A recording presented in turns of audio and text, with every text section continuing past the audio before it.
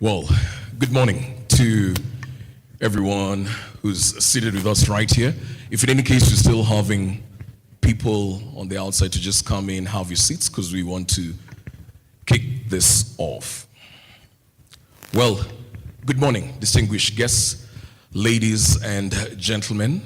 Thank you. First things first, I'd love to say thank you for availing yourself, for bracing this cold weather and actually availing yourself for this important conversation that we're about to have for the next 2. We do not take it for granted. I want to officially welcome you to the National Dialogue on GBV Protection Centers in Kenya, a critical conversation that has been convened for one shared goal, which is to strengthen the systems that continue to support our gender-based survivors across the country. Over the next 2 days, we're going to internalize the legal, financial, and coordination framework that are needed across board to see to it that we make these services and these centers readily available for our gender-based survivors across the 47 counties.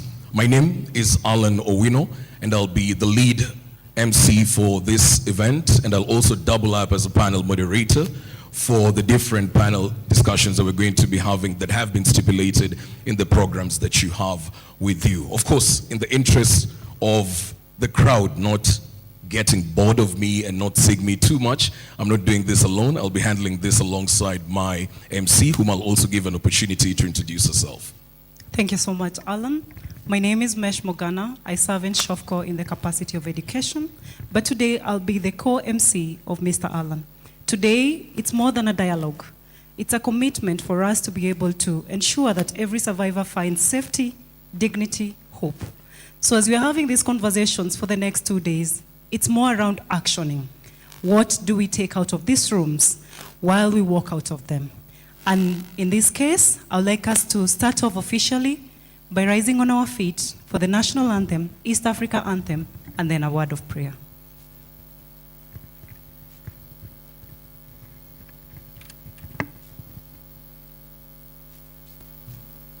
When you're ready.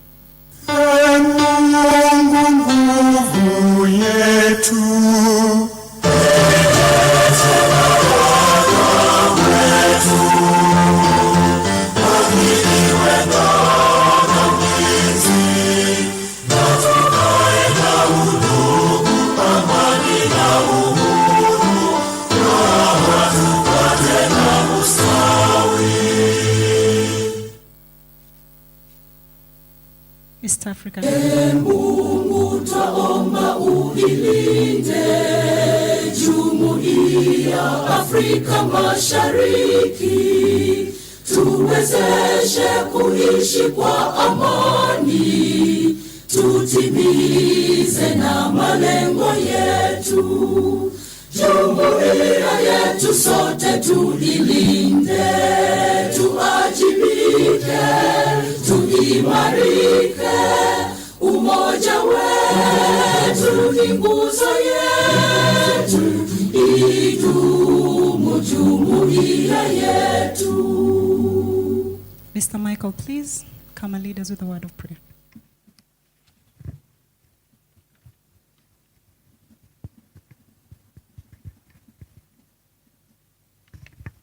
Thank you so much. Let's pray. Father, in the name of Jesus Christ, we worship you and we thank you this morning. Thank you because of your love and your concern upon our lives. Father, we are here for this event. And Father, I dedicate this event before thee. And I pray that, God, you may take full control in the name of Jesus Christ. And we pray that by the end of everything, may your name be glorified. In Jesus' mighty name, Father, I pray. Amen. Thank you for that word of prayer. We may have our seats. Now, as we have our seats, before we proceed, just allow me to quickly acknowledge the presence of our distinguished guests and partners who have made this dialogue a possibility. We have Anne Wangombe, who's the Principal Secretary for the State Department for Gender Affairs and Affirmative Action. We have our chief guest, who's Mrs. Mercy Wanjao. She serves as the Secretary to the Cabinet of the Republic of Kenya. We also have legislators who will be joining us, but we can see Madam Esther Passaris, who's already seated with us right here, our Nairobi women rep. We also have ministry representatives, SHOFCO Leadership Development Partners, National Shelters Network, county representatives, civil society partners, and survivor advocates. At this point, allow me to call upon Dr. Josephine Obonyo, who's the Secretary for Gender at the State Department, to give the introductions of the participants. Welcome. Thank you very much.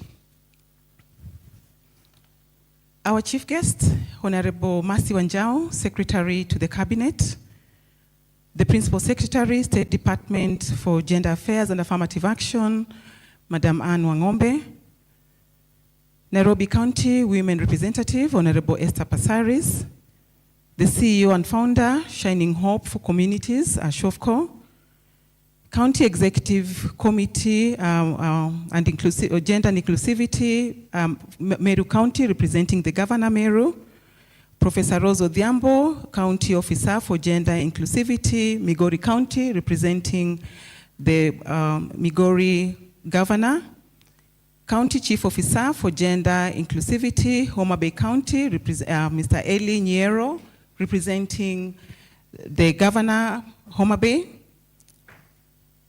Madam Edith Murogo, Executive Director, Center for Domestic Training and Development, CDTD, representatives of development partners present here, representatives of civil society organizations, representatives from various counties who are representing survivors, distinguished guests, ladies and gentlemen, good morning. I take this opportunity to welcome each one of us present here today. And to begin with, first is to appreciate especially the survivors who are among our midst here today, for whose good we are here to be able to deliberate so that we're able to see how we can improve their position and condition in society. In the interest of time, we are going to move on with the program because it's not easy to do introductions with a big crowd like this, but we acknowledge that we have a private sector represented here, we have different county governments represented here by different officers. We also have individuals who have come in their capacity as survivors invited by the institutions. And at this point, I'm going to invite Angela from SHOFCO, and I'm doing that because this program has been organized between SHOFCO and the State Department for Gender and Affirmative Action, and therefore, Angela, very briefly, just say a word so that then we move on with the program. Karibu. Thank you so much, Dr. Josephine. You can just stand here with me. I would want to really take this opportunity to thank everyone. This conversation started 7 months ago. Dr. Kennedy, our CEO, sent us, myself and our government relations lead, Sylvia, to go and have a conversation with PS, Anna. And the courtesy conversation was around the Homa Bay handover. And as a result, the conversations, a seed was planted around this national dialogue. And because we are here and we are talking about commitment to action, we did not just listen, and the message was taken back to our CEO, Dr. Kennedy, who was very, very keen to ensure that this national dialogue becomes a reality, given that it is a critical conversation, not only for government, but all of us seated here. I would want to take this opportunity to really thank you, PS, for giving us a strong team under the leadership of Dr. Josephine and the others, Mr. Kariuki, Magdalene, that formed a planning committee that envisioned this day. And we did not do it alone. There was also a very strong backing team from SHOFCO, the operations team led by Hannah, the gender team led by Caroline Sakwa, communications team led by Eric, who is not here, but very closely liaison with the Evans Smart team, and the whole team behind us. I really, really want to appreciate the efforts. Thank you, Dr. Kennedy, for ensuring that this becomes a reality, and thank you, PS, for really ensuring that this dialogue becomes a reality. That said, let us leave here with the commitments. I know there's a lot of conversations that are going to happen today, but the main issue is, what are we living here with? We are going to live here with commitments, and we want to make sure that those commitments translate into actions. Thank you very much. Welcome everybody, and let us have fun and have authentic conversations to make sure that this conversation becomes a reality. Thank you. Thank you very much, Angela. And without much ado, we're going to move on, and very briefly, kindly, Magdalene, please come forward. And we're going to have, very briefly, just 2 slides on what are the objectives of this forum today. So, karibu, Magdalene.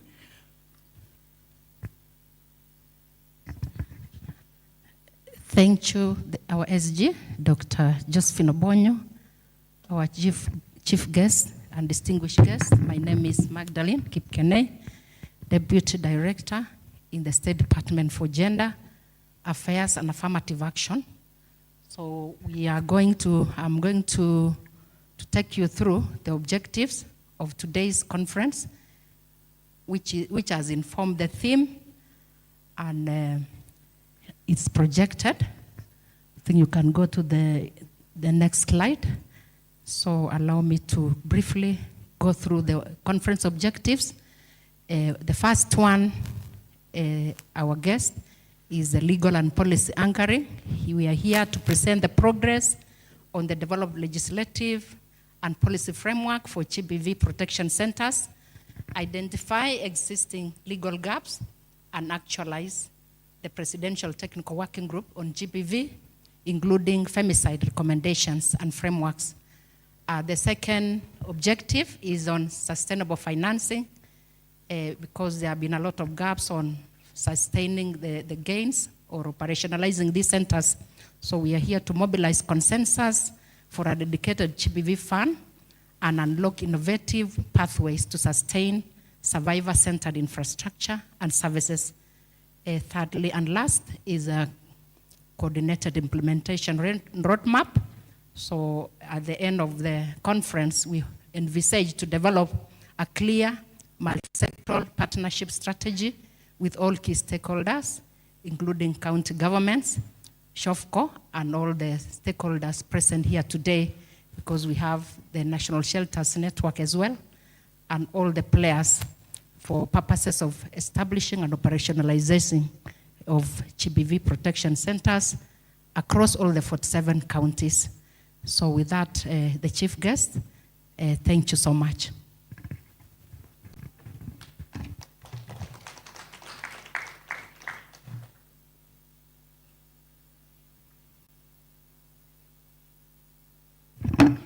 Thank you very much, Magdalene. Now, at this point, allow me, with humility, to call my boss, that is PS Ann Wangombe, the Principal Secretary, State Department for Gender Affairs and Affirmative Action, to give the official welcoming remarks. And kindly, let us give her an overwhelming round of applause as she comes forward, please. Karibu sana. Thank you. Thank you so much. Secretary to the Cabinet, Honorable Mercy Wajao, our Honorable Member of Parliament, Madam Passaris, Mr. Kennedy Odede, CEO and founder of SHOFCO, counties represented here, the representatives, of course, the CSOs, development partners, distinguished guests, ladies and gentlemen, good morning. Good morning. God is good, and all the time. Yeah, it is, first and foremost, let me say that we are really, really blessed. In fact, we should count ourselves incredibly fortunate to have Honorable Mercy as our chief guest. Her name has become synonymous with the fight for gender parity. A leader who does not just speak about equality, but lives its through every initiative, every policy, and every encouragement. We're also happy and very blessed to have Ken with us. Ken has been a beacon of hope. His tireless efforts in championing the rights and opportunities of the girl child has not gone unnoticed, while at the same time fostering inclusivity for all. We also are lucky to have Madam Esther Passaris, our Member of Parliament, who is very passionate about the gender agenda, and she reminds us all the time that we can break down the barriers and build a more equitable future for all citizens. So we are immensely grateful for their presence and their enduring vision. Please let's give them a clap. I want each and every person also to feel appreciated and you recognize the role that you play in the space. It is my pleasure to welcome you all again to this National Dialogue on the Gender-Based Violence Protection Centers in Kenya. And allow me to sincerely thank all our partners and stakeholders for honoring our invitation and to join us for this National Dialogue. Your presence reflects our collective commitment to strengthening protection, dignity, justice, and healing for survivors of gender-based violence across the country. I wish to particularly acknowledge and thank the CEO of SHOFCO for the great partnership with the State Department for Gender and Affirmative Action, and for supporting this conference and for being in the front line in advancing survivor-centered intervention, particularly among the most vulnerable populations. Ladies and gentlemen, recent data and public discourse continue to remind us that gender-based violence, including the growing concern around femicide, remains a serious national challenge. This led to the gazettement of a technical working group on GBV, including femicide, on 25th April 2025 by His Excellency, the President of the Republic of Kenya. During public hearings, some of the key challenges raised affecting response to and support services to GB survivors included limited access to shelters and psychological services. This is largely due to insufficient shelter or safe spaces and gender violence recovery centers to meet the survivors' needs. It was noted that even where these facilities exist, including those in our health facilities, they are in poor conditions. Some of them are in poor conditions, which are sometimes even outdated, and the infrastructure does not fit the kind of work that it is designed to undertake. So this challenge is particularly pronounced in the rural and underserved areas where protection services remain limited and inaccessible. Now, we may need to ask ourselves, why is the dialogue of today important? It is important because it provides us with an opportunity to reflect on what is working, identify existing gaps, and agree on practical solutions that will strengthen survivor protection services across the 47 counties. We have been taken through the objectives of the National Dialogue, which include legal and policy anchoring, sustainable financing, and coordinated implementation roadmap.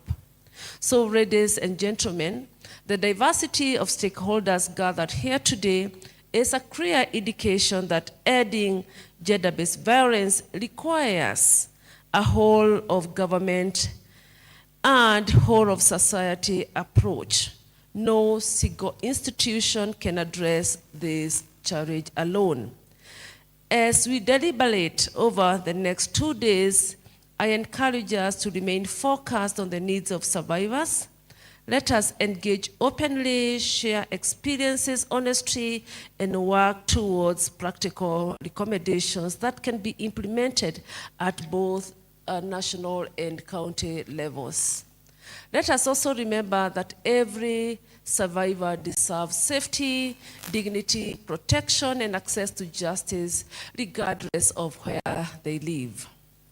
I am confident that this dialogue will generate actionable recommendations that will contribute to a stronger, more coordinated, and sustainable survivor protection system in Kenya. As I conclude, I wish to reiterate government's commitment to strengthening GBV prevention and response systems as part of our broader agenda of social justice, equality, and inclusive development. I thank you for your commitment and continued partnership. And before I leave the stage, I just want to let you know that I know you are aware that in the recent past, we've had a dark and brutal wave of violence against our girls and women. And in some cases, our boys have not been spared. And this calls upon all of us to do something, because there is a role that we can play. As a State Department, we have been engaging in a number of initiatives, and the most recent one being a whole formation of a moat agency initiative, which we launched in the Central Region. Central Region because that is where we have the highest, currently, that's where we have the highest cases of femicide. And it has been successful. We are seeing the fruits, and we intend to duplicate it everywhere across the nation. We involve various stakeholders, including SHOFCO, many CSOs, many ministries, including the religious bodies, because we know for sure each and every institution has a role to play in this. So we are confident that together, if we walk the journey, we will go far. However, much more needs to be done, and a lot is going to be done. The government is committed to ensuring that this matter is brought to an end once and for all. So thank you, and may God bless you. I need to get guided, Dr. Josephine.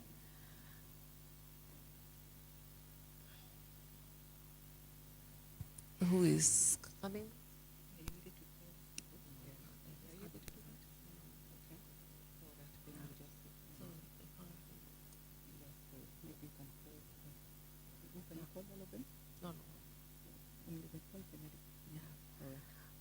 I feel so privileged and honored to invite CEO Kennedy Odede to take the floor.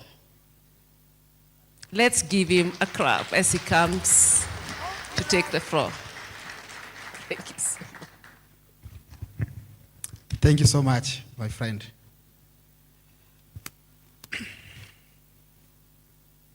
Wow.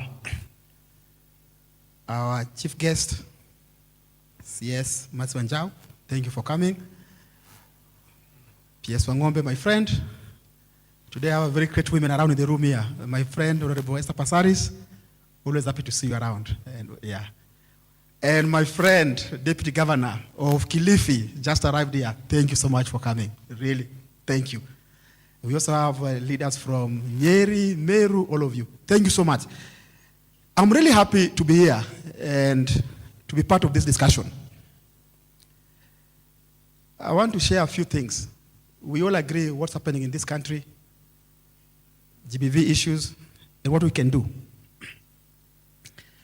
But I want to share a story. I, Kennedy, I come from Kibera. And I lived in Kibera for over 25 years.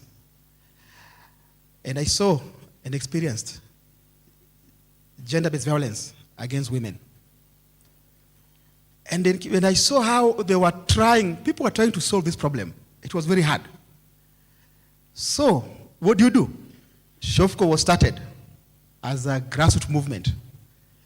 And we were not educated, we had no funding, but we have this belief that if we come together as a community, we can solve our own problems.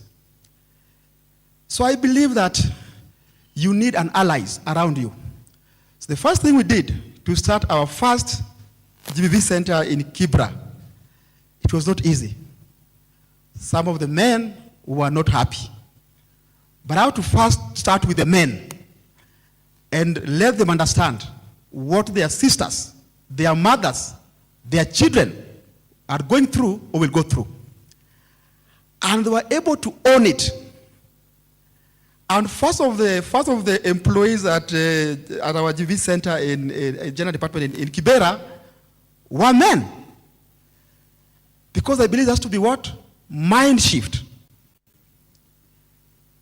So one day, some of the tough men were being arrested and I got in trouble.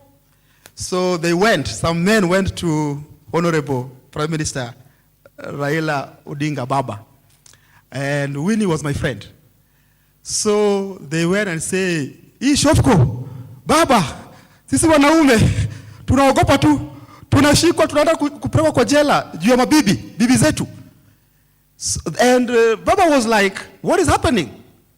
So I am supporting SHOFCO in Kibera.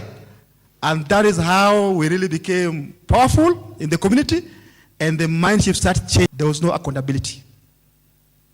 SHOFCO brought accountability by just working with the locals. And I know there's a lot of issue going on here in our country, but I have hope. I think the best thing to do is always to work with people and find ways to gain people's heart. If you think about our leaders here, someone like Mercy Wanjau, who is here, she cares so much about community work. She's the cabinet secretary to the cabinet, but apart from that, she does, and that's how policy are being changed. Don't look at them and be like, oh my God, CS. I see a great woman who can. I can tell you one thing for free. Even if she's not in government or member of parliament, she will be working on shelters for women. No matter, find how to build allies around. Right? I remember there are things that we have done that I'll give you a quick example. I believe that if a woman was, if you are really abused, rape or anything happened, you used to go to Nairobi area. But we knew there was a bribe. If you didn't put any money in that file, you don't get services, right? So one thing, and Honorable Pasadi was there. We discussed how to solve that problem. That end, they were able to carry it through Parliament, and right now, any doctor, any medical officer can write for you. People tell me, Kennedy, what about boy child? If you don't talk about boy child here, you'll be in trouble. So I have to talk about boy child. I want to tell you something. SHOFCO help boy child, we are doing a lot. But let's accept, if we miss the issues, what is happening for our 49 have experienced physical violence in their lifetime. Wow. Think about that. Something scary also. Only 18 are working. And for me, if a safer is not working, that means it is dangerous. Right? You can get more survivors reach with the case management and psychological support. Again, SHOFCO has really done amazing work whereby over 5,000. Another one, 170 convictions secured across SHOFCO program across the counties. And 866 survivors household, we are building safe houses in the counties. But it cannot be only done. Does it? I see somebody clapping. Clap again. Government, you guys are lucky. I will get to the president, right? And So what do I want? What do we want from here? For me as Kennedy, I want to see violence, amendment bill, it's already existing. I see a representative of Kewapa here. Please, let's work on that. That's number one for me. Number two, and I know we'll also go to our Excellency President. Please set up the GBV fund, GB, set aside, that cannot be taken away for other things. You know, sometimes things change. So this one should be really no changing. And then lastly, I'm asking a real roadmap. We can't just sit here, talk. No. What is next? A roadmap where we leave this dialogue with a time-bound plan for all 47 counties. Right? So me have a dream. I think it's possible. Just think about this. This done by pressure with the government to be here today. An organization that, and then today, they are working with the government to change the policies. So I believe it's possible. And we are.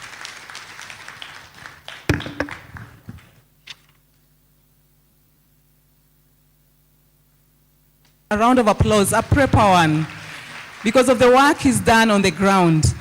I think for those who've been observant, I don't think there's any part of this country where you go and you don't have applause. Thank you very much. Now, at this point, I want to invite a very also important person, because along with what SHOFCO does, and all these complement government work, both national and county government, we have the Shelters Network. For those who do not know, we have a shelters network in the country, and it is led by none other than Madam Edith Murogo. And Madam Edith Murogo also leads an organization known as CDTD. We agreed that if I get that right, she pays me. CDTD stands for Center for Domestic Violence and, Center for Domestic Training and Development. So let's give her a round of applause as she comes. But she's here representing the entire shelters network in Kenya. Karibu, Edith. Thank you so much, Dr. Josephine Obonyo, for getting it right. And therefore, I think I owe you one in terms of a clap. Yeah, so I'm very humbled, ladies and gentlemen, to be speaking after the inspiring and wonderful Kennedy Odede. I think we know his story, how he started in Kibera, and I think he has been an inspiration to this country. So our chief guest, Mercy Wanjau, Secretary to the Cabinet, Principal Secretary Gender, Secretary Gender, Mama County, my friend, representatives of government, county government representatives, again, SHOFCO, development partners, survivors of gender-based violence in the room, fellow members of the National Shelters Network who are service providers, distinguished guests, ladies and gentlemen, hamjamboni. Allow me to begin by expressing my sincere appreciation to the State Department for Gender and Affirmative Action and SHOFCO for convening this important dialogue. The theme of this meeting, From Commitment to Action, Securing Quality Services for Every GBV Survivor, is both timely and inspiring. I am honored to speak on behalf of the National Shelters Network, a movement that today brings together 95 shelters across 19 counties in Kenya. The story of the National Shelters Network is rooted in crisis, resilience, and collective action. In 2019, after parting a national platform through which shelters could collaborate, learn from one another, and advocate collectively. At the same time, we had begun mapping shelters in Nairobi, and COVID happened. As Kenya battled a global pandemic, another crisis emerged in its shadow. Gender-based violence escalated dramatically. Lockdowns, loss of livelihoods, restricted movement, and heightened household tensions left countless women and girls trapped in unsafe environments. At CDTD, our phones rang with calls from survivors seeking urgent rescue and shelter support. We were frightened, challenged, and were on the verge of losing hope as service providers, and were unable to respond. One young woman arrived at our shelter frightened, traumatized, and uncertain about her future after experiencing abuse. Like many survivors, she needed more than a bed. She needed safety, counseling, education, legal support, and hope. Today, she's rebuilding her life because a shelter was there when she had nowhere to turn to. Her story is not unique, because shelters existed when they needed them most. With support from CRU, CCGD, our organization developed and deployed strengthened referral pathways. What began with 36 shelters grew to 56, and today the National Shelters Network has mapped and connected 95 shelters across 19 counties, run both by the state and non-state actors. These shelters became lifelines during one of the most difficult periods of our nation's history. This work has continued to grow through strategic partnerships. In 2024, the National Shelters Network became part of the Jasiri program, a 5-year initiative led by CRU and supported by the MasterCard Foundation, bringing to the Jasiri Consortium represents one of the most significant investments in strengthening shelter systems in Kenya. Through this partnership, shelters enhance economic empowerment, opportunities for survivors, and contribute to policy and legal reforms that strengthen taken research on the status of shelters in Kenya, convened 2 national shelters conferences, represented Kenya at global shelter forums with the State Department for Gender and Affirmative Action. Ladies and gentlemen, our recent national assessment of GBV, shelters are often the first place where survivors feel believed, protected, back. Shelters save lives. Shelters restore dignity. Shelters provide the bridge between action centers. We must also recognize a simple but important reality. For decades, the backbone of shelter services in Kenya, charitable organizations and private citizens have provided safety, counseling, legal support, reintegration services. Their resilience is proof of their value. Kenya does not need to choose between state and unstate shelters because we need both. State shelters work together as complementary partners in protecting survivors. The question before us is no longer whether shelters work.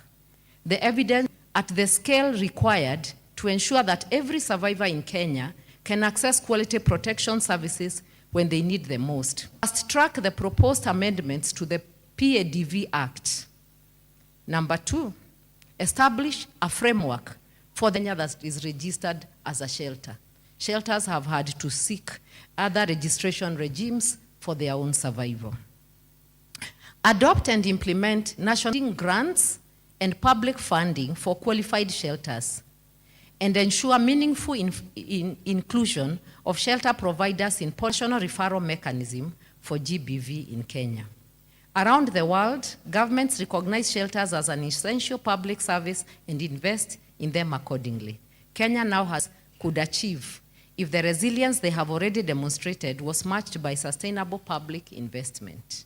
Imagine a Kenya where no woman or girl fleeing violence is turned away because there is no safe place to go. This is the future that we seek. I want to end by saying, there's an African proverb that says, if you want to go fast, if you want to go far. Very much. Yeah, so at this point, we're going to tweak again the program just a little bit. Yeah, and at this point, allow me to call Nan. Do I? So let's put our hands together for Mama County of Nairobi. That is the women rep for Nairobi County. Karibu sana. Please, let's give our CS, Mercy Wanjau and Kennedy Odede, and it might not have touched your home. It might not have touched your neighbor. Humane, not just human. You cannot not a girl of 5 months. Can you imagine a man tearing through if I can call him a man, because it's so demonic. Can you imagine the oldest of 83 years old? Can you imagine a woman in a village, not education, through experience, and then one day the community decides, or people in the community decide to call her a witch and steal her land? Can you imagine a mentally challenged young girl being a source of arousal, a conversation in a bar or a changa den, that when you rape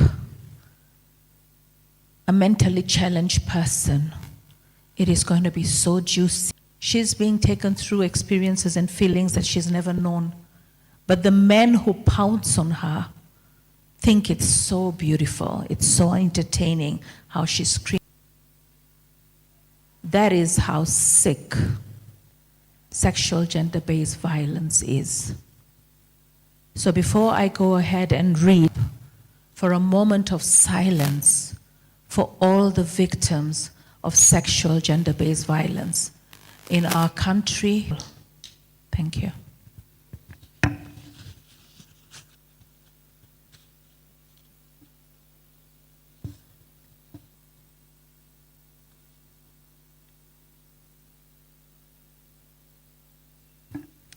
Please be seated. Okay, so I've got, I'm not one for long speeches. I've got a long speech. KEWOPA, which is Kenya Women Parliamentarian Association, the Cabinet Secretary, Principal Secretary, Affirmative, Karen Achieng, Council of Governors, Representative, CEO of SHOFCO, Dr. Kennedy Odede, CIF, survivors and survivors advocates, ladies and gentlemen, good morning. It is my great honor to join. Comes at a defining moment when our country must move beyond commitments, declarations, policy statements, deliberately, or whether they are left to navigate trauma and danger alone. Allow me to begin by asking a question that we must collectively confront. Only her fear, her pain, her children, where does she go? Where does she find safety? Where does she find medical care, psychological deserves? The answer to that question reveals the true measure of our commitment to ending gender-based violence.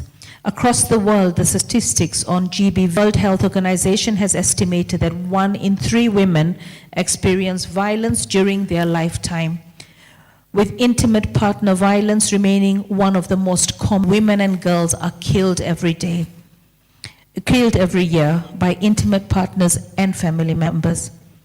Across Africa, studies have shown that between 40 and 60% of women in some countries have experienced violence, demonstrating that this is not a marginal challenge, but reality is equally concerning.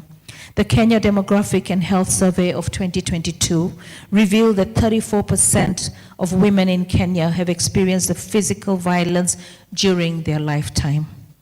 Recent reports by the Federation of Women Lawyers in Kenya indicate that cases of femicide and gender-based violence. Amnesty International Kenya, released in April 2026, revealed that at least 8 femicide cases a single day. So somebody today will lose her life. disturbingly behind whose dreams have been delayed or destroyed. What is even more concerning is the context within which this violence occurs. The home has become a location of great vulnerability. Evidence shows that intimate partners, perpetrator, is often someone known to the victim, reinforcing the painful reality that violence against women is. Ladies and gentlemen, amidst this, Kenya has made significant progress in developing a legal and policy. Article 27 on equality and freedom from discrimination.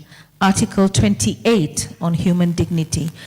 We have enacted important legislations, including Protection Against Domestic Violence Act, Sexual Offences Act, the prohibition of female genital mutilation to emerging forms of technology facilitated gender-based violence. Yet, as we gather here today, we must acknowledge an important truth. Progressive laws responsible for implementation remain weak, fragmented, and underfunded. This is why the conversation around GBV protection centers is so important. A protection center is not simply a building. It is a comprehensive survivor support system. It is where a survivor receives emergency medical care after an assault. It is where forensic evidence can be preserved to support justice. It is where trauma-informed counseling can begin. It is where legal assistance can be accessed. It is where a survivor can find protection from further harm and begin the journey of recovery. However, across Kenya, 47 counties, these spaces remain inadequate. Many survivors continue to face the impossible reality of searching for assistance across multiple institutions, moving between police stations, health centers, courts, and social services. Fragmentation does not delay justice. It also re-traumatizes survivors. Women members of parliament through the case, women have championed the establishment and strengthening of safe spaces, rescue centers, survivor support mechanisms. We have guidance to survivors. However, these efforts have often faced the major obstacle of inadequate, unpredicted, and they require trained personnel, medical resources, psychosocial professionals, legal support systems, security mechanisms, has funding or at a given moment. The protection of women and girls must be treated as a national obligation. Girls must be treated as a national obligation. As we signed the finance bill, how much did we put post-report that was given to the president? We needed a lot more than the 50 or so that they put in for SGBV. The technical working group, including inadequate GBV shelters, recovery centers, weak coordination among duty bearers, limited survivor-centered services, remind us that addressing GBV requires more than responding after violence occurs. It requires building institutional structures capable of preventing violence, our approach, and establish a unified national framework for GBV protection across all counties. This framework must guarantee sustainable financing, clear institutional mandates, coordinated referral pathways, and quality standards for service delivery. Every survivor, regardless of their county, economic status, or background, should have access to the same minimum standard of protection and support. We must also address the broader structural factors that allow inequality, poverty, harmful cultural practices, and systems that tolerate impunity. We cannot tell survivors to reporting while failing to ensure that survivors receive justice and support after coming forward. This is why the establishment of mechanisms, improved investigation processes, strengthened gender-based desks, better evidence management, and coordinated actions between. We must also invest in prevention. The long-term solutions require changing social attitudes that normalize violence relationship. Ladies and gentlemen, The theme of today's dialogue, From Commitment to Action, carries a powerful message. Kenya has demonstrated commitment through translate these commitments to tangible action. Action means ensuring that there is protection centers where survivors can walk and find safety. Action means ensuring that no survivor is denied justice because of where they live. Action means ensuring that county and national budgets reflect the seriousness of this crisis. Action means ensuring that every woman, girl, man, boy knows that the state stands with him or her, because sexual gender-based violence also occurs to boys and men. We don't talk about it, but sodomy is real. In schools, sodomy is real in our communities. A young man who got a job in Kayole. This young man thought, wow, I've got a job as a sales. So because he had to work from morning till evening, one evening when he was walking back, they started jeering at him, telling him, his friends, telling him, oh, you think you're special. He realized that there was a big disconnect, so he walked away. The next day, when he walked through that path, they grabbed him.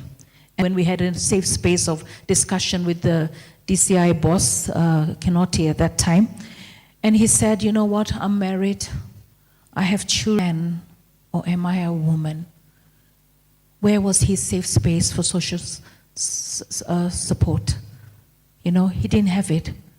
Boys in our schools are also being, we've been talking about lesbianism, there's also homosexuality. Our kids are being abused.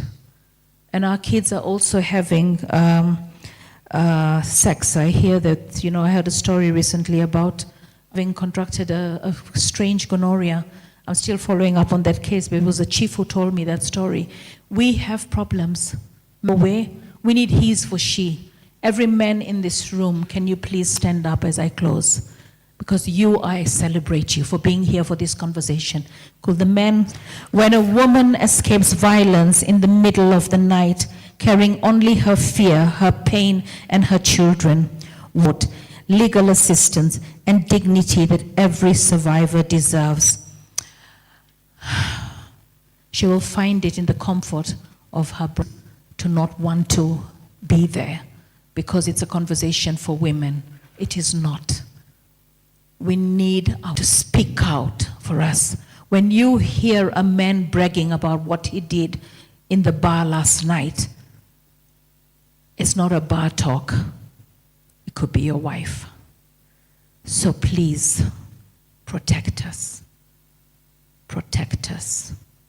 Protect us. Thank you. Say, we want to be safe. We want to be valued. We want to matter.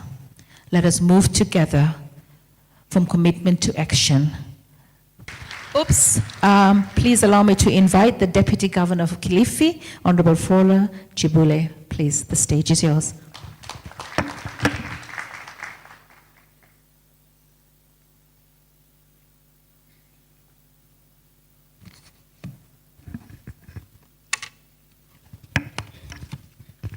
Good morning, all of us. How are we?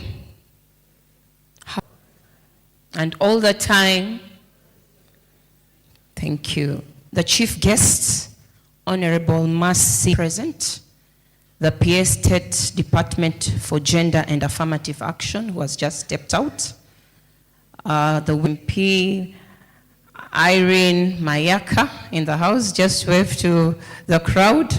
Thank you so much.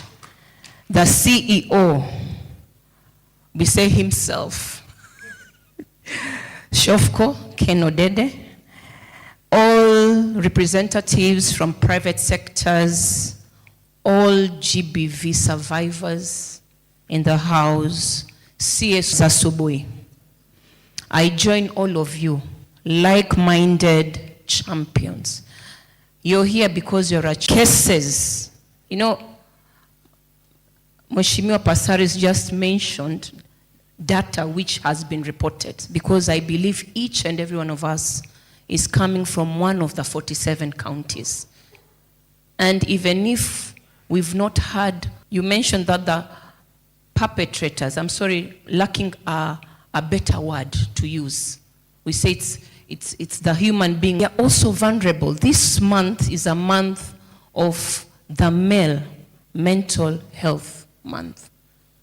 So to go on our knees, because they are our children, isn't it? Much as they grow to be, and partners in combating GBV. I recognize SHOFCO's continued, let me be a bit selfish, across coastal region, especially Kilifi, providing shelter, social support, and pathways of justice to survivors. In Kilifi, we had a center, a structure, but then we didn't. So SHOFCO came in and constructed an empowerment center where survivors can be skilled as we plan. We are here to appreciate those survivors who can dare to dream. Your dreams are valid. We remain committed, and I believe in Council of Governors, these are discussions that we talk about. Just a month ago, we had a webinar talking about babies carrying babies. That's also violence. That is youngest mother in Kenya is 8 years old, coming from Samburu County. And I'm not proud about it. Comes from Kilifi. She's 20. When awful things have happened to somebody, maybe the environment around them, we are going to take care. We remain committed. For us in Kilifi, we are strengthening prevention, survivors, existing laws. Last year in November, we came up with a policy, an SGBV policy, which we launched, and development partners to ensure every survivor receives protection and justice. And community awareness. Ladies and gentlemen, we need to emphasize that ending GBV requires changing both men and boys as our allies, empowering women and girls, and creating safe spaces. Let me highlight some importance. The importance of survivor-centered services. Safe houses, medical care, psychosocial support systems. It's a must for our survivors. And in our education, it is also important to report and tell the survivors not to wash away. Where I come from, they come to report, there's no evidence. And the saddest part, I'm talking to mothers, or rather we are not, when we are called upon in courts, we say we don't know. We hide. It could be your son. It could be your relative. But if we do not stand up for justice, we'll be meeting in conversation, all of us today, as I conclude, with a call for stronger partnerships among county governments, NGOs, community leaders, faith-based organizations, law enforcement, and citizens. Ending GBV is a shared responsibility. And together, we can create communities where women, girls, men, boys live free from violence, fear, and discrimination. Ladies and gentlemen, can we all be upstanding at this moment? The moment we have been waiting for, all of us. Thank you.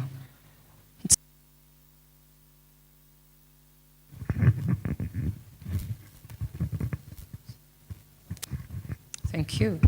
Chief guests, Secretary to the Cabinet, Honorable Mercy Wanjau, to a round of applause, please. Thank you so much. Thank you so much.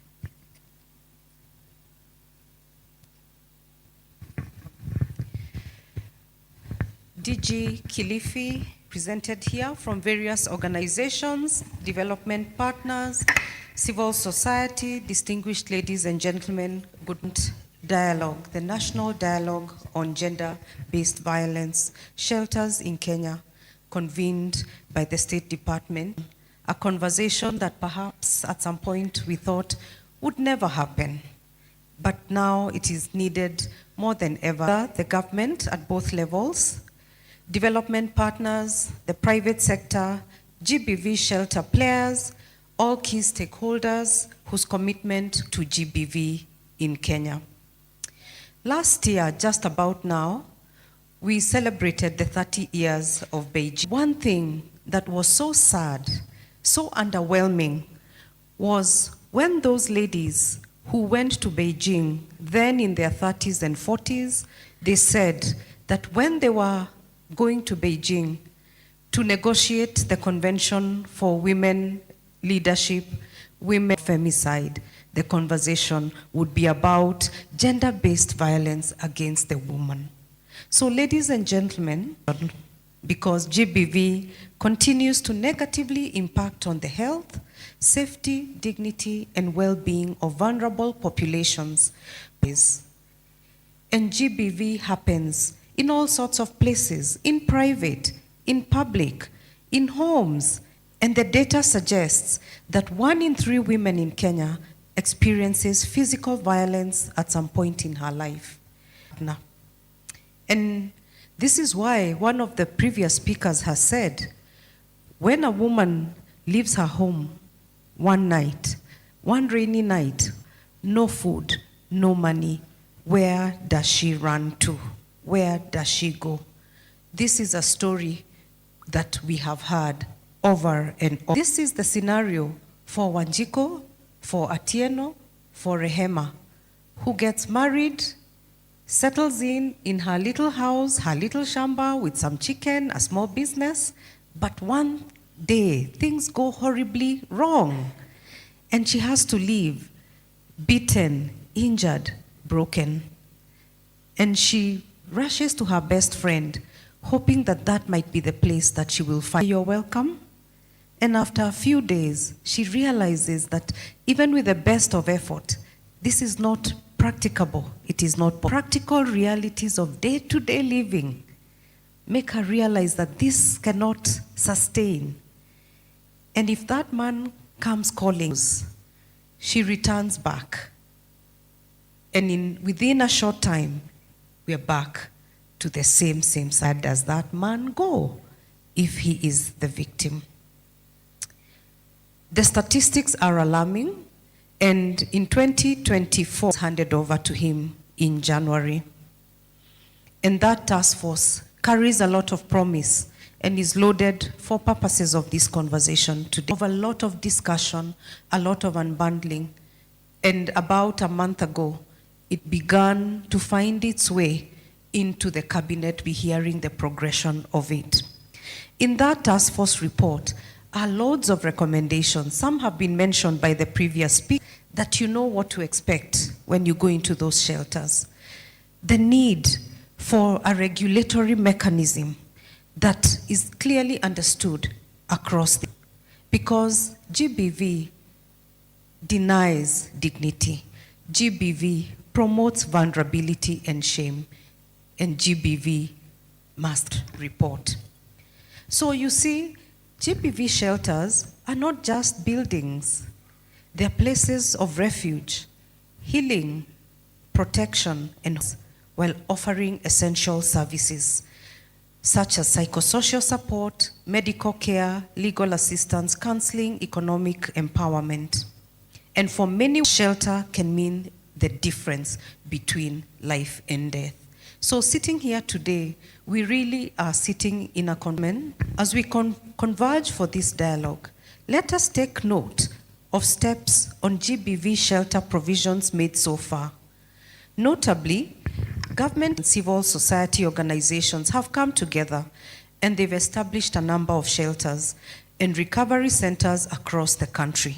As are a far cry from what you would expect, and therefore might not be filling in that gap as one would. Recovery Center GVRC, a model of private enterprise that has provided a benchmark, and I am sure how they could be replicated and mapped out over the 95 shelters that continue to provide criticals in 10 counties: Bungoma, Kisii, Kiambu, Meru, Migori, Nairobi, Mombasa, Vihiga, West. Funding in the budget for construction of GBV rescue centers in Kisumu and Kwale.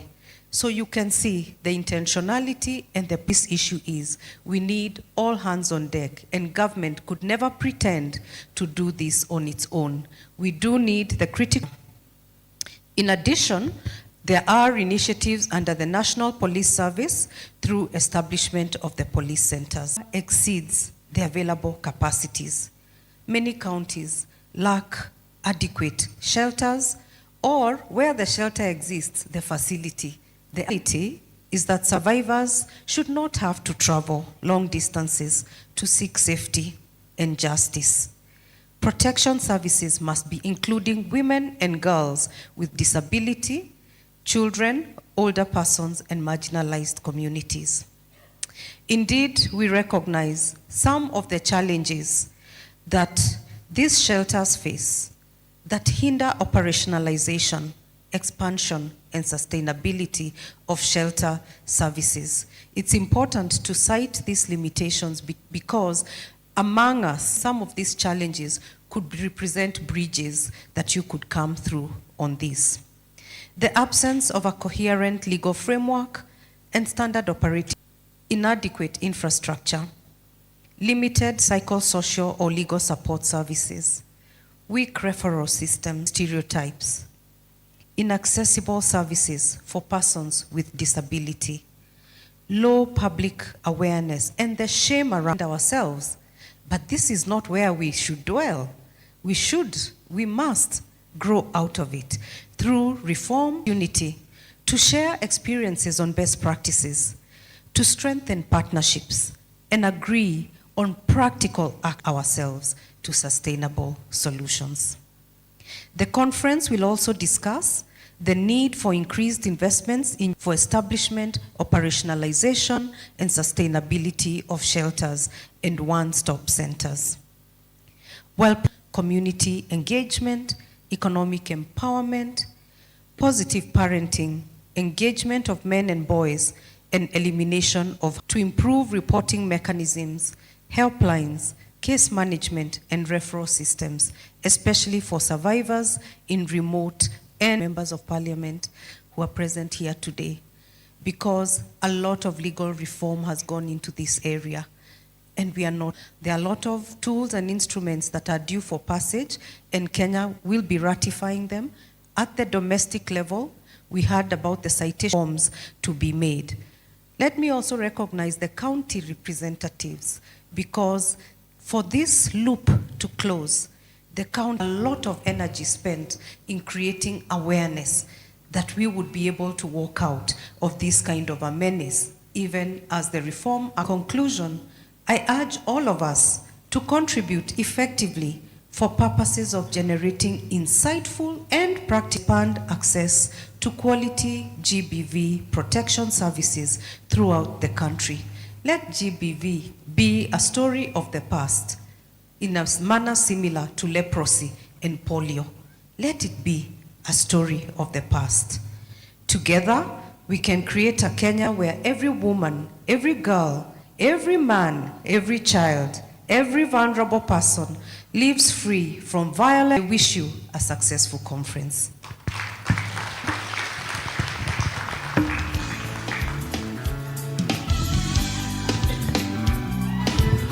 Wanjao, for those inspiring words. Asante sana. So let us give her a proper round of applause. Tafadhali, a proper round of applause. Very quickly, we're going to have, first and foremost, let me recognize the presence of Honorable Irene Mayaka, nominated MP. Thank you for coming, and maybe you could just stand and wave. Presence of the representative of CIF CEO, that is Children's Investments Fund Foundation, who are also co-sponsors of this event. Karibu Sana, Mr. Michael Kamiri, who will be giving a brief presentation soon. Yeah, very brief. Thank you very much. And also to recognize the head of Gender and Affirmative Action, Frida Murungi, representing, coming to give remarks from the Office of the Deputy President. And she'll very briefly afterwards also just make a brief presentation. So thank you very much. And we also recognize all dignitaries who may have come in. Kindly let us know their names so that we recognize them. Thank you. So they're not going to be projected. And the first, kindly come forward and just give a very brief presentation, followed by Frida Murungi, who will also give us a very brief presentation, which both are not going to be presented. Then after that, we'll have a presentation from the Shelters Network. So just prepare yourselves according to that lineup. Karibu sana. Thank you so much. I'm going to ride on the protocols that have already been established. My name is Dr. Directors there that lead our work within the sexual reproductive health and rights, and also SGBV, sexual-based, gender-based violence. I'm happy to see Mama County here, Esther Passaris, because 2 weeks ago, we were in Mombasa with her. And what the discussion we were really having was around in terms of, drumming support for government, that Mama County, you're here with us again, pushing us, and showing that commitment from parliamentarians that you are committed here to also address issues around SGBV. So on behalf of CIF, let me begin by commending the State Department of Gender and Affirmative Action and SHOFCO for convening this dialogue, and importantly framing it around a critical shift in terms of moving from commitment to action.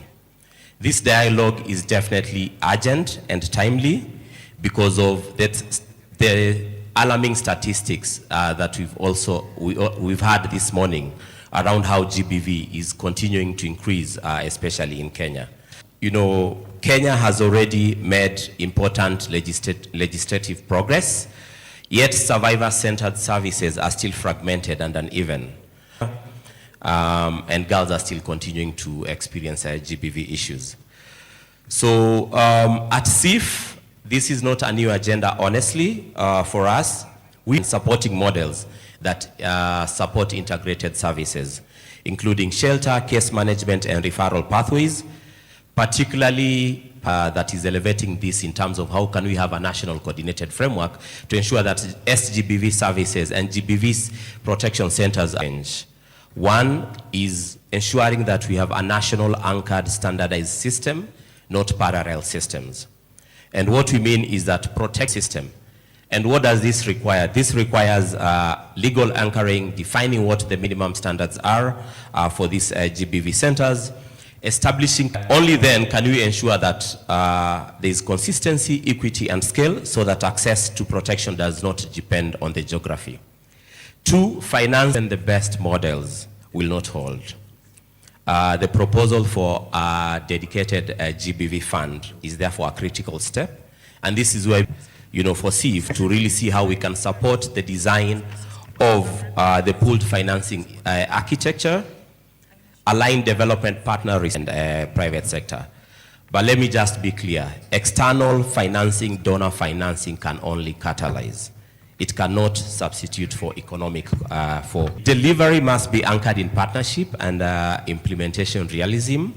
What you're encouraging about this dialogue is the multi-sectoral design, bringing together government, county implementation exactly requires.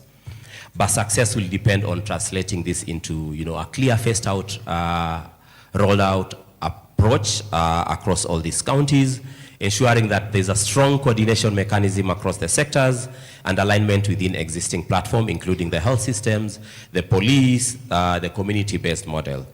And because this is honestly not about building a system in isolation, but integrating and strengthening within a broader SIF commitment to accelerate progress on SGBV and ending child marriage.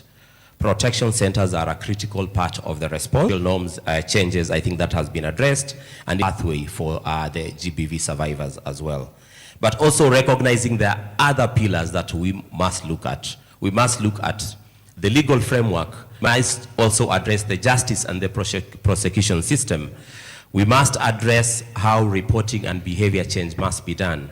We must also recognize what role, in terms of responding, one of the biggest things that we know in SIF in terms of addressing SGBV is keeping girls in school. We must ensure that we are continuously supporting and keeping girls in school through providing bursaries, whatever scholastic materials that exist.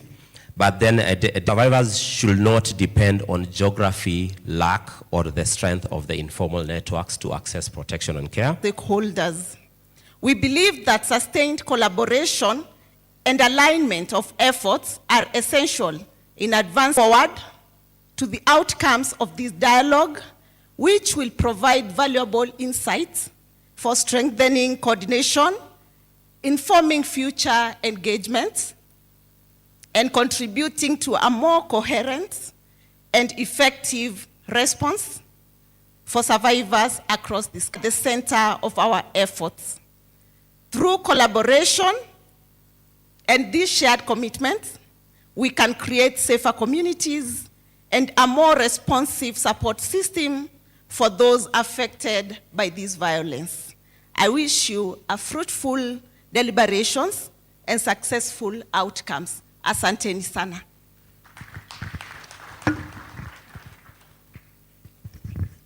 Thank you very much, and I think that is a clear indication that we have a whole of government approach, because GBV requires all stakeholders. Asante sana. So at this point, as it has been indicated clearly by our chief guest, that without parliament, most of these things that we are talking about here eventually could possibly be in vain. And therefore, let's put our hands together and welcome the chair of KEWOPA. KEWOPA stands for Kenya Women Parliamentary Association. So let us welcome Honorable Leah Sangaire to just give us a few words of wisdom and also to tell us how they are planning to help us in the fight for GBV. Asante sana. Let's give her a hand, please. Thank you so much. Good morning, everyone. My name is Leah Sankaire, the Women Representative for Kajiado County and the Chairperson for Kenya Women Parliamentary Association. I am so glad to be here this morning. I know that my speech had been read earlier by my colleague, Esther Pasari, the Women Representative for Nairobi, and actually a member of KEWOPA. And so this morning, I will be very brief. I just want to pick one phrase from the speech that she made this morning on my behalf. And that is a question that we asked this morning. Like, when a woman escapes violence in the middle of the night, carrying only her fear, her pain, and her children, where does she go? Where does she find assistance? Where does she find safety? Where does she find medical care, psychological support, legal assistance, and the dignity that every survivor deserves? I am so glad that we're here this morning to answer this question. And this forum will help us today, moving forward, to answer this very important question that every woman who walks out at night, carrying her children, carrying fear, not knowing where to go to, not knowing where to start her life from, today from this forum, from these partners, legislators, and all stakeholders present here, we are gathered here this morning so we can answer this question on behalf of the Kenyan women who are so much looking to us to give a solution for them. And I'm delighted to be part of this movement. I'm delighted to be part of this conversation. And I'm delighted to be part of the solution that will offer women a safer place to be even after surviving violence.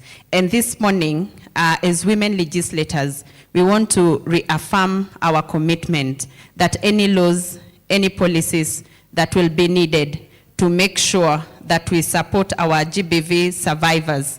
We are here as women legislators of the Republic of Kenya to make sure that we will support you in legislation, we will support you in policies so that our women and our children can be protected in this country.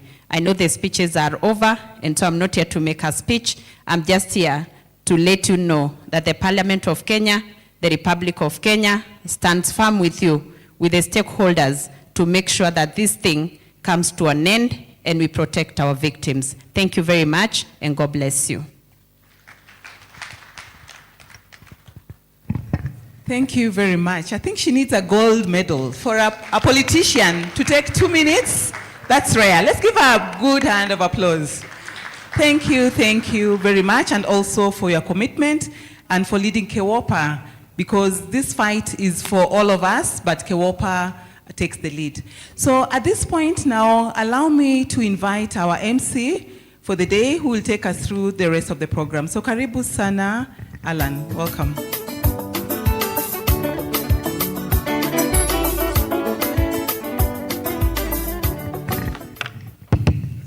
Thank you to Dr. Josephine Obonyo, who's assisted me to run the better half of this program. So I believe very insightful sentiments to you.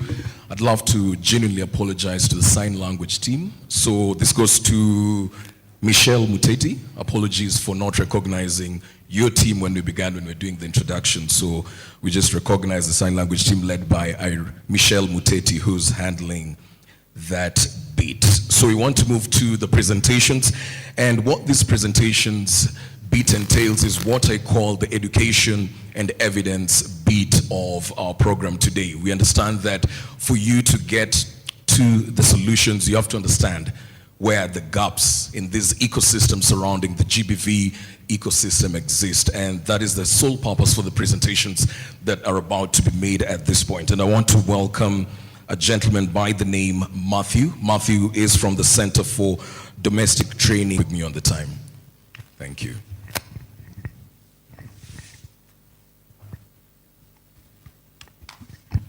Distinguished guests, ladies and gentlemen, all protocols observed. Good morning. I'm Matthew Zonyango, the programs coordinator at CDTD, and I'm going to give you a highlight of a research which we did late 2004 on the status of shelter services in Kenya. So I expected the presentation to be projected.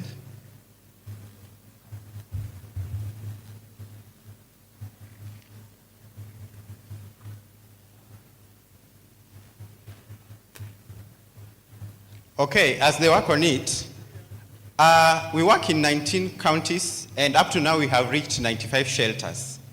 And we sampled a total of 21 shelters in 15 counties. Then we surveyed our sample. We had 142 survivors in these shelters. What we discovered as an assessment is that laws exist, but many survivors are still left behind. At 34% of women aged 15 to 49, these are women who have experienced physical violence. And this is just a small sample size. 13% of women aged 15 to 49 have experienced sexual violence. And 45% of women have faced physical or sexual violence. So this is data that we have. And now if we want to talk of a country here in a nation, look at 42%, and these are our girls. Do we really have a future? So 42.9% of shelter survivors are under 18 years old. This highlights the critical need for child protective services. The survey was done in 15 counties, and we did key informer interviews with the gender protection centers heads and the shelter management staff. We also had physical visits and infrastructure assessment with standardized checklists, because we wanted to know what is the level of service provision in these shelters. We also did a desk review of the national policies that are in existence. together with the regulations and the legal frameworks. And overall, we established that 61% of these shelters, the way they are built and structured, we have shared rooms. And with focus to persons with disability, I wonder how they cope. 5% have private rooms, only 5%. These are special rooms. And 30%, only 30% had dormitories. With the daycare or day services, percent of the girls or those we interviewed feel safe in these shelters. Electricity supply is at about 99%, water availability at 87%, sanitation generally at 82%, and food quality is at 75% in these shelters currently. That is a fair view. Now, we also realized, and this has been cited here before, that shelters. Okay, thank you for this. Next one. Okay, next one. Okay, now, we are talking of a tale of two extremes. Across board, the service delivery that are offered, or services offered at these shelters, range from counseling, psychosocial support, medical services, childcare services, skilling, empowerment programs, legal aid, funding or financial support when we talk of reintegration and resocialization, when these survivors are exiting the shelter in Kenya, was at 80%. Here are some of the statements by the survivors hosted in these shelters. I am settled and at peace because my children and I have a place to live. I feel less stressed. I have a lot of peace in my heart. I no longer feel pity about myself. They have helped me overcome the traumatic experience and forget my problems. Having my friends who have had the same experience, 37.8%, they feel safe. Self-discovery, let's talk of life skills at the point of exit. Do they come out empowered? How much of this investment is done at the shelter? This was at 18.9%. Education and skilling. We had some beautiful videos of those who are exiting, those who have had an opportunity to start an IGA, income generating activity. This is still at 18.9%. Emotional support, mental health and psychosocial support, shelter-based, is at 13.5%. And community networking, this goes a long way in the referral structures. When we have a survivor or a woman in distress, how quickly are the services? How quickly do the networks respond? The lowest, 10.8%. That is one. Next slide, please. That is one of the photos taken during one of the open days with the partners that reach out to these shelters, providing eye testing services. We proceed. Now, from shelter to the society, the empowerment and exit. Now, we established that pathway to independence, that is skills, reintegration, and community reentry, the exit awareness plan. In these shelters, 33.3% of survivors, why? They're not empowered.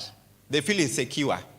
They might be again falling victims of abuse once they exit the safe spaces. So they're reluctant when it comes to leaving. 72.4% of survivors who completed skills training are conceived when they exit. Do we just leave them to lowest being employment opportunity? So still, they are in the traps of vulnerabilities because they are not independent. Next, please. Now, the critical challenges that we established are the funding challenges, which have been cited here. No ring-fenced government budget. Shelters rely on inconsistent donors. Some use funders' own home with zero external support. 2, there is the infrastructure crisis, overcrowded dorms, shared beds, no CCTV, broken perimeter fences. One shelter had no electricity. Sanitary towel and what we call dignity kits for girls are routinely unavailable. The broken exit pathways.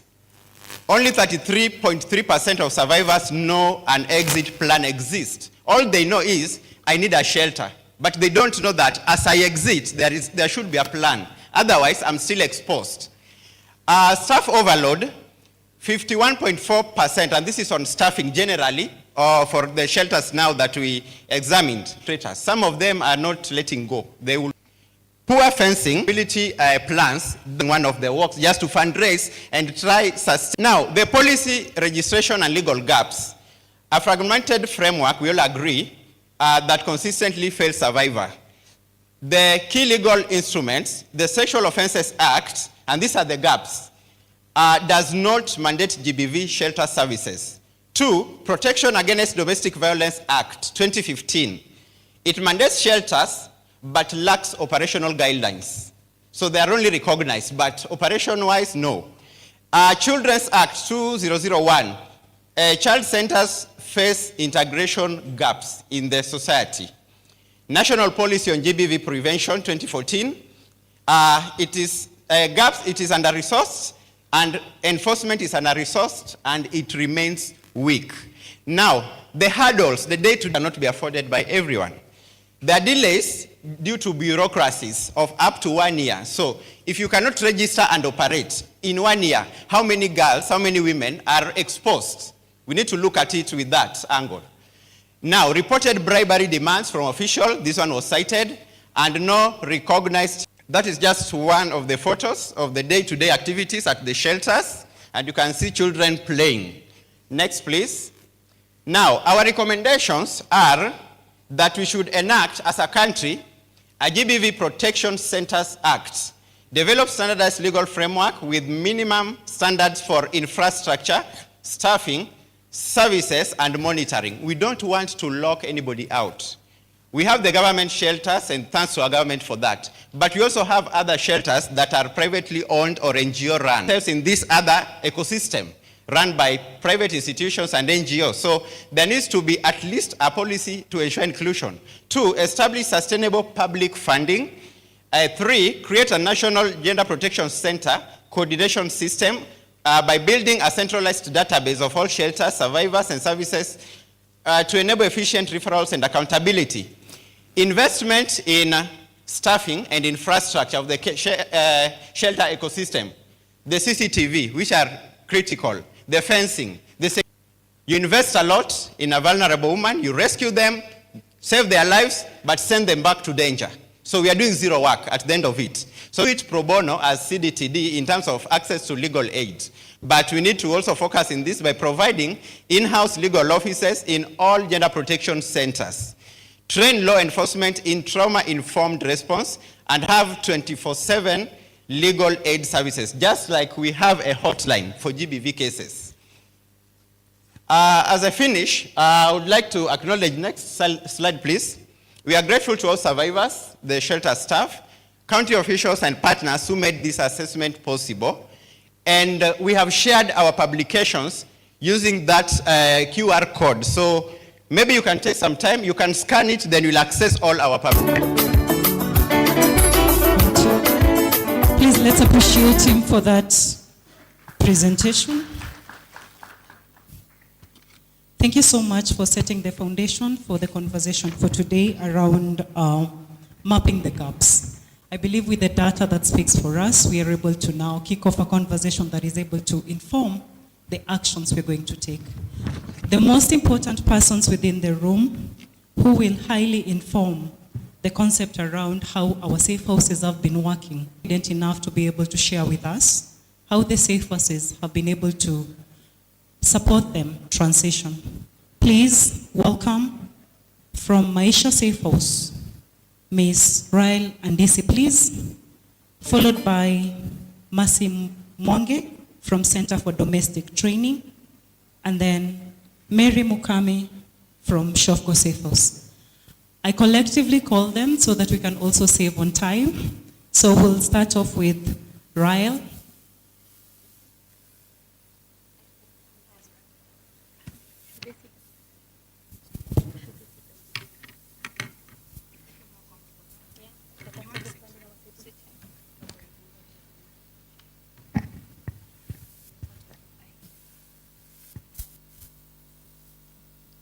Hello everyone. Good morning. Today is a good day. They usually say, behind every survivor, there is a story of pain, which is true. Again,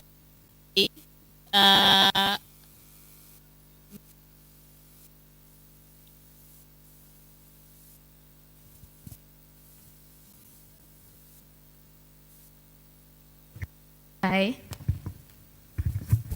Sorry about that. There is a story of courage, hope, and resilience. And again, they also say healing for someone only starts when the moment that person will feel safe, and they can say that is true. For me, my name is Rael Andisi, and Maisha Girls Safe House. Right now, you can see I'm a big girl. I came to Maisha Girls when I was 13, after being violated sexually by someone who was supposed to protect me, someone whom I trusted and loved dearly. And, you know, in safe houses, people are not supposed to stay for long, but I stayed for more than 9 years. Reason being reintegration was to Maisha Girls Safe House, because nothing changed even after reintegration was unsuccessful. They took me in. Instead, I became their owner. They loved me, they protected me, they took care of me.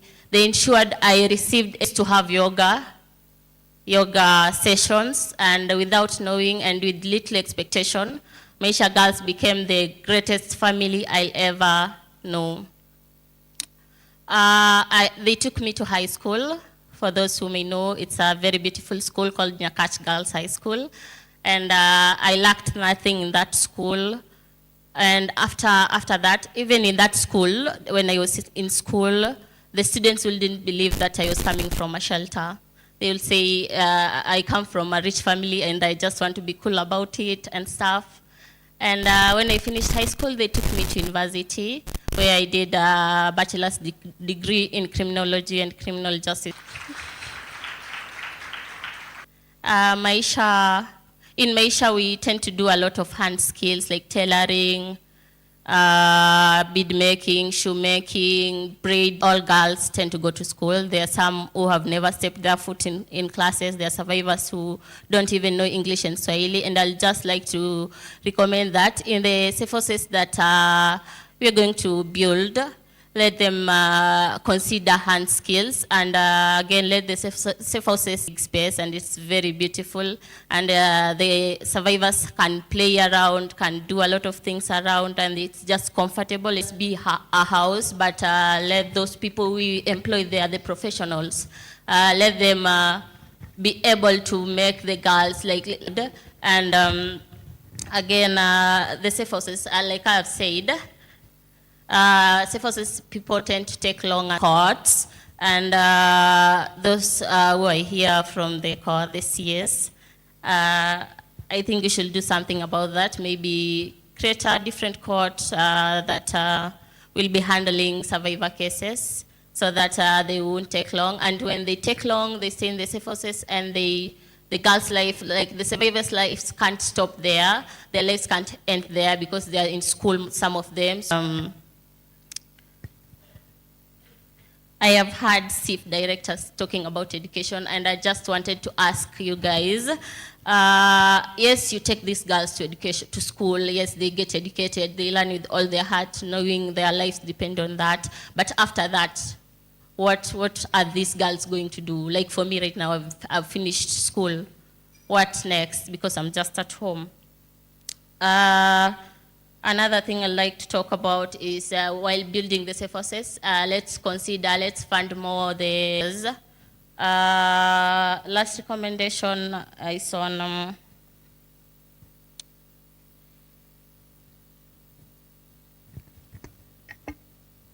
Rael, could I request that your teammates to make the shortest time possible, because I also know that the recommendations highly have been given by Rael. Karibu sana. Thank you. You're welcome. Jambo. Manchina ni Mary Mukami. Nimetoka SHOFCO Safe House. Naweza penda sana kushukuru shelter kwa venye menisaidia. Sababu tangu shelter nijue nilikuwa naishi hapa Kware. hapo kwa hiyo shimo yenye natupangwa hapo takataka. Mimi ni survivor wa GBV. So shelter imenisaidia sana. Naweza sana kushukuru. Sababu nikitoka hapo kwa hiyo shimo hiyo, nilikuwa mgonjwa sana na mtoto wangu pia alikuwa mgonjwa. Kusema ukweli, uhai wangu na mtoto wangu ni uwezo wa shelter. Nashukuru sana. Nikisema kama venye tunaweza saidika survivors wenzangu. Sikuwa najua, nikiingia shelter sikuwa najua chochote. Nilikuwa nimegive up kila kitu, sikuwa najiweza mimi. Wakanisaidia, nikapata na counselor kila siku, karibu kila siku. Wakanianzisha matibabu, nikasaidika, mimi nikapona. Mtoto wangu akapona, akona afya sahi na pia mimi niko na afya mzuri. Nashukuru sana.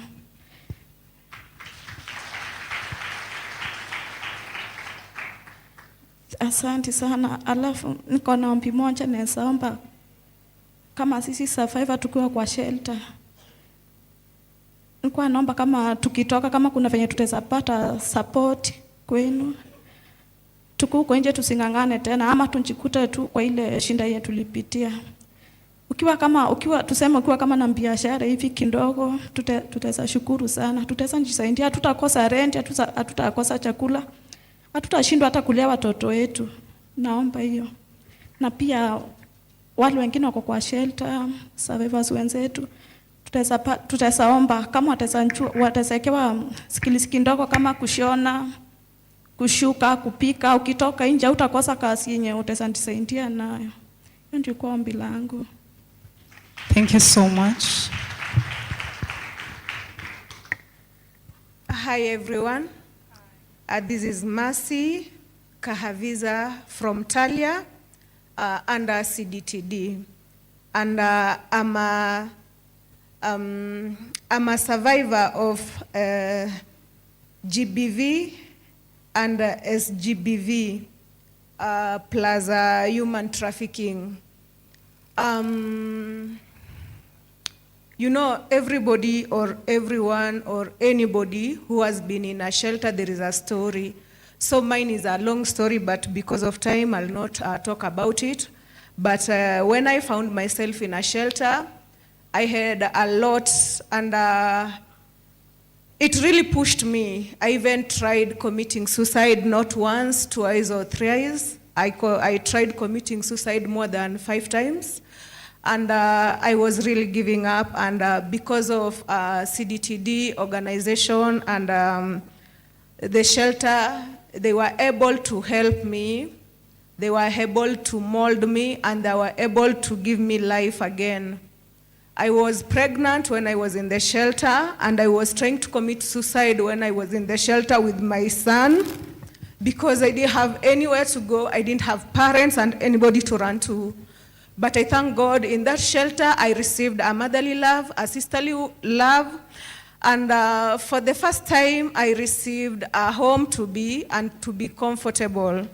So I just thank God. Second, I could love to thank the support that I received. I went there when I was hopeless, but at least I got some knowledge. I was helped, and I graduated even last year too, and I thank God. I was able to get out of the shelter, and I was able to start my own small business, a salon business, and because of the support that I received without paying anything, I decided to give to the community to I've been mobilizing the young mothers, those in toxic marriages, those who doesn't have anything, and I've been trying to give them the knowledge and the skills that I got. So that is what I'm doing at the moment, though I'm not really much stable, but I'm trying with the little that I have. Okay, my recommendation to the government and the officials of shelters, I would love the government to chip in on the survivors. CC survivors, It doesn't mean when we are the survivors that we cannot make it. We can make it. If you have job opportunity anywhere or you can help us, we can appreciate, and we feel like we can do the best. The next thing that I could love you people to support is you should also consider the security of the shelters. Most of the shelters, as stated earlier, that there is no security for the survivors in shelters, so you should kindly look on that. Again, we have these, in my county, I've experienced and I've seen last month, there was a rape case in a police station, and that thing has really traumatized me again. Because how will a police officer in a police cell rape a girl? It has been twice, and there is nothing that has been happened. For the government of Kenya, kindly please work on it and try to see how you will help and stop these GBV cases. And also, tunaona watu wetu wenye wamekuwa kwa maandamano, wamekuwa compensated. What of us, the victim and the survivors of GBV, kindly just do something, mtukumbuke na mfanye hivyo, and we will appreciate. Thank you. Thank you so much to the three beautiful ladies for that beauty. Please, let's appreciate them. It takes a lot of confidence for them to be able to join us, to be able to share. Miss Royal, Andisa Masimwange, and Mary Mukami. I feel like the tone for today in terms of the conversation that we'll be having has already been set. Hard questions have been asked. And I'm going to tailor back to most of the speakers on what they have said. Somebody mentioned system response, national anchored system. We have progressive laws cannot protect survivors alone. These are key wordings that came from most of the guest speakers when the speakers who came on board to be able to give their speeches. As we are transitioning to our panel discussion, it's where we're going to ask the question, what's working? What works? And what breaks down? I believe that testimonial from the survivors, the data that was presented, is able to inform the conversation that we'll be having. I'd love to transition the mic over to Mr. Allen, who will be able to invite in the panelists to carry us through for a 25 minutes discussion. Karibu sana.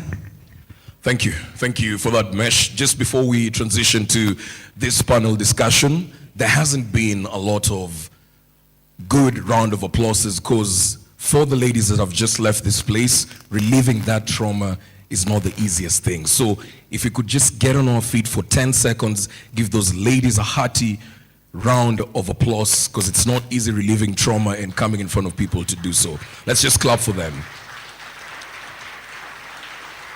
Thank you, thank you. You may have our seats. Thank you for that. So we want to transition now to the panel discussion. Just a slight announcement for those who will be making their way to the podium, especially for the ladies in heels. Don't use this ramp on my right side. Just kindly use the one on the left side. It's a bit steady as compared to this one. So as Mesh mentioned earlier on, we're now heading into the first panel discussion, which will be focusing on the multidisciplinary teams in practice. And the question we are asking is what works and what does not work. So let me just welcome the panelists as they get on the stage. Magdalene Kipkenge, who is going to be representing the State Department for Gender and Affirmative Action. Next in line is Mr. Collins Songa Okachi, a representative from the National Police Service. And we have Edith Murugo from the National Shelters Network, as well as Gladys Mugambi, representative from the Ministry of Health, serves as the Director of Health Promotion and Education. Just sit. Are they in the room?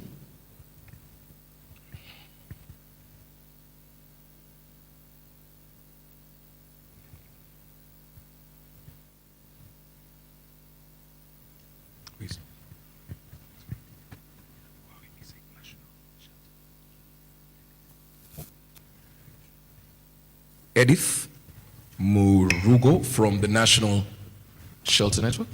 She's coming? All right. Well, I don't know if we wait for her, but she'll be joining us in a few. So thank you very much and welcome to the podium. As we look at this, the collective sort of undertone that we've come to the realization is that this is not a one-party job. It's not a role that belongs to one institution, but it's a collective sort of ecosystem. So I want us to begin from the point of documentation, and this goes to you, Collins, because you're from the NPS, and often or not, the policing authority is the first point of contact. Sorry? Say department, yes? From NPS, yes, as I mentioned, from NPS. Now, Collins, when you're looking at the issue pertaining to the documentation, one underlying factor is that people have a concern about the timely access of the P3 form and the PSC forms. Why do we still have this concern amongst our communities when it comes to these GBV cases? Thank you. Okay, my name is Colin Songo Kachi, representing the National Police Service. First of all, I want to apologize to the survivors, especially the one who brought up the issue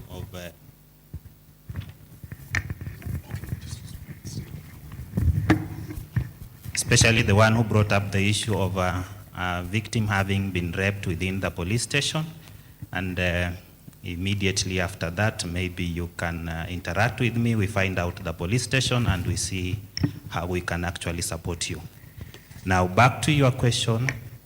The delays in terms of P3 within the police station could be as a result of awareness creation, because sometimes members of the community and survivors do not understand that in some police stations, indeed, there are no P3 documents. And it is a logistical issue, and we must actually find out how can we support all police stations to make sure that they have all this documentation. Third is an aspect of training, especially to various service providers, including the police and medical practitioners, because back in our villages, you may find that indeed we have some medical practitioners who are not good enough in carrying out the documentation of P3s, and these actually highlight some gaps within the process. Thank you. Well, Gladys, let me come to you and be looking at issues on the barriers that continue to exist when you're looking at that coordinated case management when these cases come through. What would you say are some of the ways in which they can be addressed, especially now that you're representing the Ministry of Health? Thank you. As a representative of the Ministry of Health, I would like first of all to say that when we have people who have been abused and there's injury, means that then we must take action quickly. But then there are several barriers. First of all, when an individual is under stress, first of all, they are the ones who refer themselves. Something can happen somewhere privately, and referral has to start with the individual. The issue that we have, the barrier, one of them, is that the individual may not even know where to start. And that transmission of HIV and other diseases, if it's a sexual assault. And there are other barriers that we find that are in the communities. From the individual, they don't know. The communities, they do not know. In family, we do not know. So knowledge and understanding of what one should do is key.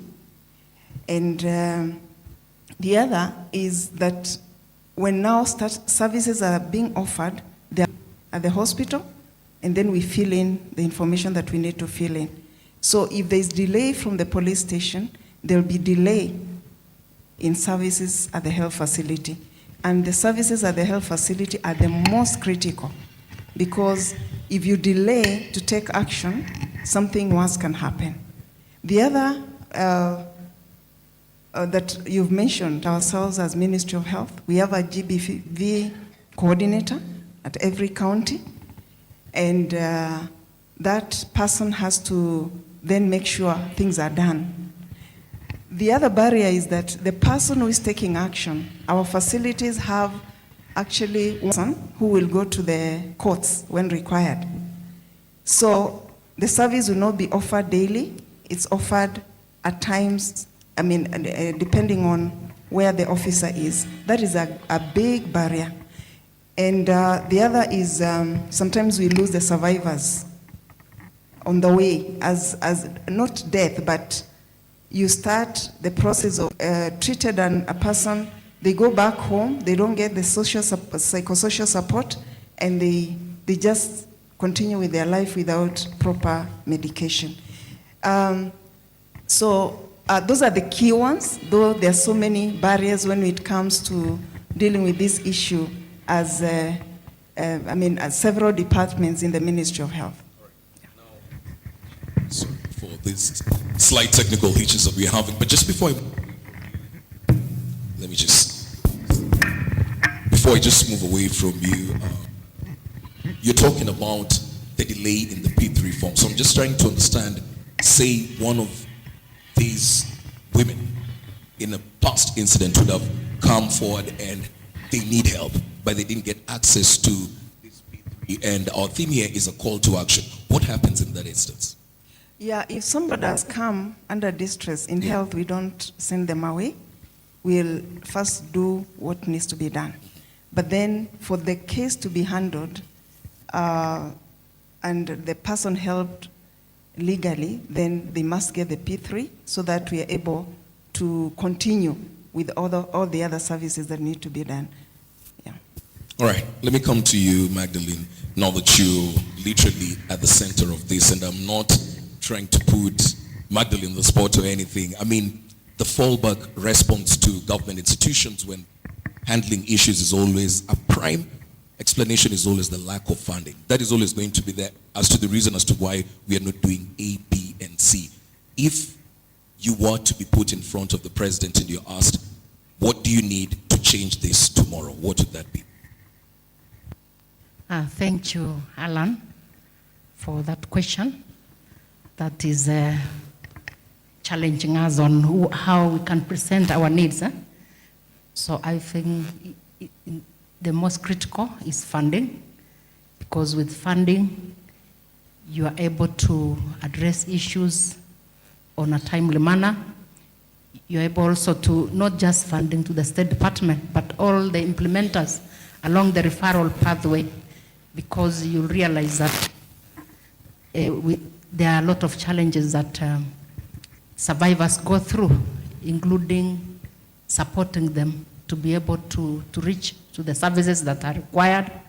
But as a ministry, we need a lot of funding also to capacity build even the community, because you realize that the beginning of this is our society, the way it is, how socialization, how we take for granted and easily about issues of GBV. It is ingrained in our norms, social norms and the like. So we need to address our whole system, ecosystem, not just from government level, but all the way to the community. So we need funding, we need to strengthen the systems in place to build their capacity so that there is more coordination. Thank you.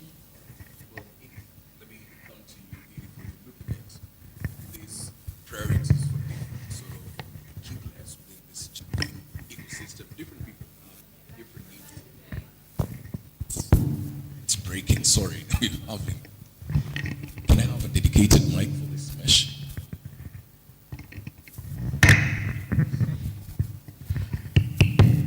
All right. Edith, let me just, sorry for that. We're trying to fix the technicalities as we go along. Apologies. So my concern and the question actually was that when you're looking at these different key players, people have different needs, people have different priorities. We've heard the ladies speak about them not being able to be integrated into the community professionally. From your point of view as somebody who's running the CDTC, what would that concern be for you? I think for me, one of the biggest concerns is that Kenya needs to establish a national referral mechanism for GBV. And this would help us now to be able to align service providers at all levels. So that, for example, there's a way to get into a shelter, there's a way to get referred into a shelter. At the moment, there is, for adults, if you are over 18, there is no system of getting you into a shelter legally. So it's like you just knock, or you're just led by somebody to a shelter and then you get in. So at the same time, the system will also be able to help us to understand the recommended services that are supposed to be provided, and also to be able to follow standard operating procedures to ensure that all the services being provided are consistent with the needs of the survivors. Having said that, when now we come to reintegration, again, working within the system, we should be able to have lined up service providers who can also be able to help us to do that part of the job, because it's not yet done until a survivor is successfully reintegrated and resocialized into the community. And I think just listening to the survivors who are here a few minutes ago, we understand that that is a big issue for them.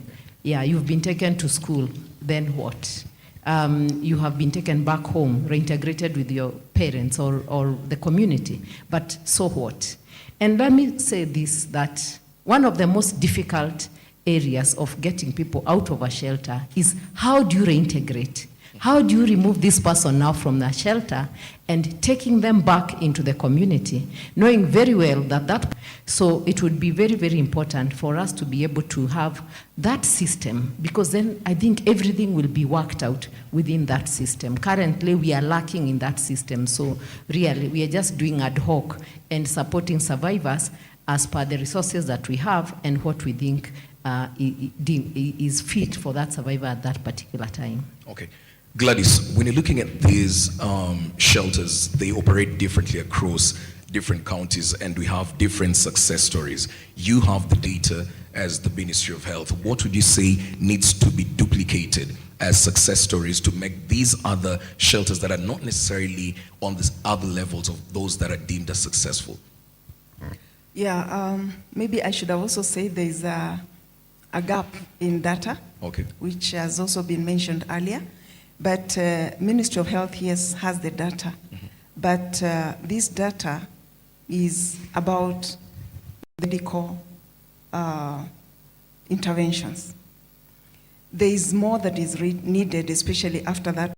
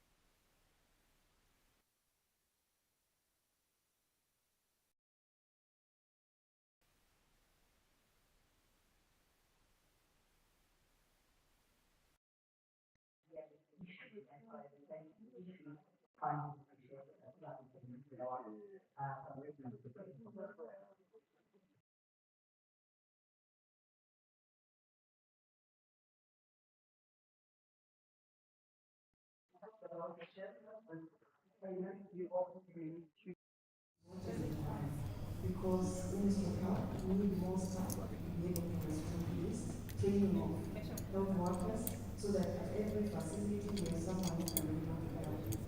The other that you see is that integrating prevention in the shelter.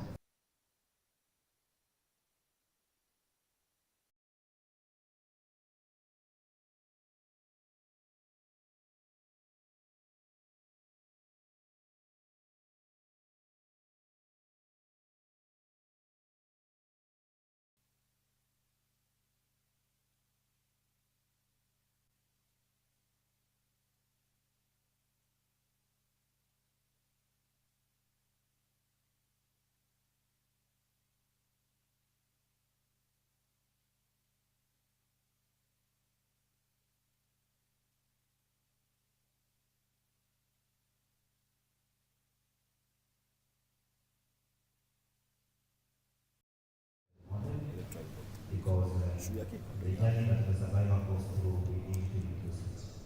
And I know sometimes having the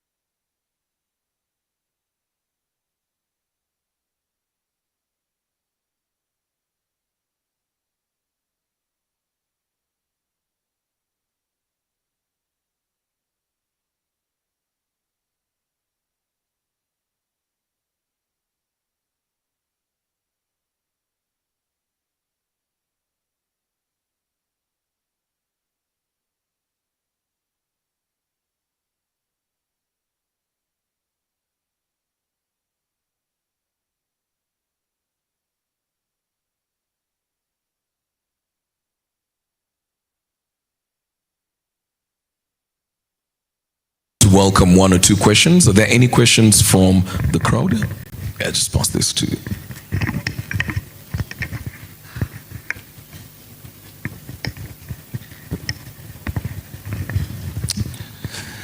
Okay, thank you. My name is Obed Munge, the co-chair, Media Engagement and Inclusion, thematic area. I have sat here the whole day and I'm not able to define who the survivor is, because I hear the survivor as the woman and the girl, and I'm wondering, where is the man? Where is the boy in all this? I want to give an example because of what the representative of the police is saying. We had a case in Kingongo prison where a man was jailed for a couple of years, only to be told that he was wrongfully accused. I would want to understand, is that a form of violation? Is it a gender-related issue? How are we protecting these kind of instances not to happen again, so that men will not be victimized and maybe people who are going through the pain. Number two, I've listened through the discussion, and I'm wondering, are we having any shelter for men in the Republic? Are the men subjected to any form of gender violence in the modern world? What is happening? And so I am listening carefully to just understand how best do we help our men. Finally, young boys are being sodomized. Drunken men are being sodomized. Is that a form of GBV? How do we protect it? Thank you. So 3 questions there. Good afternoon, everyone. Yes, my name is Engineer Ibrahim, General Secretary of NCP-CDK, Nexus of Caregivers. I'm parent of children with disability Kenya, representing 47 counties. My question is that NCP-CDK represents caregivers across all 47 counties. Many cases of abuse against children with disability go unreported due to the stigma, fears, and communication barriers. Is the government willing to partner with organizations such as NCP-CDK, Nexus of Caregivers and Parents of Children with Disability, to strengthen a community awareness, reporting mechanism, and survivor support service for family affected by disabilities? Thank you. Could I get one lady, please, as we... Yes. Thank you. My name is Jane Karemera. I'm the programs coordinator at Smile for Neurodiversity.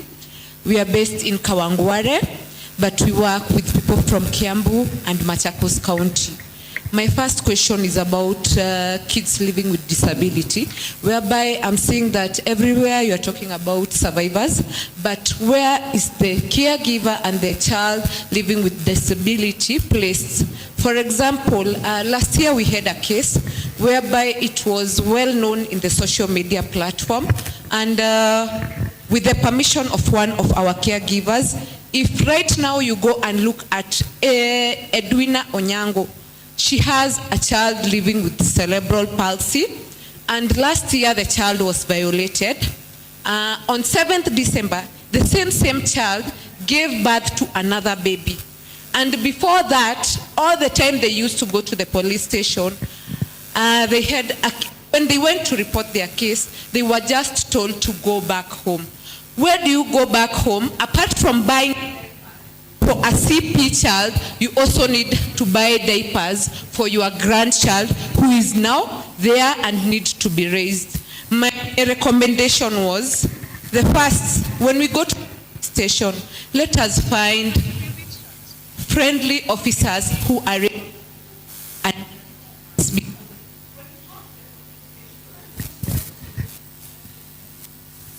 Sorry for that. Let's take the questions because we're just wrapping up this quickly. Just under 2 minutes, maybe.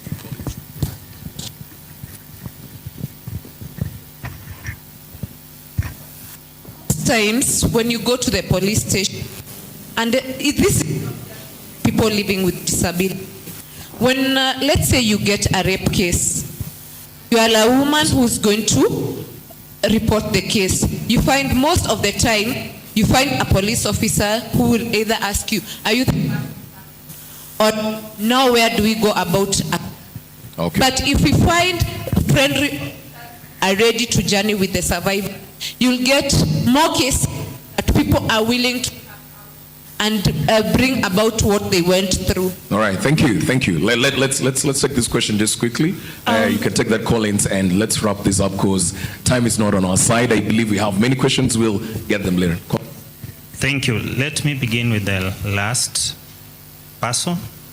Currently within the National Police Service, there's a lot of progress. I would say that I've been in the Directorate of Gender and Child Protection for over 10 years. And various partners here can attest to that indeed there's improvement within the police stations in how they are responding to these cases. However, I have to highlight that we have a few cases where police officers do not actually provide trauma-informed care to various victims when they come to the police station. However, we need actually to complain and let us know the specific police station. I just want to highlight that there is a lady here.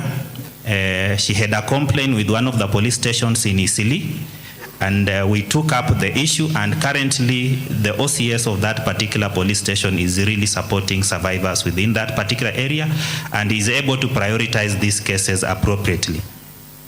Secondly, indeed, my brother, drunkards are also victims of gender-based violence. And if you interact with Section 43 of the Sexual Offenders Act, it defines what we call an intentional and unlawful act. Now you'll find that a drunkard is also within the classification of a person who is incapable of appreciating the nature of the act based on their level of what? Of drunkardness. So if an individual actually commits an act against their will, then it will actually be an offense, and we shall investigate that. Because the Sexual Offenders Act defines a genital organ as a vagina, a penis, and also an anus. So if somebody goes against the order of nature, then we shall investigate that as a criminal offense. Then for the case of Kingongo, the National Police Service Standard Operating Procedures acknowledges what we call untruthful victims. I know sometimes people may say that if a victim comes to the police station and already you are classifying them as untruthful, then that will be a disservice. But I just want to remind you that the purpose of investigation is to gather evidence.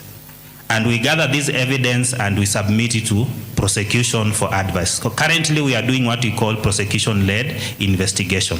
So in any case where a victim is untruthful, then we shall forward the file to the ODPP, and in some cases, if she or he had brought false information on defilement or rape, we may end up also charging that person with rape or defilement. So the law actually provides protection for all.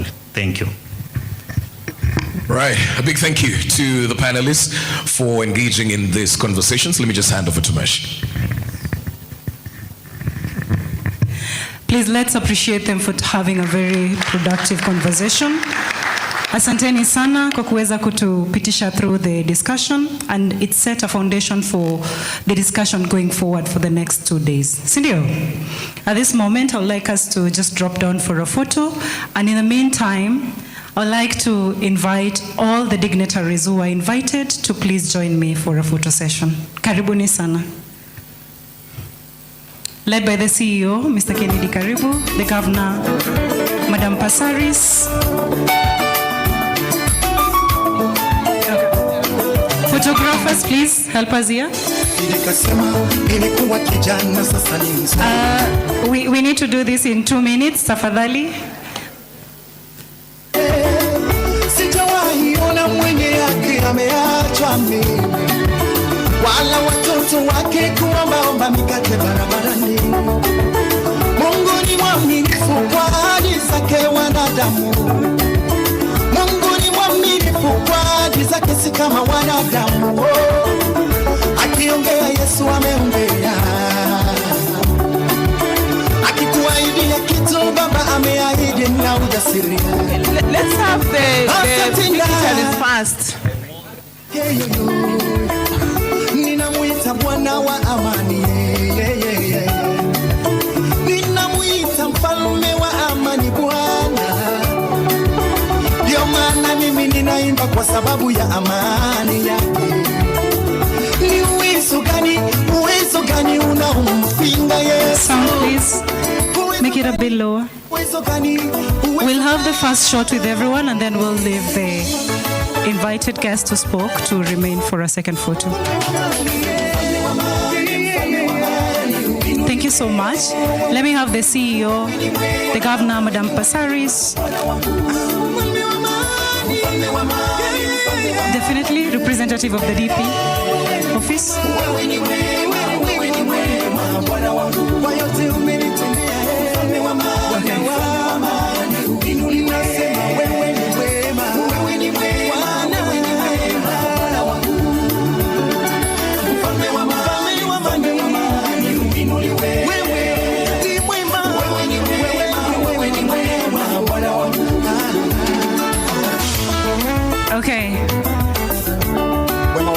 governors, please.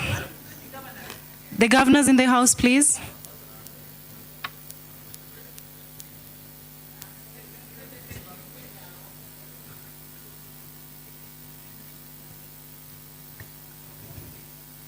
Karibuni sana.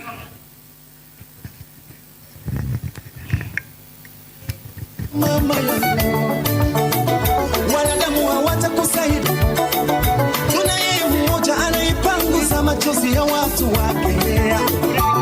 Ni yule mfalme wa amani. Ni yule aliyesema yote imekwisha. Mambo unayoyapitia ni yeye anayeyaona. Thank you so much.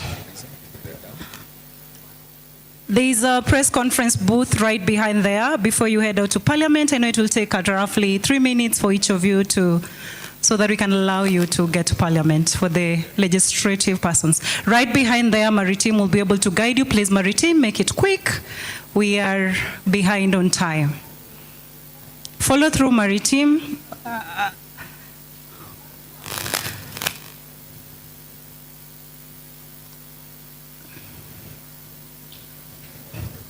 Thank you so much. We are way behind time with almost 1 hour, 15 minutes. We are really trying our best to catch up on time, and we know we are hungry, right? Tumechoka. Tunasikia kwenda for a commercial break. Right on our right-hand side, there is break. Internalize the first session that we've been able to go through, and then we'll be able to come back in roughly 30 minutes. So please make use of the time that you're going for the break. The section for meals is on the right-hand side. Asanteni sana for your concentration, and please do enjoy the break. DJ, please.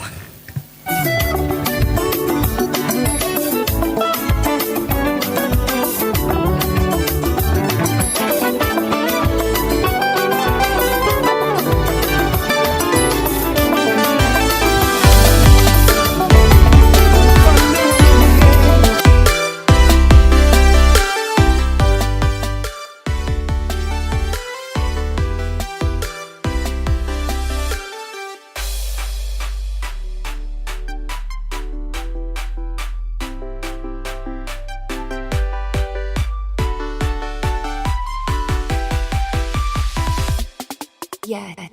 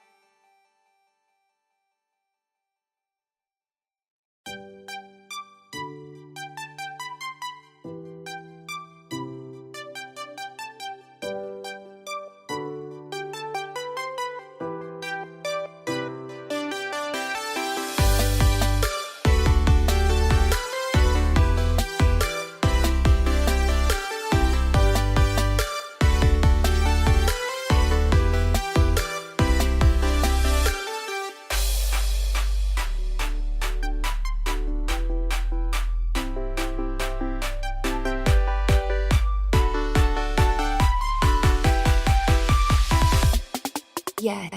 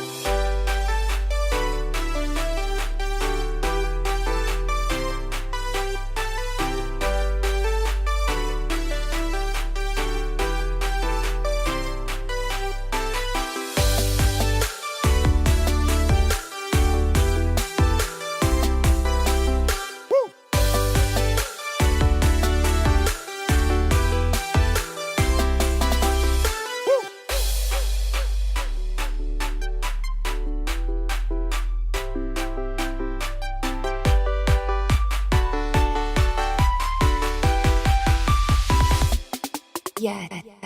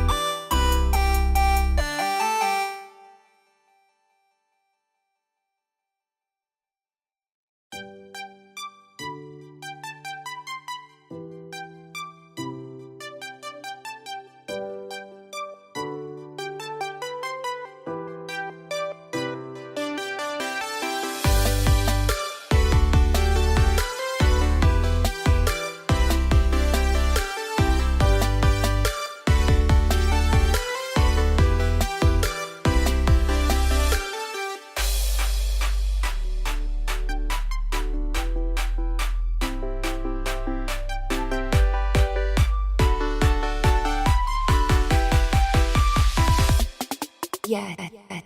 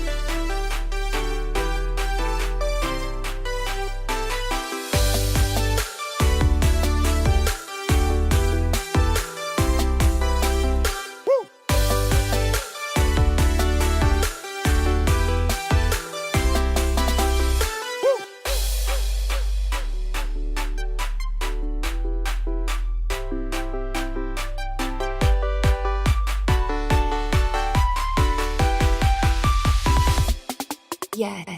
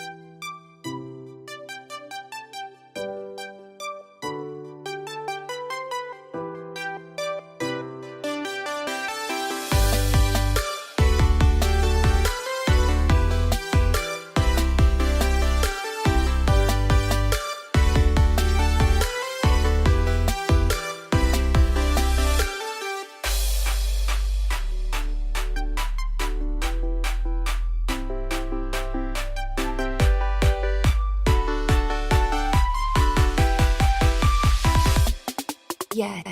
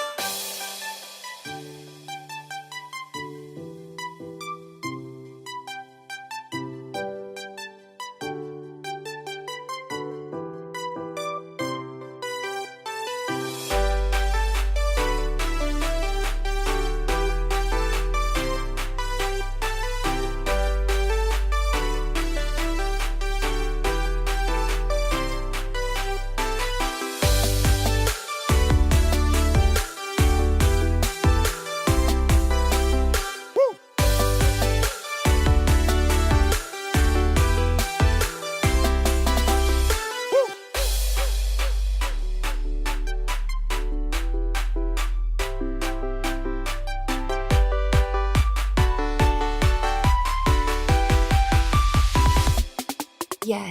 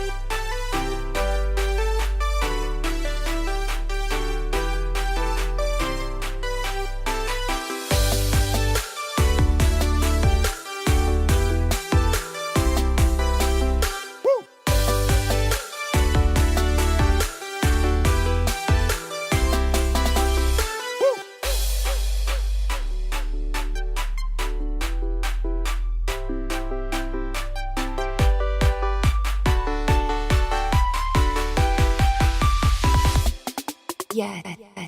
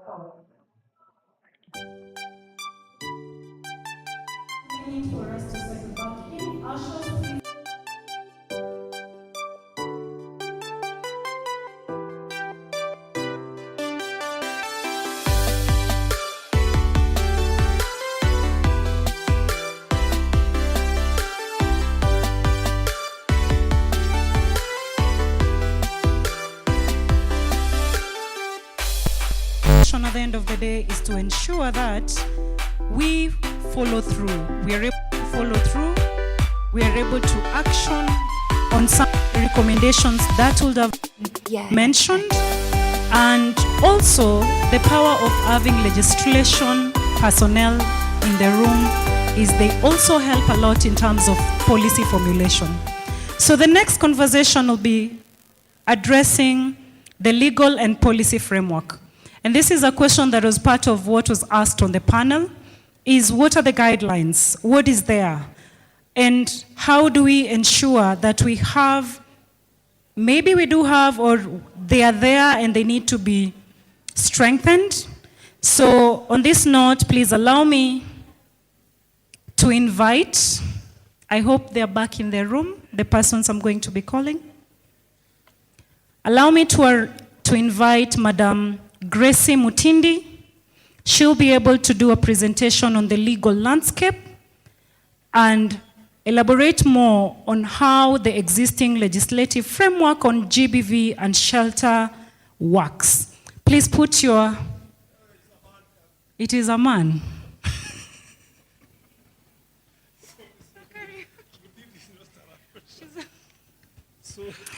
Okay. Okay. Mutindi is not around, so Mr. Michael Kariuki will be taking the seat on our behalf. Please welcome him. Thank you very much. Here to represent Madam Mutindi, who is not with us, but I have her presentation, and I hope it is being... Can we have it on the screen? please present the legal and policy framework and legal policy and institutional framework. Okay, there we have. Thank you very much. My name is Michael Kariuki, and I'm the director responsible for gender-based violence mitigation in the State Department for Gender and Affirmative Action. And what I'm going to present to you is all a summary of what has been presented by mostly all the other presenters and all the other speakers. None of the speeches which were given this morning did not have issues to do with the legal and policy framework. So this is a topic which has been highly highlighted by the previous speakers. Therefore, the purpose of this presentation is to make us understand the legal framework governing SGBV protection centers, shelters in Kenya, understand the national policy and institutional mandate, appreciate the minimum operational standard for safe spaces and shelters, then understand the interagency coordination mechanism which exists, identify gaps and opportunity for strengthening the survivors protection services. So from that perspective, are we together? The presenter, you have gone ahead.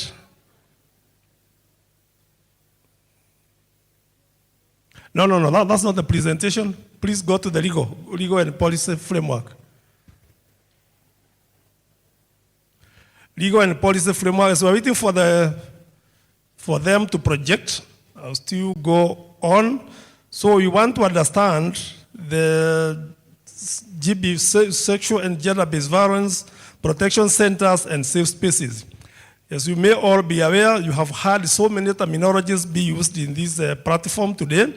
Some calling them gender-based violence protection centers, others calling them safe spaces, others calling them shelters, and others calling them recovery centers. All these facilities are put in place with one basic purpose, which is to provide services to GBV survivors, whichever the term we may use, but these terms have different definition and meaning in the sense that GBV Protection Center is a facility that provides integrated protection and support services to survivors of sexual and gender-based violence.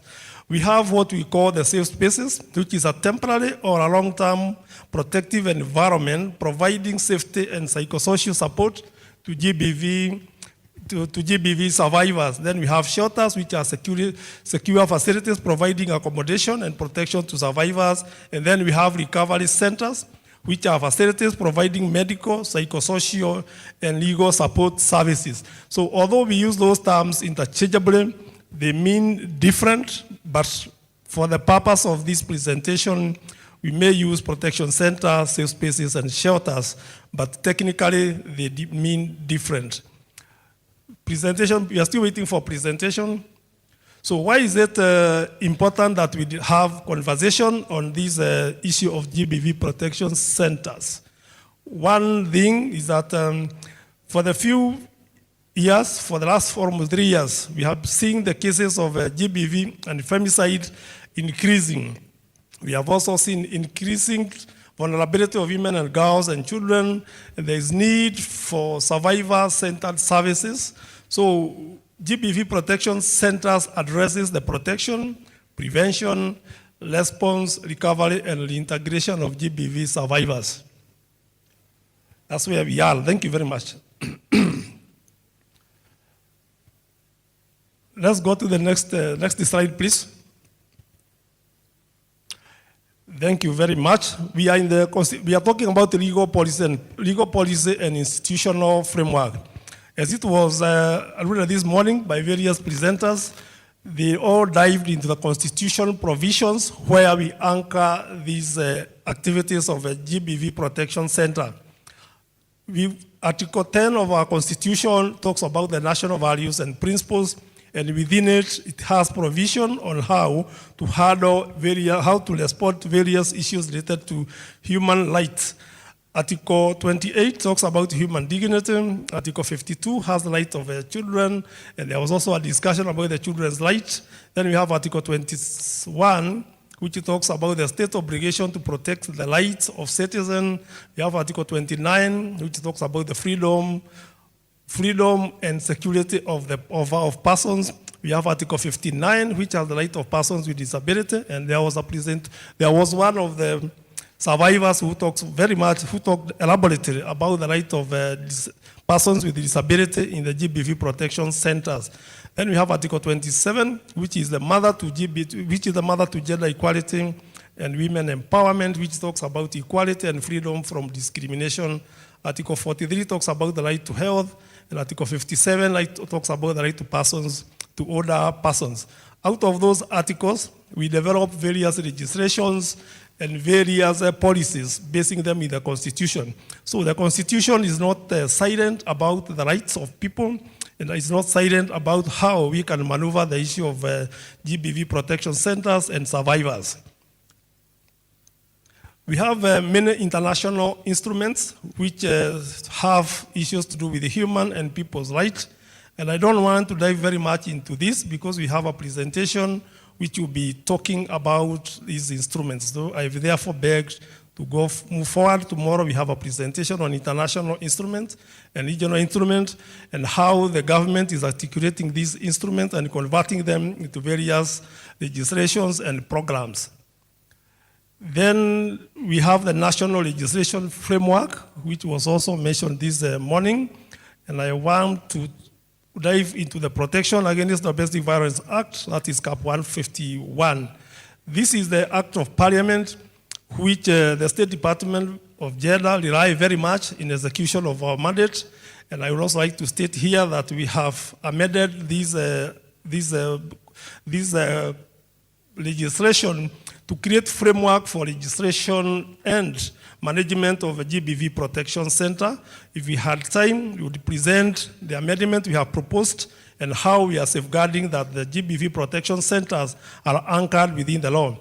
Then there was the Sexual Offences Act. This is a very essential instrument which the courts have relied very much to prosecute the cases of gender-based violence. We have the Children's Act. We are all familiar about the Children's Act, the right of children and the protection of children. We have a Victim Protection Act, which was also mentioned this morning. This act protects the victims.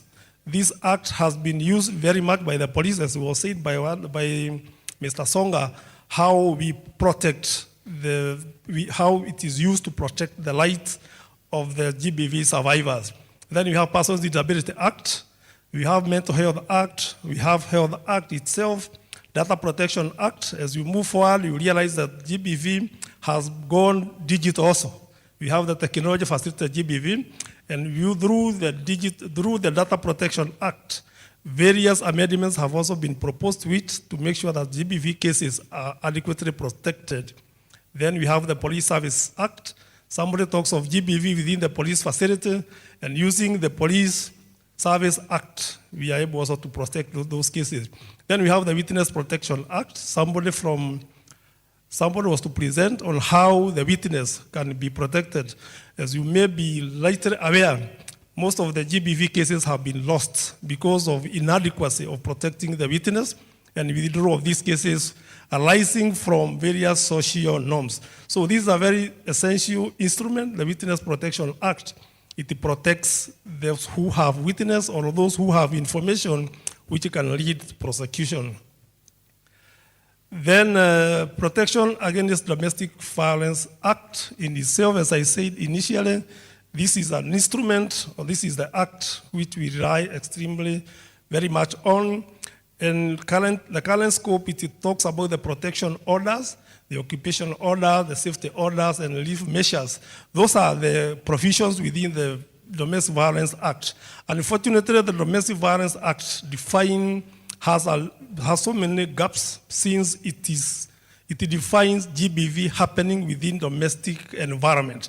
Any other GBV cases happening outside the domestic environment is not provided for adequately in this act.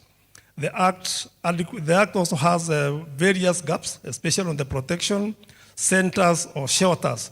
Therefore, we have recommended the amendment to this act. So what we are seeing there is the existing gap, which is the act primarily focused on the violence occupying occurring within domestic relation and provides limit regulations on SGBV protection centers limited. Actually, it has limited framework onto that. So we'll be exploring further the Protection Against Domestic Violence Act and how we can rely on it to move forward the issue of protection, the issue of GBV. The other act is the Sexual Offences Act. You can see the key provisions there, and you can also see how relevant it is to the center. It has provision on the protection against sexual violence, investigation and prosecution, protection of children survivors, mandatory reporting, then protection of vulnerable groups. However, it also has its own inadequacy in the definition of violations. It has various gaps and it has been reviewed. So the Sexual Offences Act is undergoing review, and there has been various elements on it to improve on it so that we can seal all the loopholes which have been identified. The other act is the Children's Act. You can see what are how the children protection framework is governed within the Children's Act. But again, when we talk of a GBV Protection Center, this talks about the Children's Center and establish framework on how to establish Children Rescue and Protection Center. It has a definition of a child, the definition of limited by age, borrowing from the Kenyan Constitution, which defines child. Therefore, this Children's Act does not provide for GBV cases of persons above 18 years. So it has a limitation, and it cannot in any way, it cannot fully address the issue of GBV Protection Center, neither can it be amended to that. So we have to look to other legislation to talk about the GBV Protection Center. However, as we are fully aware, the practitioners of the GBV Protection Center and shelters, we have been mixing the issue of children and adults, which may be at times against the law and against the regulations. However, circumstance dictates the child may be accompanied by an adult, and an adult at times is also accompanied by a child. So the differentiation becomes a bit difficult. However, the law should be very clear onto that. The other area is the Victim Protection Act. As I said, it has provision on the protection, information, participation, compensation, and dignity and privacy. However, it is only talking about the protection, the victim protection. From the Act, the government has developed various frameworks, policy frameworks, and out of this policy framework, we use them to develop various work plans and performance contracting instruments. So one of the main instruments is the National Policy on Gender and Development 2019, which is also under review. This policy has provision on GBV issues, but not fully adequate. The National Policy on Prevention and Response to Gender-Based Violence 2014, this instrument provides a full framework on issues to do with GBV. However, in his own design, the developers of this policy did also not take into consideration the issue of the GBV protection centers or the rescue centers. It only has a highlight and a mention of the GBV protection centers. We have amended this GBV Act or GBV policy to provide framework on GBV protection centers and rescue. Then the other one is the National Children Policy, as I said, limitation by age. Then you have the National Policy on Disability, which addresses issues of persons with disability. It also addresses the sexual offenses of a person with a disability, the limitation and the focus being the issue of disability. The National Mental Health Policy, it also has a violation of persons with mental issues. Then we have the National Health Policy, the National Care Reform Strategy, and we also developed the National Strategy on GBV Protection Center. The National Policy on GBV Protection Center is undergoing approval, but we have a draft which was submitted to our Cabinet Secretary for further review. So those are some of the policy instruments which are in existence of today. That brings us now to the institutional framework. These are the ministries and the lead agencies which coordinate issues to do with the GBV. There are many, but we have only highlighted some. We have the Ministry of Gender, Culture and Children's Services. The Executive Order number 3 of the year 2025 lists the mandate of gender equality and women empowerment to this institution, and that is our core mandate, promotion of gender equality and women empowerment. However, as you have all said, we all can only be coordination in the sense that gender is a cross-cutting issue which cuts across so many ministries and departments. Therefore, our role is to coordinate and also to provide policy and legislative framework. So the key actors in the GBV sector, we have the National Treasury, the National Police Service, the Office of the Director of Public Prosecution, Judiciary, Minister of Health, County Government, GOV, the civil society, who are the majority in this forum today. And our role, as I have said, is just coordination. Most of you have mentioned that the main gap, the critical gap existing in the fight against GBV is coordination. However, the State Department has that mandate, and we have been executing it through the National Gender Sector Working Group and the County Technical Working Groups, which are formed in all the counties. Therefore, the proposed protection center expected minimum governance standards, these are expected.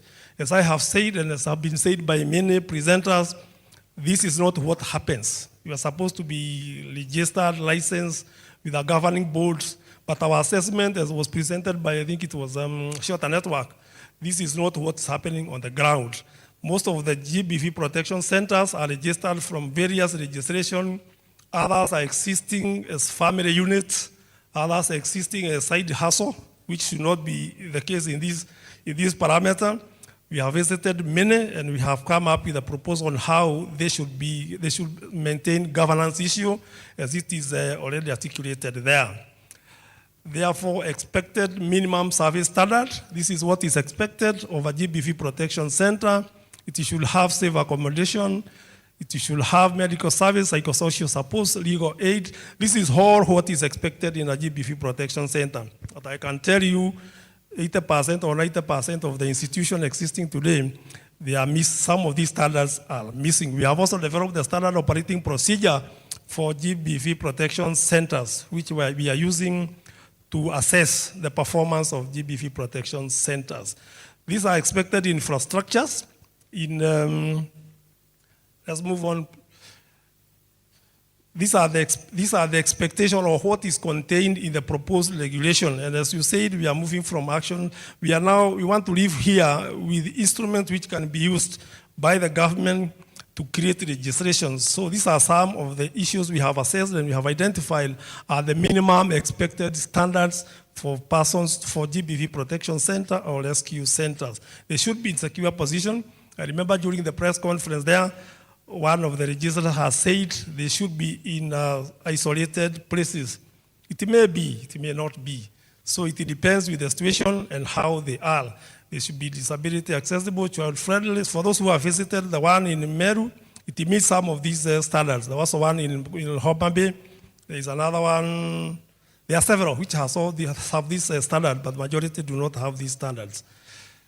So that is the end of the presentation, and this is the referral pathway, which expected for you to admit somebody in a GBV protection center. There should be minimum standards on how to assess, how to integrate, how to provide services, and eventually how to reintegrate GBV survivors. We don't expect GBV survivors to remain in the protection center for life. We expect them to be reintegrated back into the community and to settle the issue of GBV survivors. Thank you very much. But before I leave, we are focused very much on the GBV survivors, and there is need also to focus on the perpetrators. Immediately the perpetrators the justice is served. We should also be thinking deeply on how to reintegrate them back to the society, having been rehabilitated either through judicial system or through counseling. So I think that's a gap which we also need to address. How do we deal with the GBV perpetrators? Because if we don't do into that, they will continue perpetuating the issue of GBV. Thank you very much. Thank you so much, Mr. Kariuki, for that presentation. and it highly informs our discussion that will be taking place in the afternoon. So please be alert. Sindio? We are almost there. So I'd like to invite the next presenter, Mr. Daniel Murakaru. He'll be able to take us through the role of KEWAPA legislators in GBV prevention and response. Karibu sana, Mr. Daniel.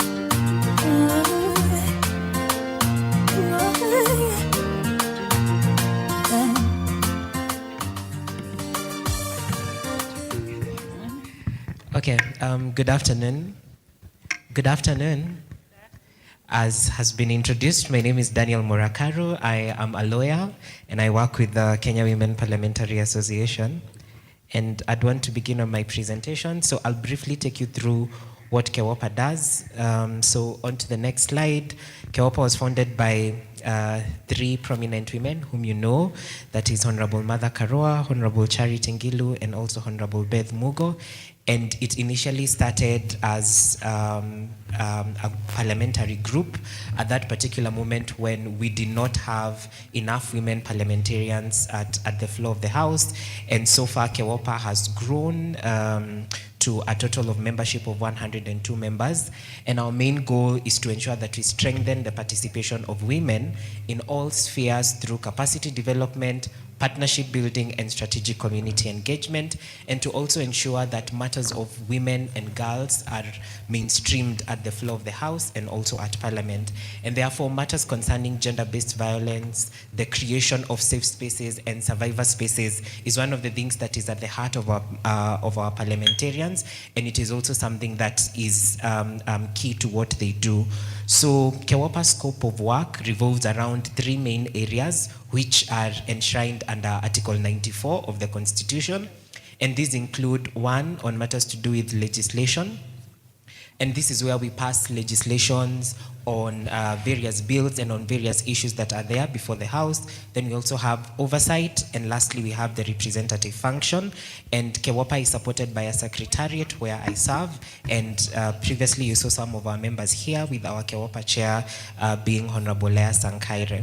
Now, getting deeper into the role of KEWAPA legislators, which is my second last slide, I'd want to focus on the 3 main areas, that is legislation, representation, and oversight, and some of the priorities that we've had this particular year concerning gender-based violence and the creation of survivor-centered spaces. So the first one is with regards to legislation. And on legislation, we are currently continuing with the amendment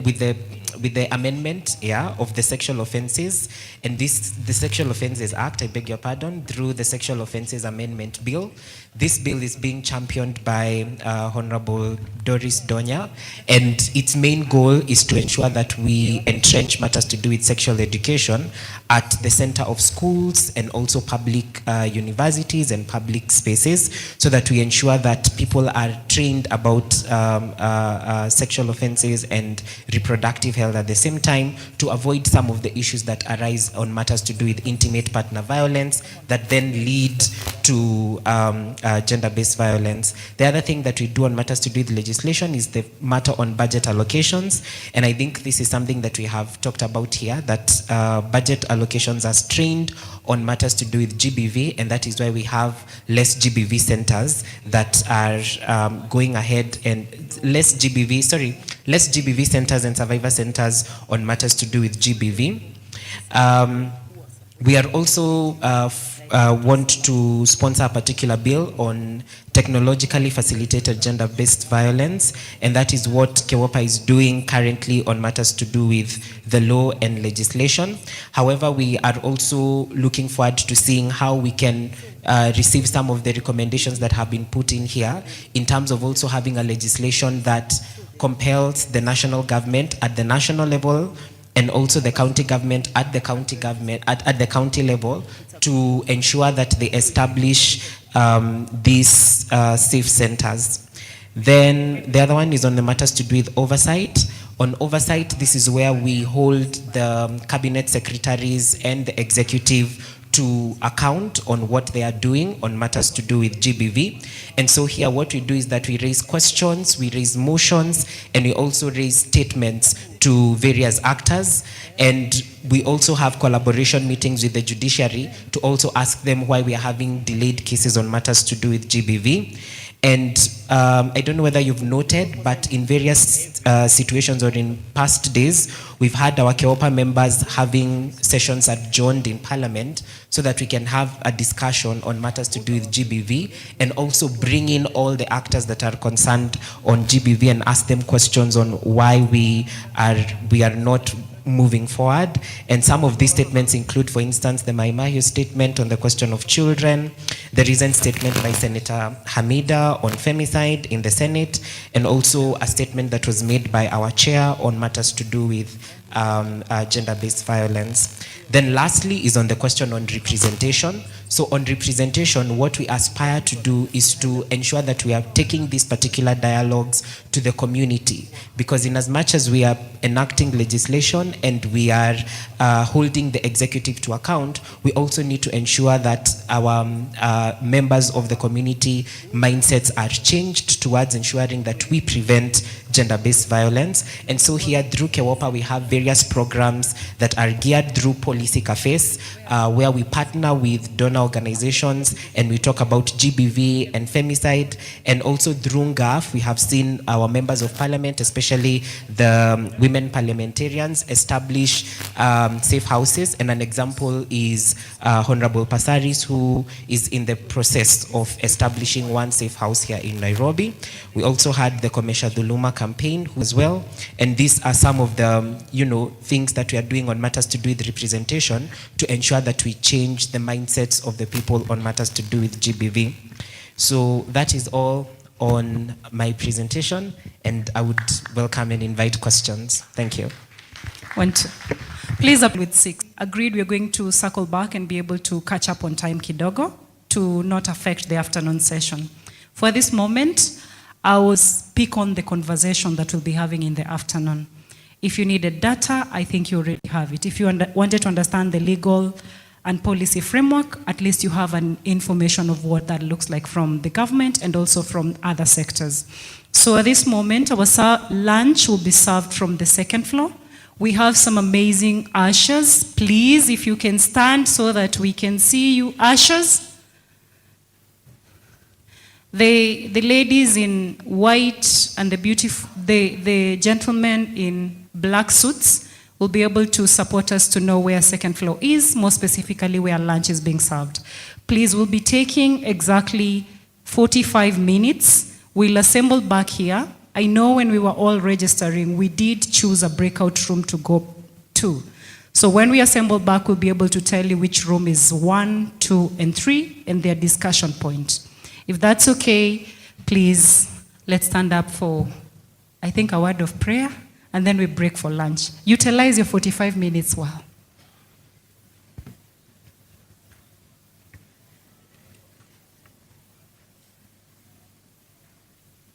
Bodies, and we pray, trusting and believing. Amen. You can be shown the way with the ushers, the ladies in white suits and the gentlemen in black.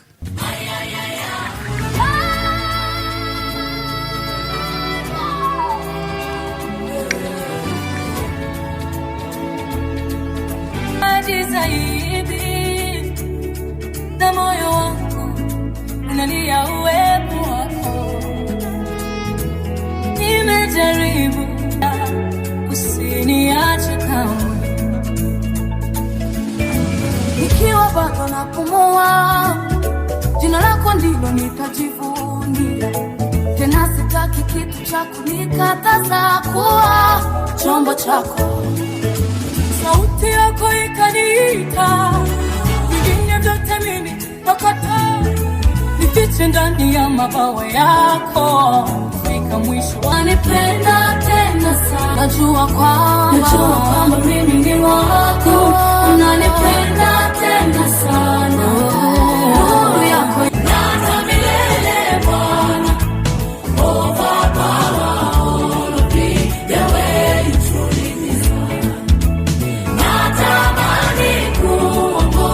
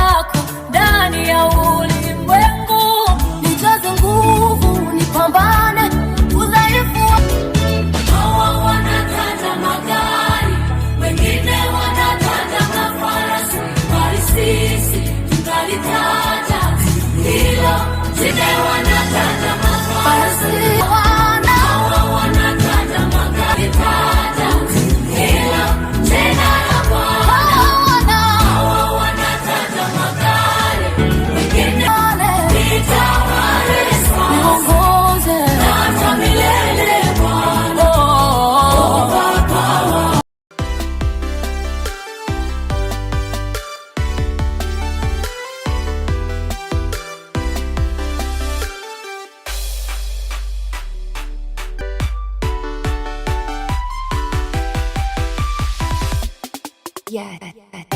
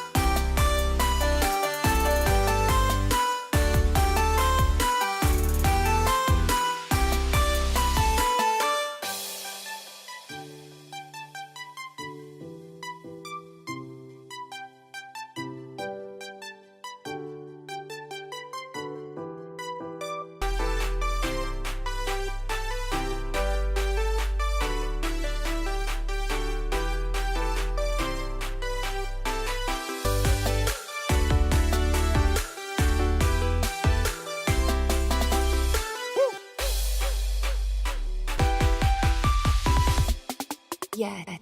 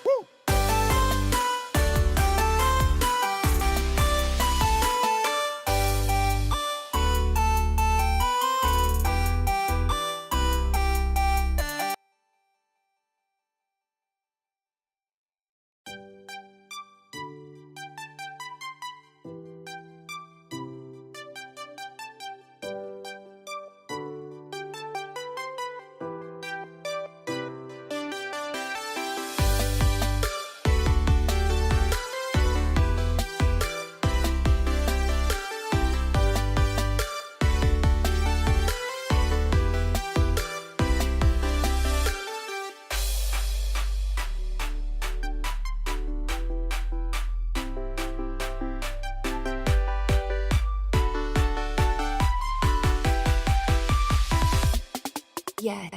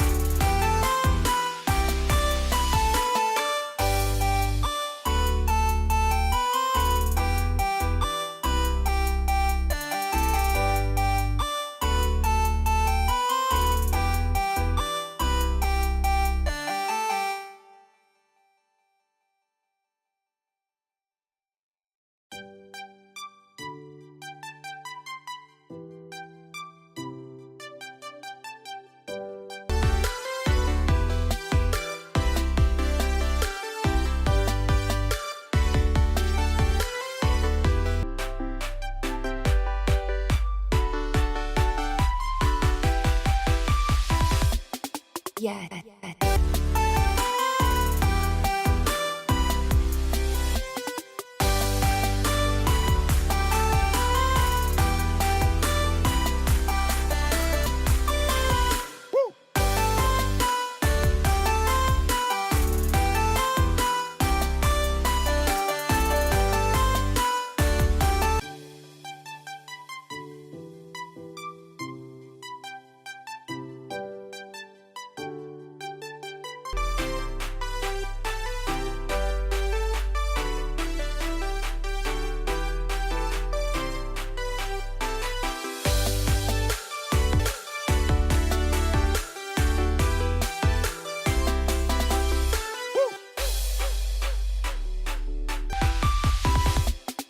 Yes.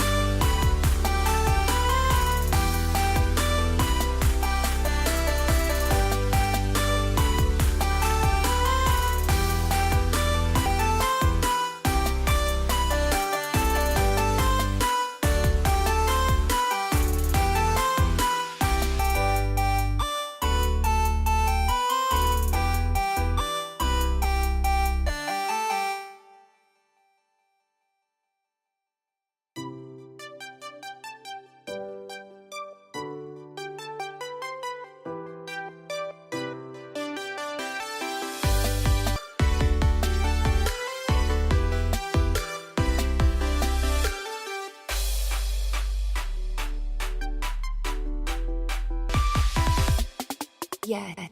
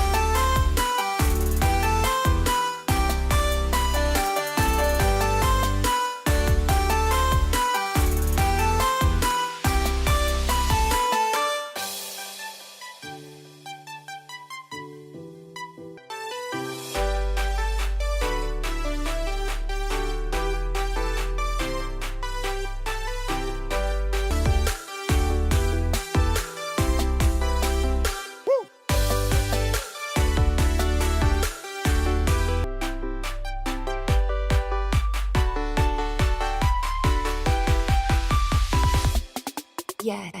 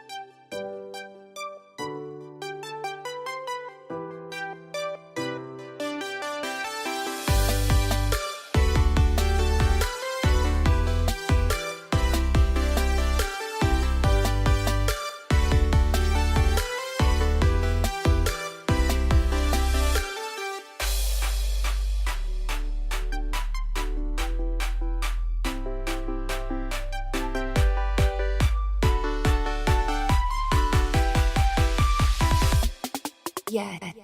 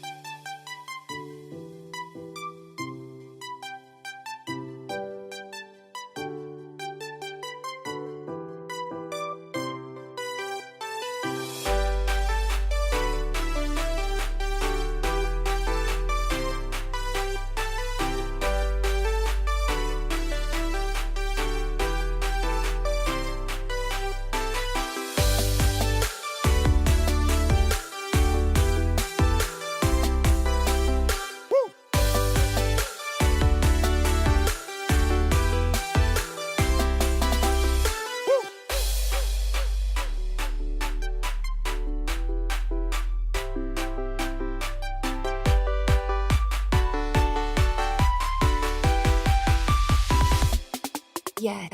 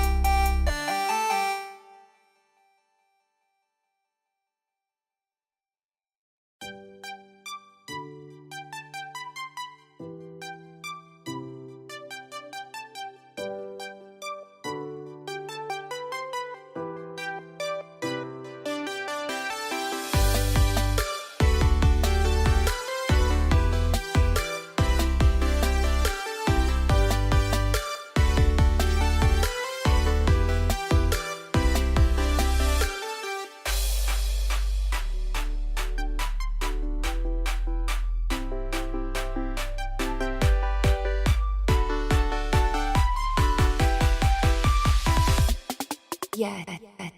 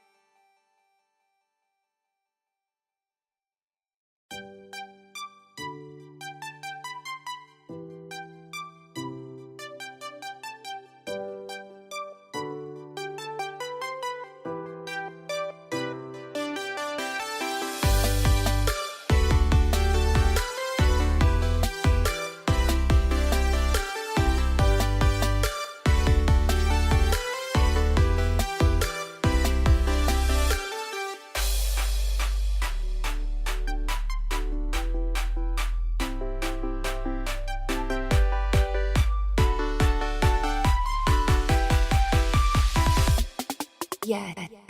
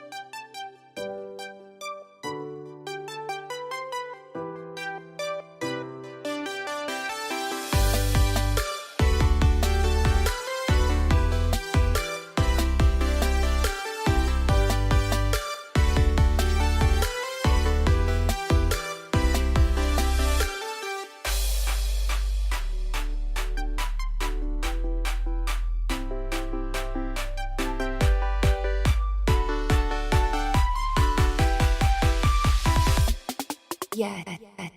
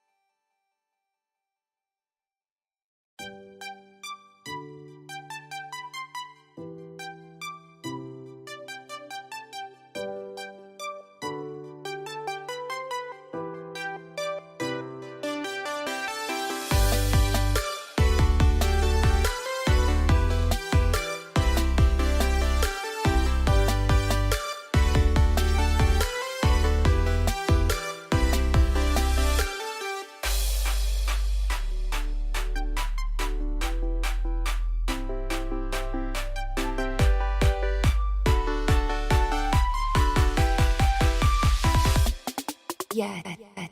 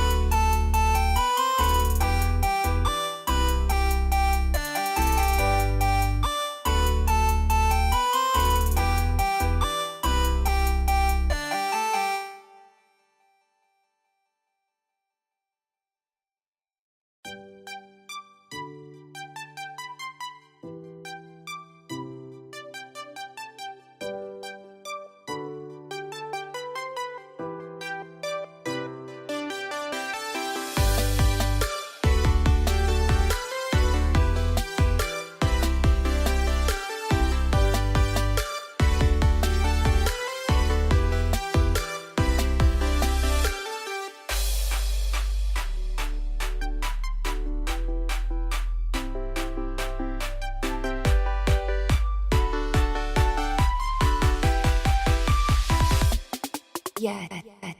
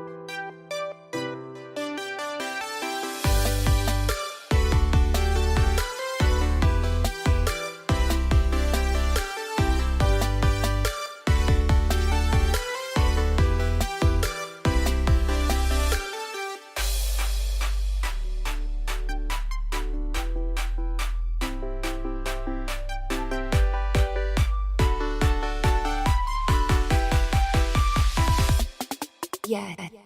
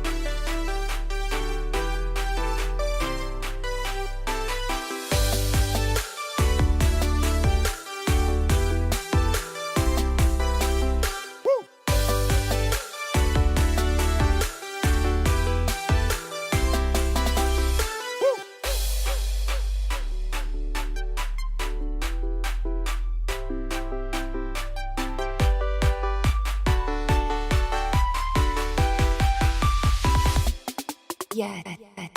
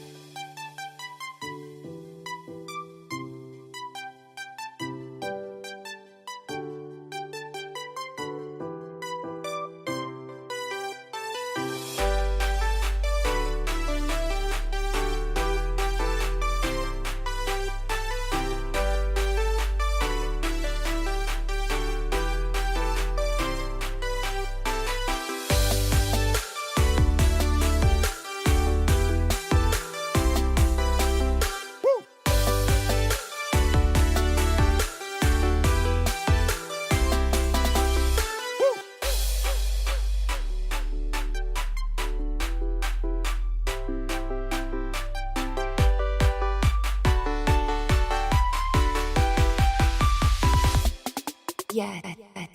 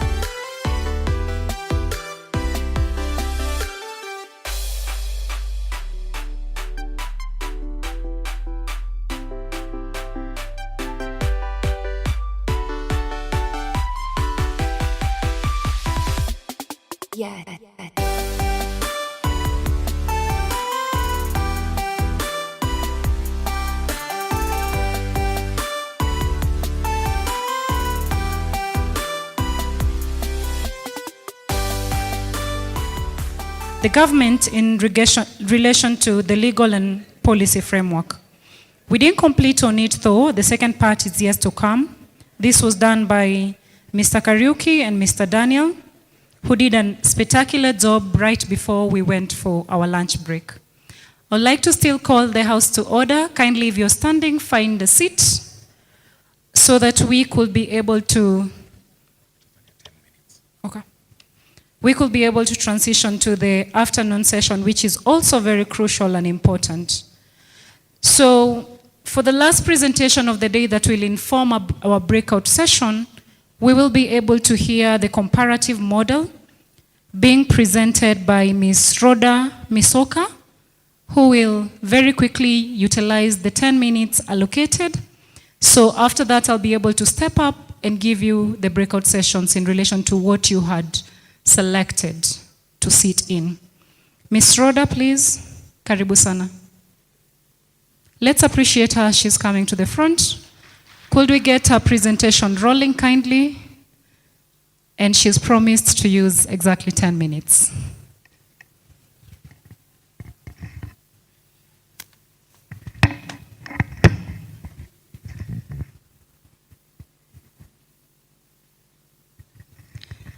Good afternoon. I wanted to say all protocol observed, but I think protocol has left.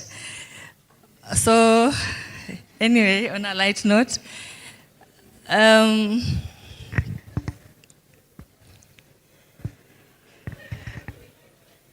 wanted to attract your attention, so now you're listening to me, so I'm happy. I've been told to use 10 minutes or less because people have to go to breakaway. So I will not go to many introductory issue because already many of the things we wanted to say have been said, but just to mention that the Kenya's GBV infrastructure currently relies on a very mixed ecosystem of government, health facilities, specialized GBV recovery centers, safe shelters, as many who are presented today morning, the CSOs, the police, gender desks, legal aid, providers, and other referral networks. So my job here is not to talk about the GVRCs because I'm sure during these 2 days there'll be a very detailed presentation on the same. So my purpose was to at least look at a few other jurisdictions where some models have been used for shelters on survivors for us to, so as we go to breakaway, we have a feel of what others are doing so that then we can see how we work on the groups. And allow me to put a disclaimer that the selected jurisdictions were purposively done, maybe because some people in the gender sector have visited those areas, those countries, or they have been interacted with the same models. So it was very purposively chosen so that I also limit the questions of why did you choose South Africa and why Rwanda and why Colombia. So that's why we're just saying that as we go to our discussions, as we say on our way forward, let's see what others have done. And we look at the South African model. It's called the Zella Care Model, or TCC. And the leading authority here is the National Prosecuting Authority. It's called the National Prosecuting Authority Sexual Offenses and Community Affairs Unit. And it's also a multidisciplinary anti-rape and gender-based violence strategy that co-locates investigative, prosecutorial, medical, psychological services under one roof to streamline case timelines and minimize secondary re-traumatization, and to improve legal convictions. And in summary also, we have what we call the Rwanda Isange model. And this is also one benchmark, maybe worth borrowing one or two things from.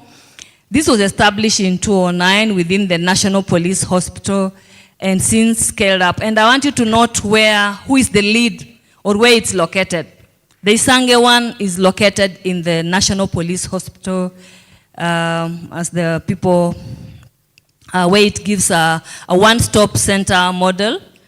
And it gives a 24/7 holistic support to survivors of gender-based violence by seamlessly integrating specialized medical care, specialized psychosocial counseling, and immediate criminal investigation within a highly confidential single building setting. Then we have the Colombia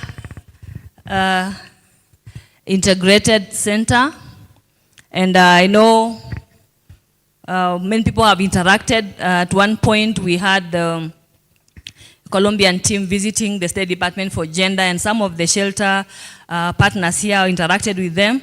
So for them, they operate through a specialized space like what they call the CAIVAS, the Colombia's Integrated Model, which unites the Office of the Attorney General, medical examiners, and family welfare agencies to deliver immediate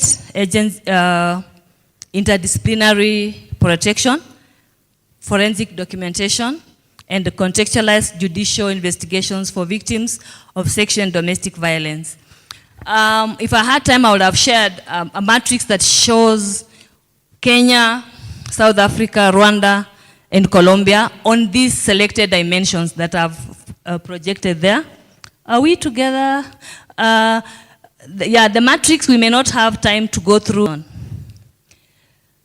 the slide that's showing, we would have had time, we would have gone through on every dimension, like what's the primary objective in South Africa, in Rwanda, in Colombia, and Kenya? What is the lead institution, like that? But because of time, I wanted to project, that's where we go. We are together with the team, please. On the PowerPoint, the slide that shows selected parameters for comparison.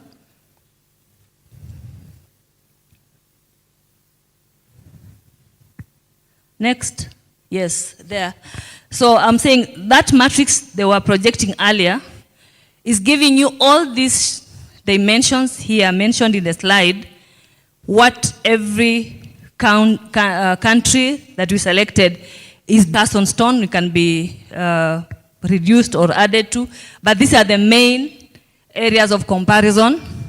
What's the primary objective of the center? Who is the lead institution? Where is it located? The service delivery approach used, medical services there, psychosocial support, all those legal services, police presence, forensic capacity, all those mentioned there. Who is strong in case management, shelter services, the 24/7 availability, the scale of coverage. What is the distinctive feature of all the four jurisdictions, Kenya, South Africa, Colombia, and Rwanda? what are the key challenges, and also just to say what are the potential lessons for Kenya. So because of time, we may not, just in a quick comparison maybe, or mentioning each one of the jurisdictions, we see like Kenya is strongest in the health sector integration with our GVRCs and survivor recovery, but remains less institutionalized within the justice system than South African and Rwandan models. South Africa's, the TCC, it demonstrates how co-location of prosecutors, police, forensic services, and health providers can improve prosecution outcomes while reducing survivor re-traumatization, and more than 50 centers have been established nationally. The Rwanda, the Isange model, is often regarded as one of the most comprehensive one-stop approaches globally because in a single operational platform. The model has been expanded nationwide since that time it was established. Then the Colombian model illustrates the importance of centralized case management and risk monitoring and institutional coordination across police, prosecutors, protection agencies, particularly in addressing femicide and recurrent violence. So our reflection as you go to our breakaway, or what is our question or our reflection. So to us, we can say what's the most promising and evolutionary benchmark of the current Kenya's GVRC system model. For example, we can, for instance, what is the most integrative model that preserves the country's strong hospital-based recovery services while embedding dedicated police investigation, prosecutors, forensic specialists, social workers, protection officers within the same facility. And also, or alternatively, we can pick a few of the best examples that are implementable from all the three, and then see how we model with ours, and then maybe a way forward in our, if you consider it that way, that we discuss the various models from the given examples, and as many as you may have from other jurisdictions that are not mentioned in the presentation, and propose recommendations. And since this is we said it is a dialogue, so no one true answer is, or no one true model is to be like the best, so we have to just borrow what works for us. That was my time, thank you.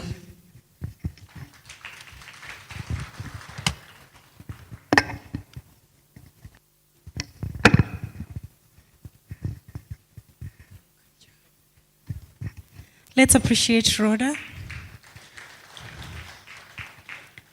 Thank you so much, Rhoda, for taking us through the comparative model. I believe it also highly informs the discussions that we're going to have this afternoon. And on this note, we are going to have 3 breakout sessions that will take time to be able to look at different concept areas which have been presented, starting from the maps, the gaps that were highlighted. So the first breakout group, that is group A, they will handle the legal architecture. What are the gaps in the existing legislation, enabling legislations say? Of crew, Ms. Wangechi Washira. I don't know if she's in the room already. Please stand up and wave so that I know there are people who already selected. Group A team lead is already in the house and ready to team lead the conversation. And I know they'll be having one rapporteur who will be able to take key deliverables from the discussion, and they'll be able to come back and do a presentation of what your room would have discussed. Breakout room B will address the challenges experienced by GBV survivor team led by Collaborative Center for Gender and Development, Miss Grace. In the room? She is there waving. Asante Sana, you'll be having the second rapporteur, will also do the same. The third group will look at referral pathways, roles, structures, and gaps. This will be team led by Ms. Phoebe Makungu. She's in the house? Yes, she's somewhere there. So you have 3 amazing ladies who will be taking lead in this breakout session.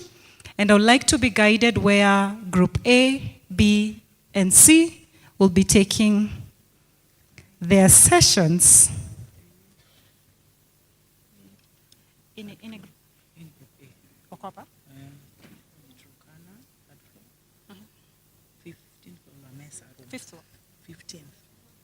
Okay. So let me start with structures and gaps. Being team led by Ms. Phoebe Makungu, you will be in floor 15.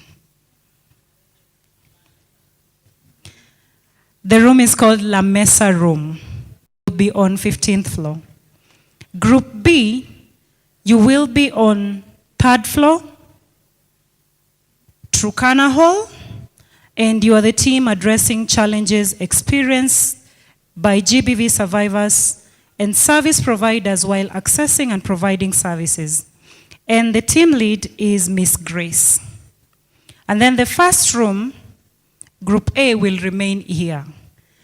All of Africa, where you'll be with the Executive Director, Ms. Wangeshi Washira. So the breakout session will take exactly 45 to 1 hour. Please keep time for the moderators and rapporteurs in the room.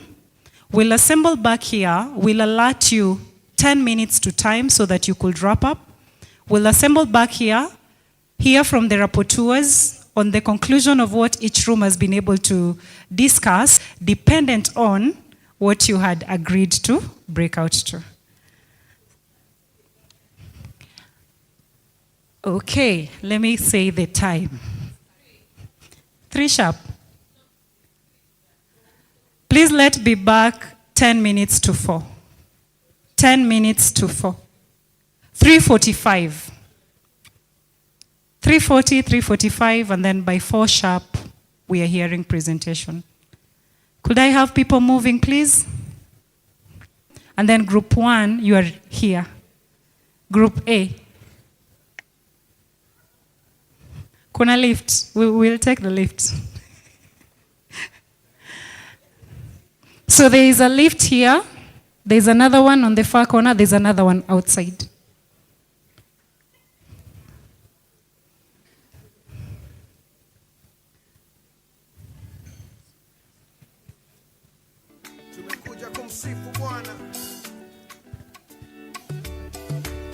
Dakika ni 40. Dakika ni 40. Please start moving. Moderators with your people.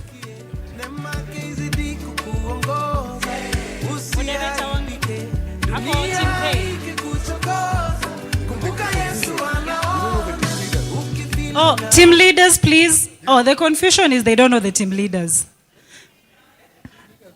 Team leader, please. Team leaders, please.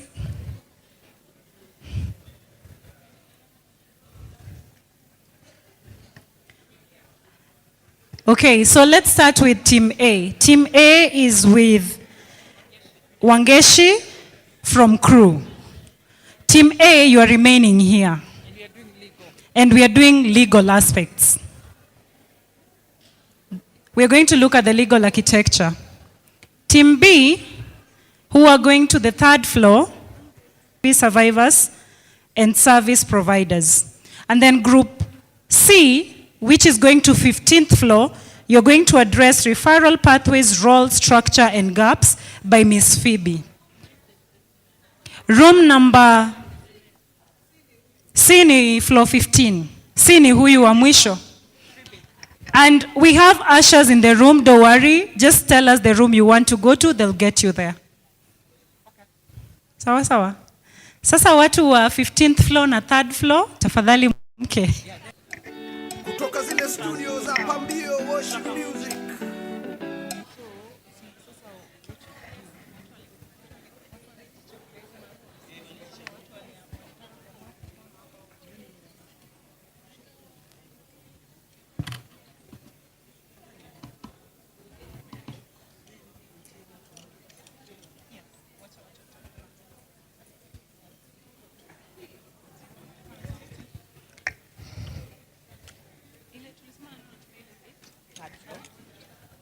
Third floor, group B, use the lift on the left-hand side. Group C, use the lift right outside, headed to 15th floor. And also, it's a good time for you to pick a room that resonates with interests. 15th floor will be addressing referral pathways, roles, structures, and gaps. The room in 3rd floor will be addressing room Turkana, to be precise, challenges experienced by GBV survivors, and service providers while accessing and providing services. And then the last team remaining here with Ms. Wangeshi is a legal architecture. 1. Aya, watu ambao wanabaki in this room, please move in front. If you're remaining in the legal team, the legal room, please come in front. Move forward to allow us to kickstart.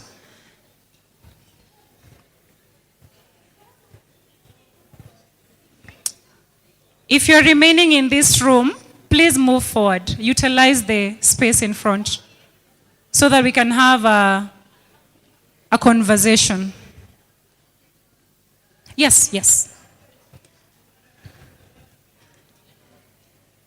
Songa tu mbele, hata huku, tufike hadi huku. It's a conversation we need to have. No more mics now.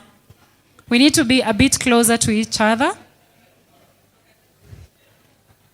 And yes, we are allowed to use the front tables as well, because we need to have this conversation. Please, if you're seated on the far end, I'm a bit worried if you're in the right room.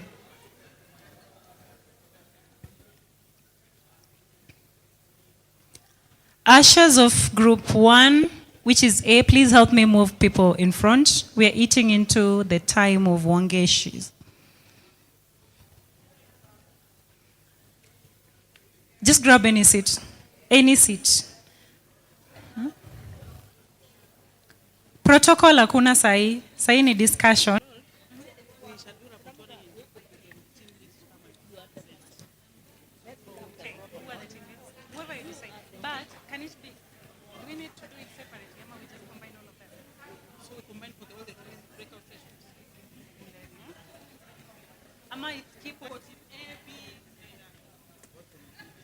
Hii table iko sawa. Kuna watu bado.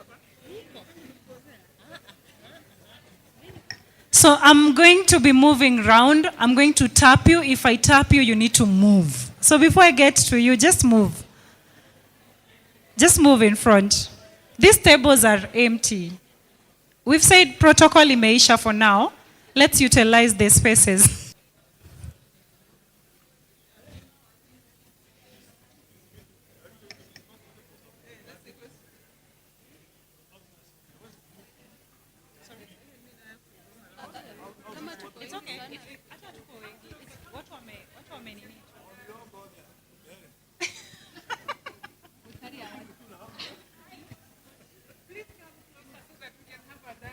For room 1. So please make Wangeshi's work a bit easier. We are all over the place. It's a bit hard for her to have this conversation. You are allowed to move your seat from that table and make it ikuje karibu. Sawa? Uko allowed. For now we can move the seats kindly. Just the seats. Grab the seat. Unaona venye Maritima ameketi. Just so that we can have a conversation. Just move the seats. You're allowed to do that. Beba tu kiti, tusonge. You can put it here.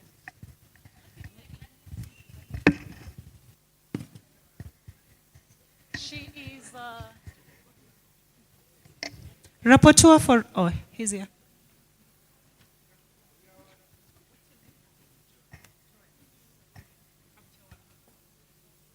Okay, I think you can. Okay.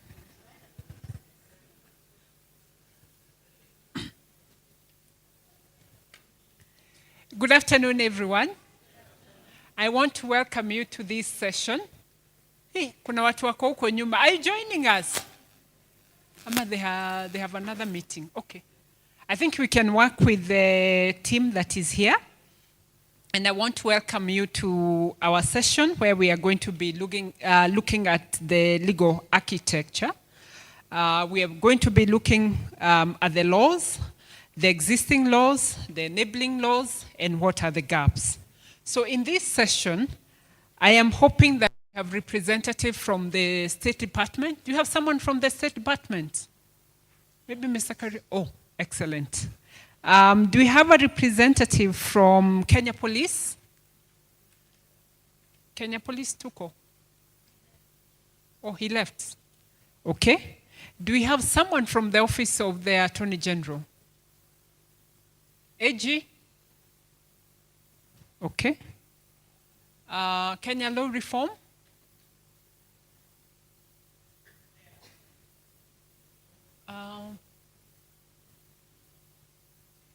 Oh, excellent. Okay. Do we have someone from CJ? Okay, thank you. Children's Service?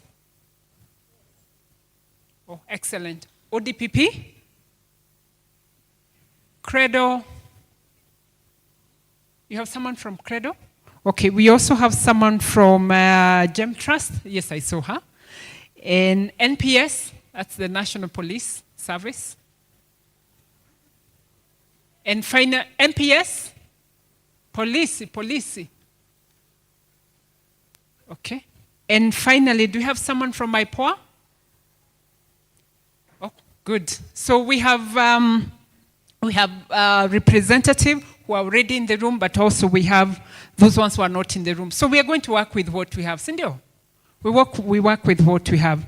Now, in terms of legislation, I know Mr. Kariuki made a presentation in the morning. How many people are in the room in the morning? Okay. And you were able to follow the presentation that was made by Mr. Kariuki? Yes? Okay. I'm seeing people nodding. I'm seeing others just looking.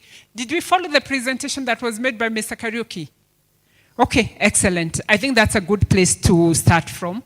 And we know that very well that our country, as Kenya, we have already signed to so many international instruments, whether it's CEDAW, at the African level we have Maputo, at a country level we have our constitution, but also very, very specific around the protection, the PADV, and I'm looking at RODA. I know there have been a lot of conversation that the shelters or the protection centers need to be anchored within the PADV. Last year, we had many, many sessions with the team from the ministry, and it was a consultative process. Within also the task force report that is looking at how the PADV can be, that's the Protection Against Domestic Violence Act that can be amended so that then we can have shelters and protection centers anchored there. Now, considering where we are, and we are in 47 counties, there are a number of questions that have been put there, and I want us to have a dialogue so that then coming back to our presentation, we have something that we can be able to present. So our rapporteur is right here, is Joel. So as we speak, let's amplify our voice so that he can be able to capture. So the first question that we have been asked, we are in 47 counties in our country. We all came from a certain county. And looking at the room here, I believe the 47 counties are well represented. So the first question that we've been asked, should establishment of the GBV protection centers be mandatory in all the 47 counties? I think that's a straightforward question. Yeah? What are we saying? I feel like this is a yes or no question. Let me show you. I am seeing many hands, and I'm looking for a hand that is saying no so that then we can be able to explain why. Is there someone who is saying no? It's also good to have a hand that is saying no. Is there? Good. So our rapporteur, I hope you've captured, in this room, we have all said in one voice that we want the 47 counties in our country to have a protection center. Now, Mr. Kariuki also presented what we call the minimum standards. You remember? Did you see the minimum standards? So, did we see them? We saw them. So the question that he is asking, what minimum standards should be there in every of the protection center? So we have agreed, we're in the 47 counties.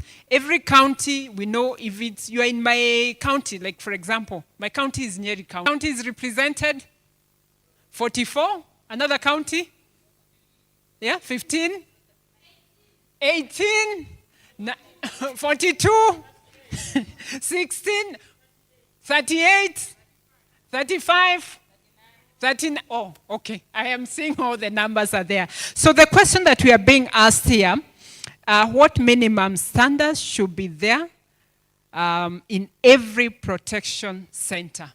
And I want to give someone a mic so that then they can be able to amplify their voice. What would you want to see violence? If you're in counties where, for example, the prevalence of domestic violence is very high, what would you want to see in that center?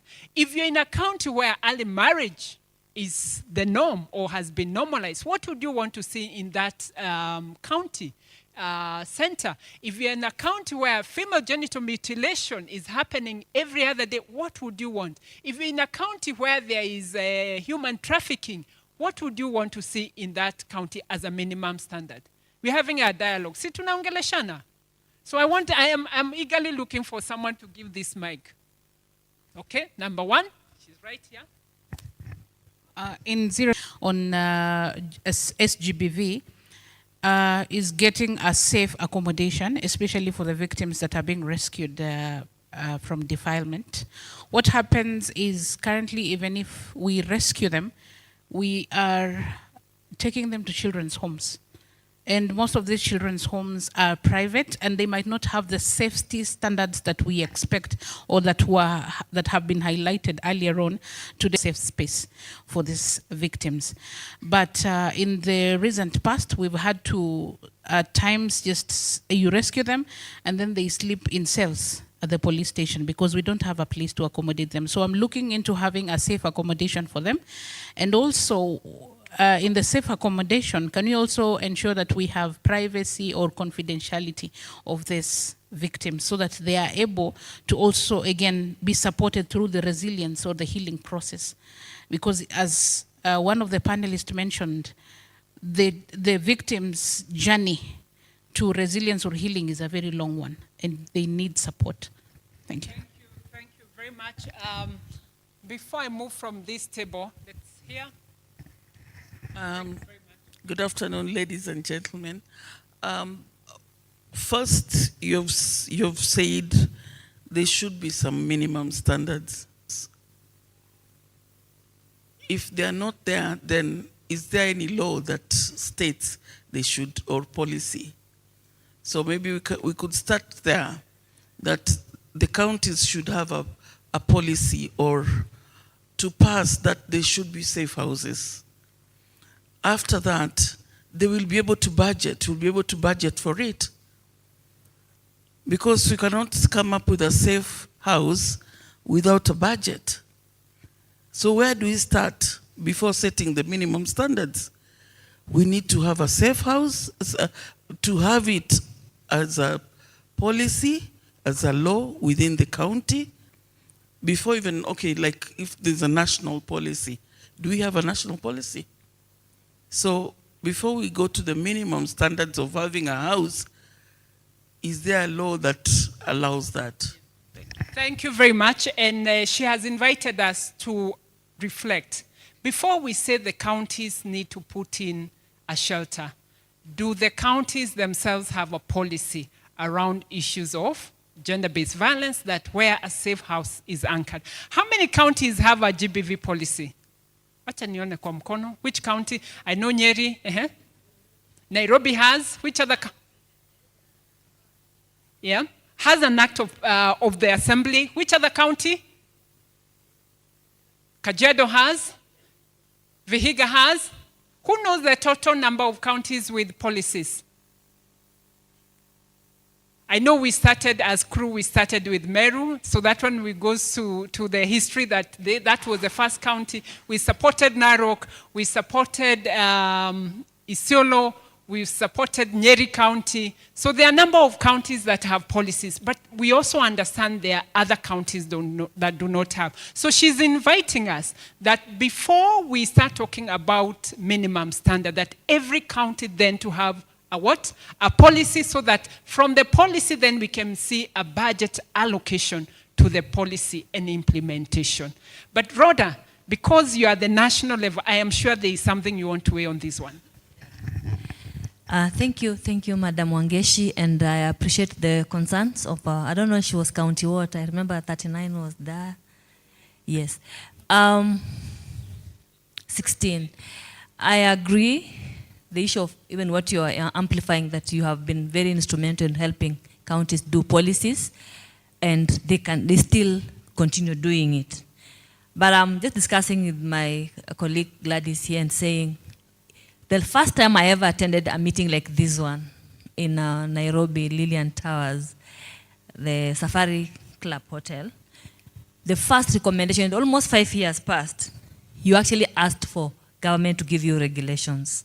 I'm not here shooting myself in the foot because I'm government. We're supposed to give you regulations. But you know, we do what we can.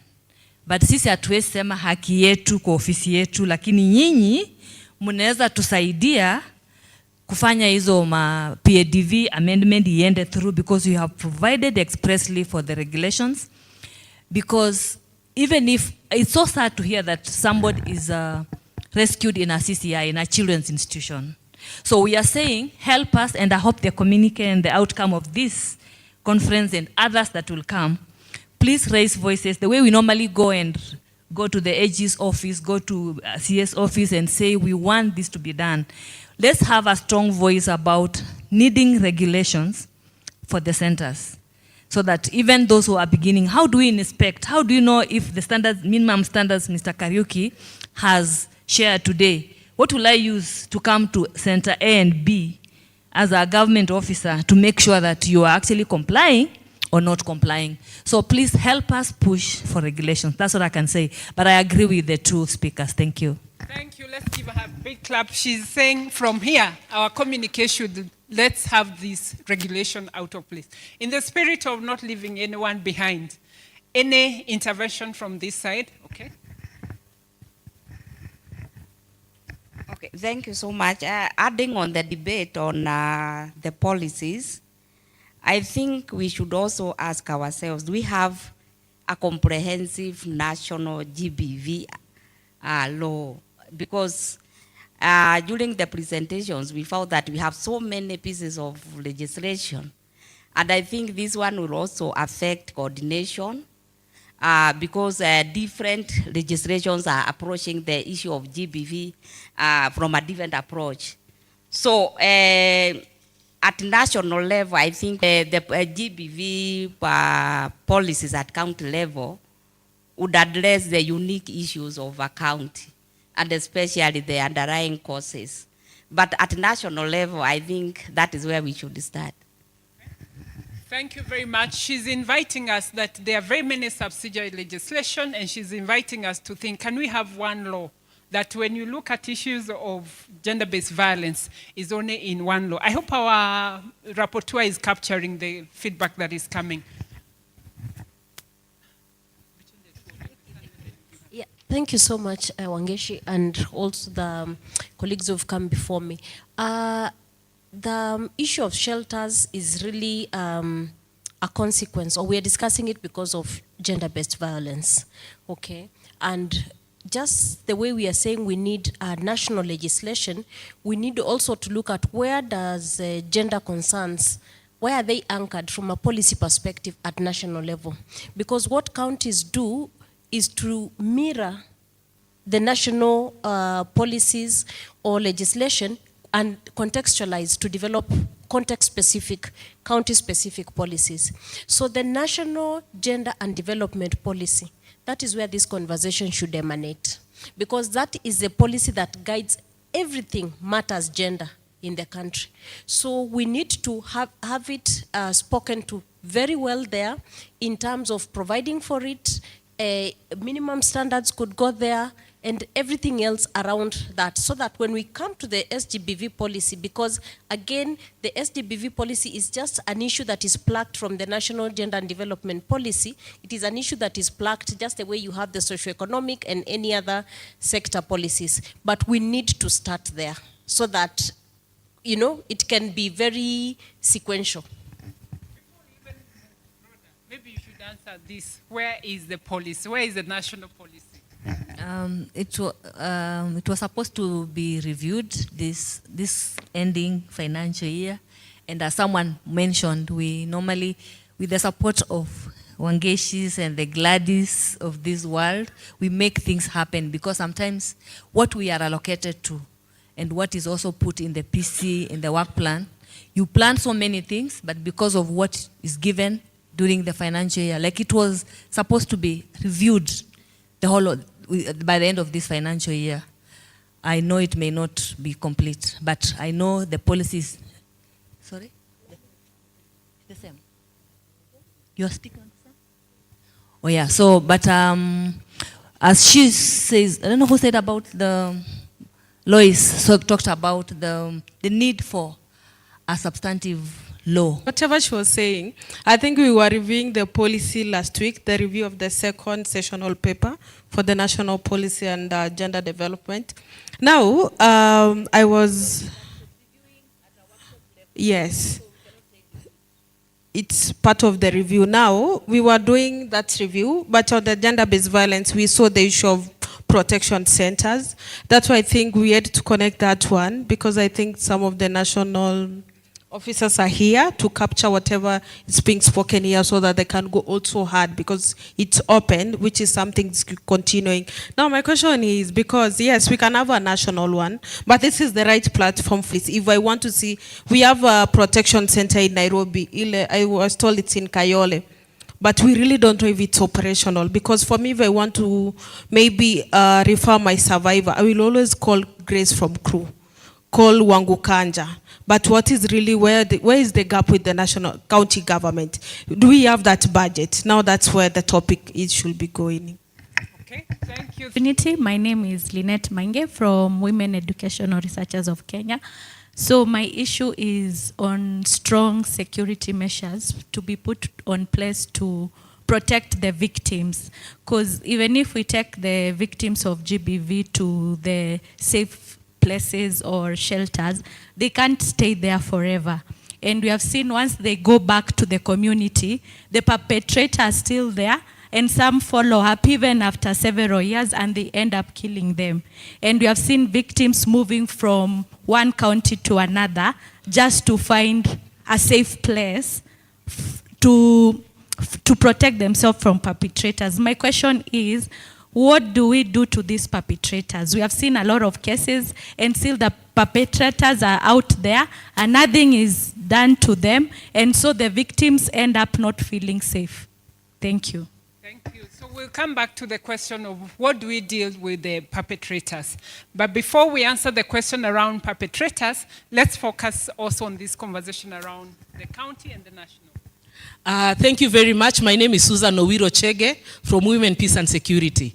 I want to weigh in, as much as we are waiting for this reviewed GBV policy, what do we have that is existing that we can integrate and infuse our GBV protection, prevention and protection as key pillars. And within those, we talk about GBV and we talk about safe spaces and safe houses. So where this exists, can we also infuse our programs within existing structures?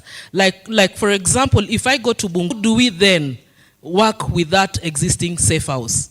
But the next question that I also want to pose here is, yes, in certain areas, we have established those safe houses. And a biggest challenge that is happening is that our women reps are taking those safe houses as their personal property. I don't know whether to call it organization for Bungoma. That's why I can speak with authority. The funding that is supposed to go to that place, sometimes the donor is questioning, are we handing over this to the county? Are we handing it over to the national government? Or who is in charge? Is the woman rep the one who's now holding brief for that. So we also want to look at challenges that exist within existing facilities that we have. We had a similar case in Kiambu. And there are many more I can talk about.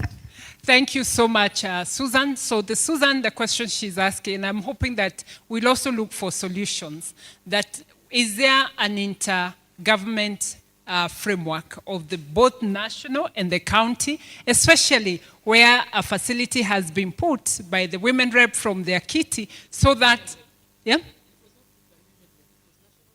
It was put by the, but they claim it. Okay. So the question is, what is the framework? And Rhoda, I'll be coming back to you because we started a conversation around the county and national framework that, yes, that the national government can put brick and mortar, but can the county then be able to put the staff? Can they be able to put the infrastructure to help run the county? Minus that, I think we'll be having white elephants in our counties. Yeah? Okay? He has been... And that is Kisumu County, when you look at the list. So it should go on record that Kisumu is present in this particular convention. Yes, it's well represented. I support the establishment of the GBV centers in the entire republic. Each and every county should have. And the minimum standard are as follows. There should be accommodation for those who will be fall victim. Number two, there should be health care. I believe these are coming as a result of defilement. So when they go to the center, they should get some treatment.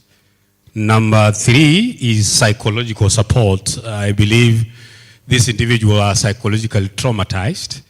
So when they reach there, there should be arrangement on how maybe to support them psychologically. And last but not least is legal aid, because I believe whoever involved himself in gender-based violence commit a crime. And when those people go to the center, it should not only be provision of what have been listed, but they should also be legally assisted so that the perpetrators, the culprits, are brought to book. And last kabisa is a reach-out program on the sensitization of the entire communities within the counties to minimize the cases of gender-based violence. Thank you. Thank you so much. I think what that survivor-centered... Legal demands, or it anchored in the laws, that there's a certain funding towards GBV. I think that's a big challenge. I think there's an example of Kiambu which has allocated some funding, but other counties are lagging behind. So a good coordination between national and county government, national government coming up with the policy and coordinating, but leaving the role of implementation to the counties. Then also there's a challenge of political leaders, for lack of a better word, hijacking the GBV protection centers, making it more of their own initiative or property, as somebody said.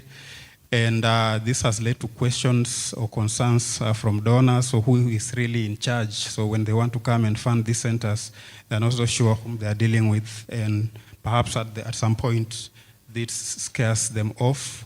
And so we need to get this through. Then the Mwananchi has a role. We are demanding for funding, but do we attend forums where the funds are allocated to different sectors of our country, of our economy or other?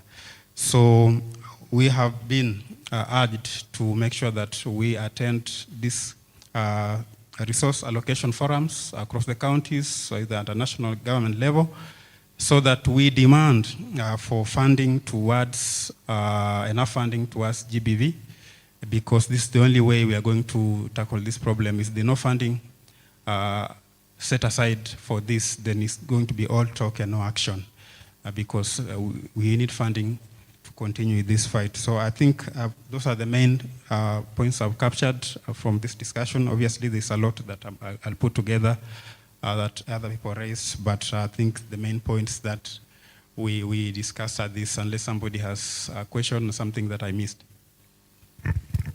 Thank you so much, Joel. Is there something that we feel has not been captured? There's someone whose their hand is up. Okay. I also see her hand up. And her. So we do 1, 2, and 3. Thank you. My name is Mwangome from Kilifi, County Government Director, Gender and Youth. I have listened from all the presenters. My one expectation in this forum was we were going to chart a way forward to dissect and bisect all these laws and policies to see whether they are speaking to each other and to see whether we are missing some things. And we agree on the basics of GBV agenda. Because the law on PWD, the law around succession, all these laws are speaking an aspect and element of GBV.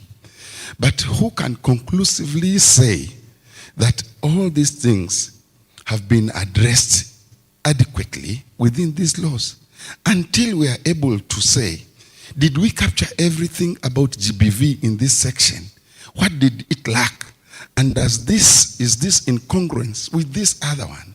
So that now we are able to say our laws and policies are deficient of this or are defective at this point. But now, all the time we are here bragging and talking that we have legal frameworks, and we cannot point a finger and say this law is defective at this point. This law is inadequate in addressing matters GBV at this point. What do we do so that we can cure the gaps around the laws and the policies? That's number one. Number two, we are talking about very many government public service institutions that have been mandated to play a role in the GBV sector.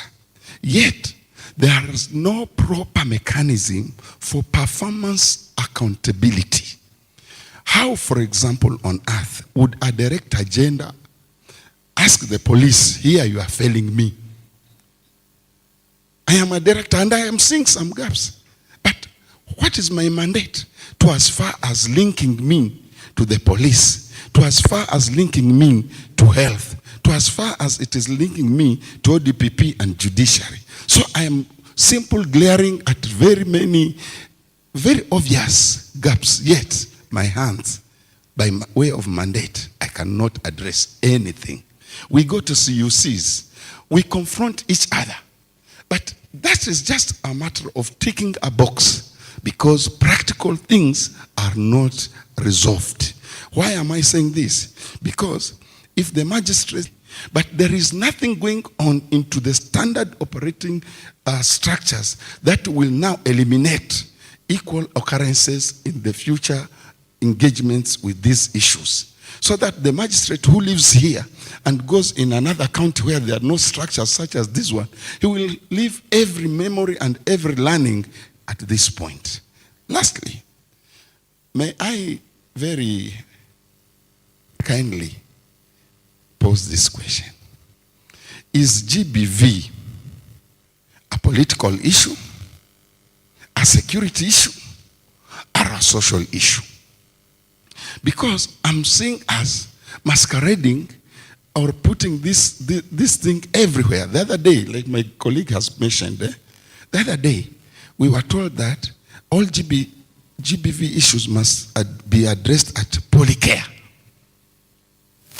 Then we are told every woman representative should build a rescue center. Then we are here, we are struggling with county government to put up these institutions. How on earth can we speak in different languages, yet we are aiming at the same client? Thank you. Thank you so much. He has many, many questions, reflections. How do we move from here? And the one that my thinking quickly, is it a health issue?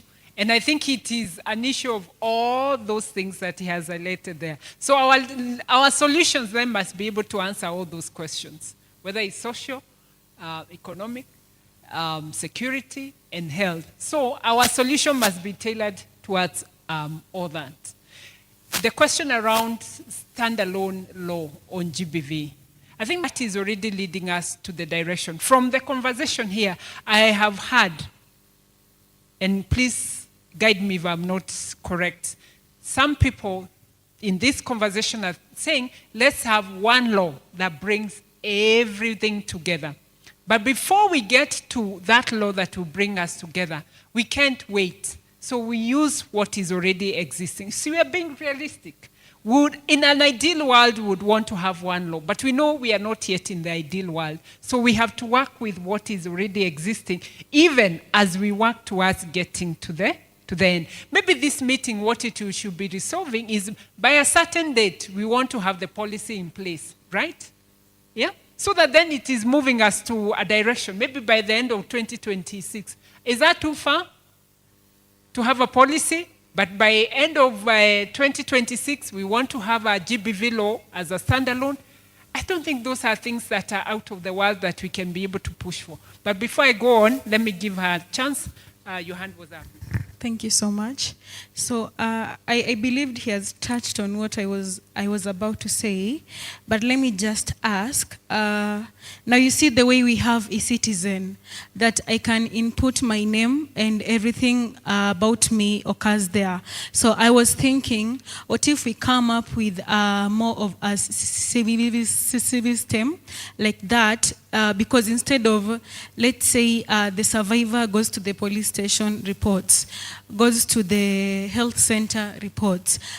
So I'm asking, is it possible to come up with that so that when the survivor goes to the court, they just key in their code, not even the name code, because to also enable privacy. Code and everything shows up there. Umenielewa? I hope so.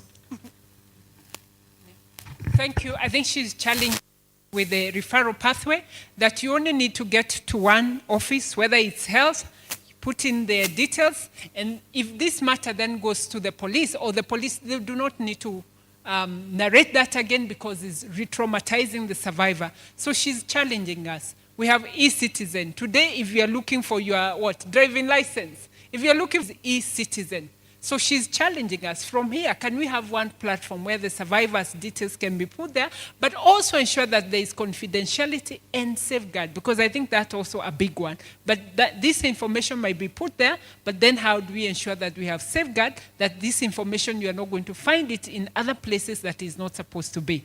Thank you so much, Fancy Korir. Protection center should be in every county, and we should be having the policies and actions and devolve the funding, because what we are lacking in counties are the funding. And as they have said, this gender-based violence has been rampant within the counties, and it is within the villages. And who are supposed to be involved when GBV occurs? Where are the police? Where are the medics and the chiefs, the legal persons? Because we really want to protect the confidentiality of what has happened. So we really want one policy, one bill, which is being devolved to each and every county, and there should be a training on all these staffs. Be it the chief, be it the leaders, local leaders.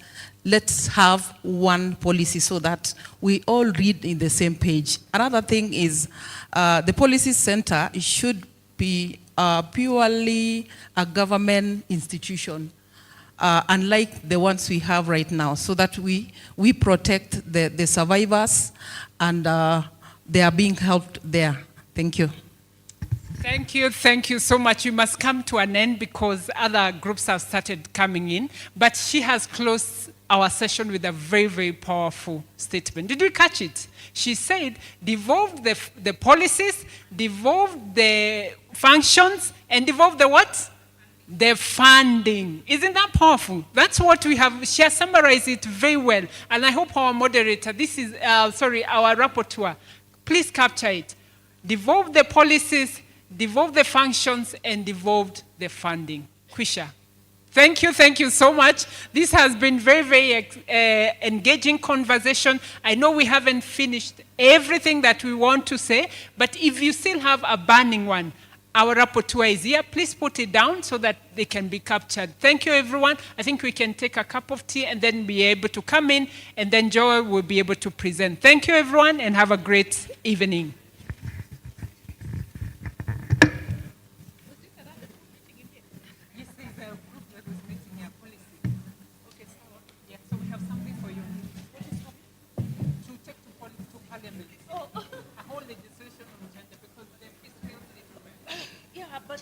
Okay. On its own, on a standalone. Yeah, as a standalone.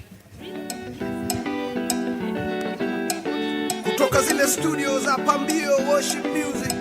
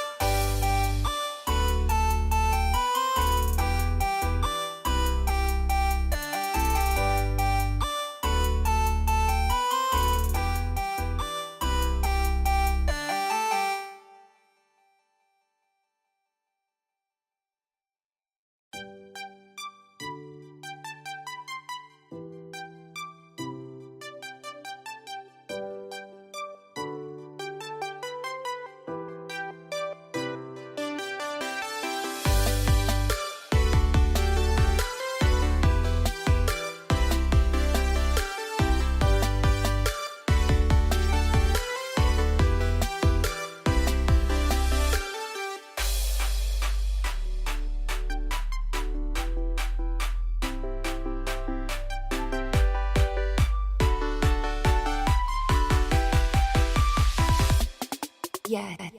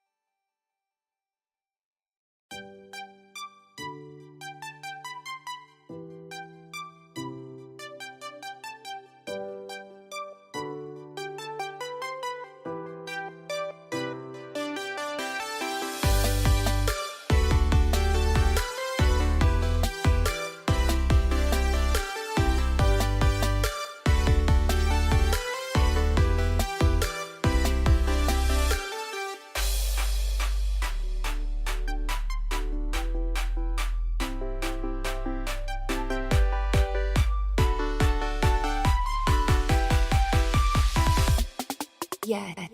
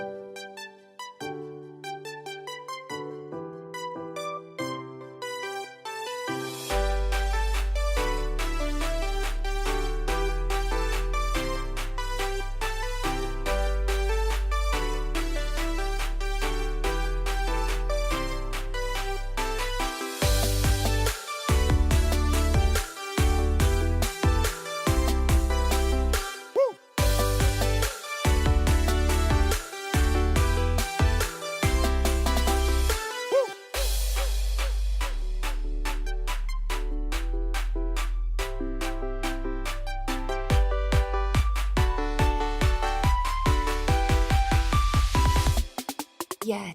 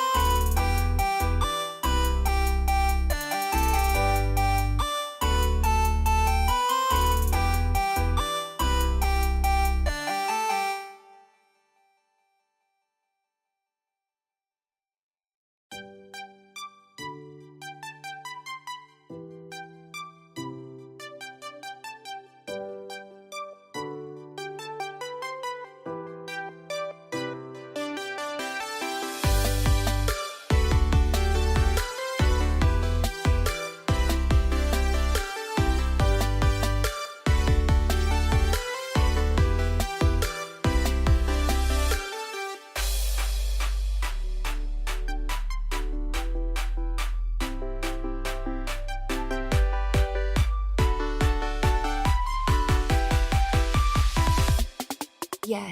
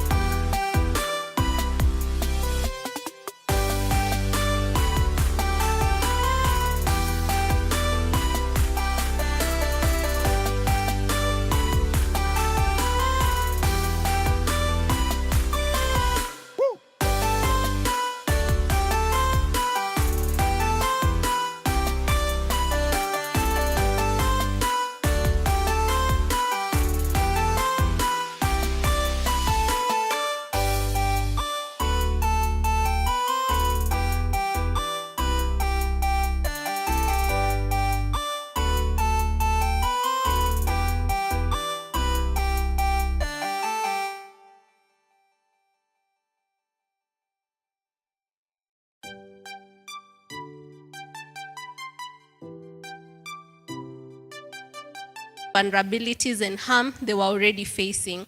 And then there is the economic dependency.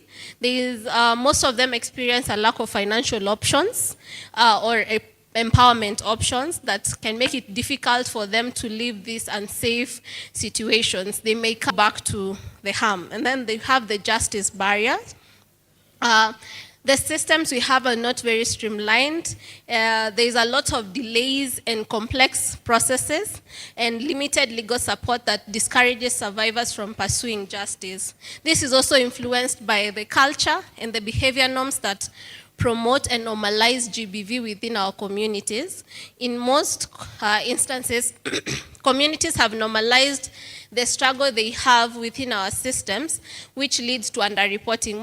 And then we look at unpredictable funding that can sustain services. For instance, the child protection units that were established, you only have 20 established through donor funding.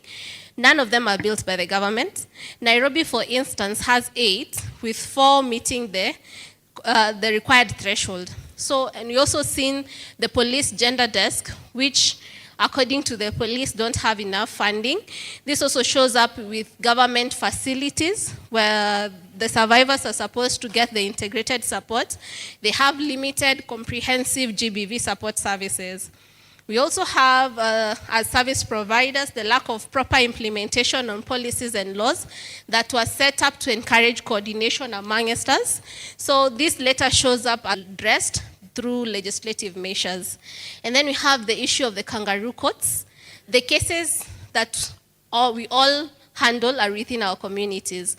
And if there is lack of goodwill from the community leaders and the administration to ensure that GBV cases or the cases that involve SGBV go through the justice system. Most of them happen within the kangaroo courts, and so we see the perpetrators continuously committing the crimes over and over again.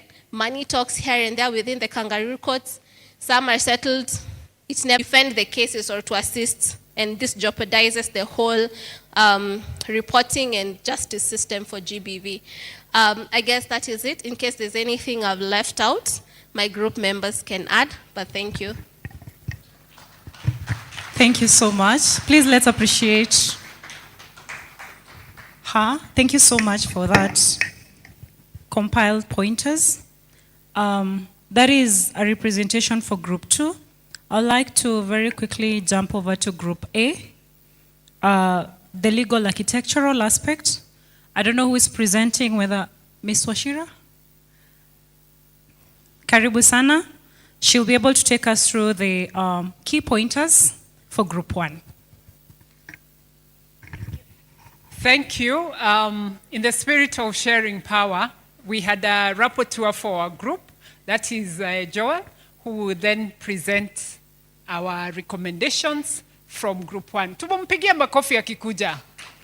Ay, that is not good makofi. Makofi mzuri, ya nguvu. Thank you. As he comes here, he's going to present the views of our group. Thank you, Joel. Over to you. Okay. The topic was legal architecture. Yes, please. What are the gaps in the existing legislation? So the first question to the people in the room was that should establishment of all the GBV centers be mandatory in all the 47 counties? And it was unanimous that yes, that should be the case. GBV centers should be in all the 47 counties, because as you noted, just a few of the, I think 18 of the 47 have them as we speak. Then there are a number of existing gaps that were identified. That was number one, lack of adequately resourced protection centers, no proper safe spaces which provide privacy, and the centers are few across the country, as noted. There's also a lack of protection for survivors when they return to the community. When they're getting reintegrated, they meet the same threats that they ran away from. Then there's no law that demands for a certain allocation of resources towards GBV. So how do we solve this? There's also a disconnect between county and national government roles in as far as GBV is concerned. I think the national government is doing their own things, the county is also doing its own thing, and this leads to a lack of coordination action, and the person who suffers the most is the victim. So how do we solve this going forward? It was agreed that there's a need for a standalone law or policy towards GBV instead of the different legislations that exist currently. But the good news is that the national policy is there, is under review. However, when it will be completed is still not certain. So what do we do? Do we wait until this is completed? This is down to the lack of funding. And so we are not so sure when this law will be in place. But the cases of GBV are continuing. So what is the solution? The solution is that we use the existing laws to tackle cases of GBV, ensure that we have proper protection centers across the country, because it's also difficult to collapse all the laws that exist into one. That might take a lot of time, and time lost, more victims suffering. So we continue pushing, using what we have as we wait for this one national policy, when it will be ready, when resources will be allocated towards it. Then also,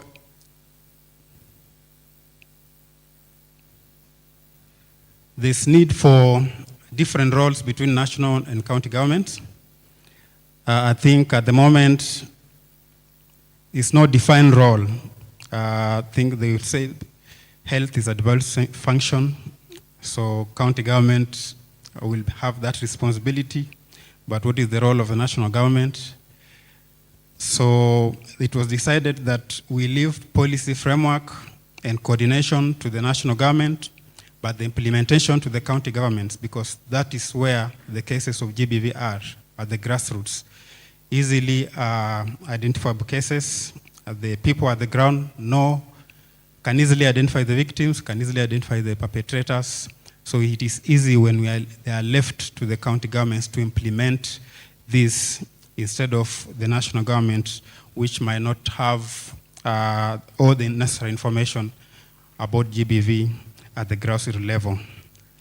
Also, Mwananchi has a role. We blame government, county government, national government, but what are we doing?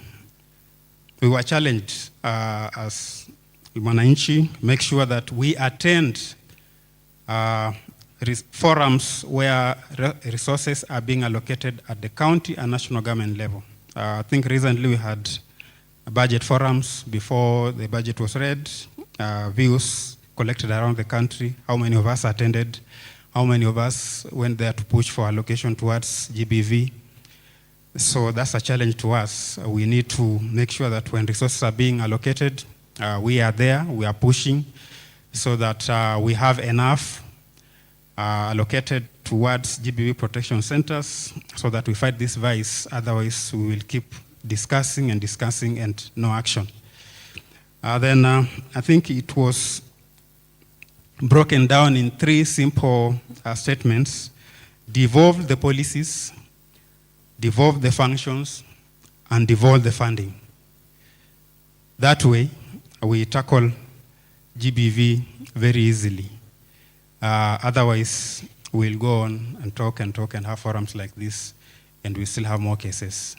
So from this breakout session, these were the key pointers, but obviously, there are a member of my teams who would have other things that they feel we missed out or have not mentioned, which they can share to the forum.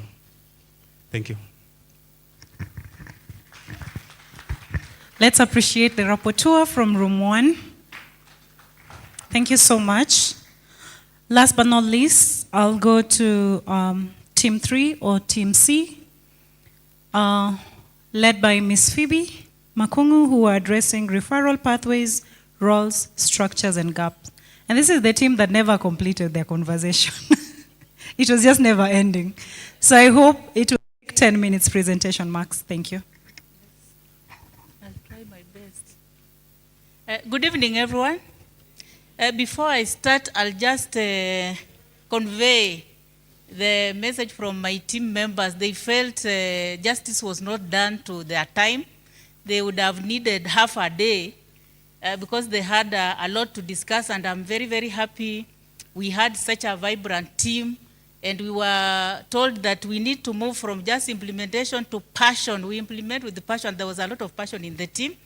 So we reached a point where even we asked members to just write their recommendations, and we have tried to input your recommendations. If you don't hear, just know we are still work in progress. As you can see, we are pressed with time.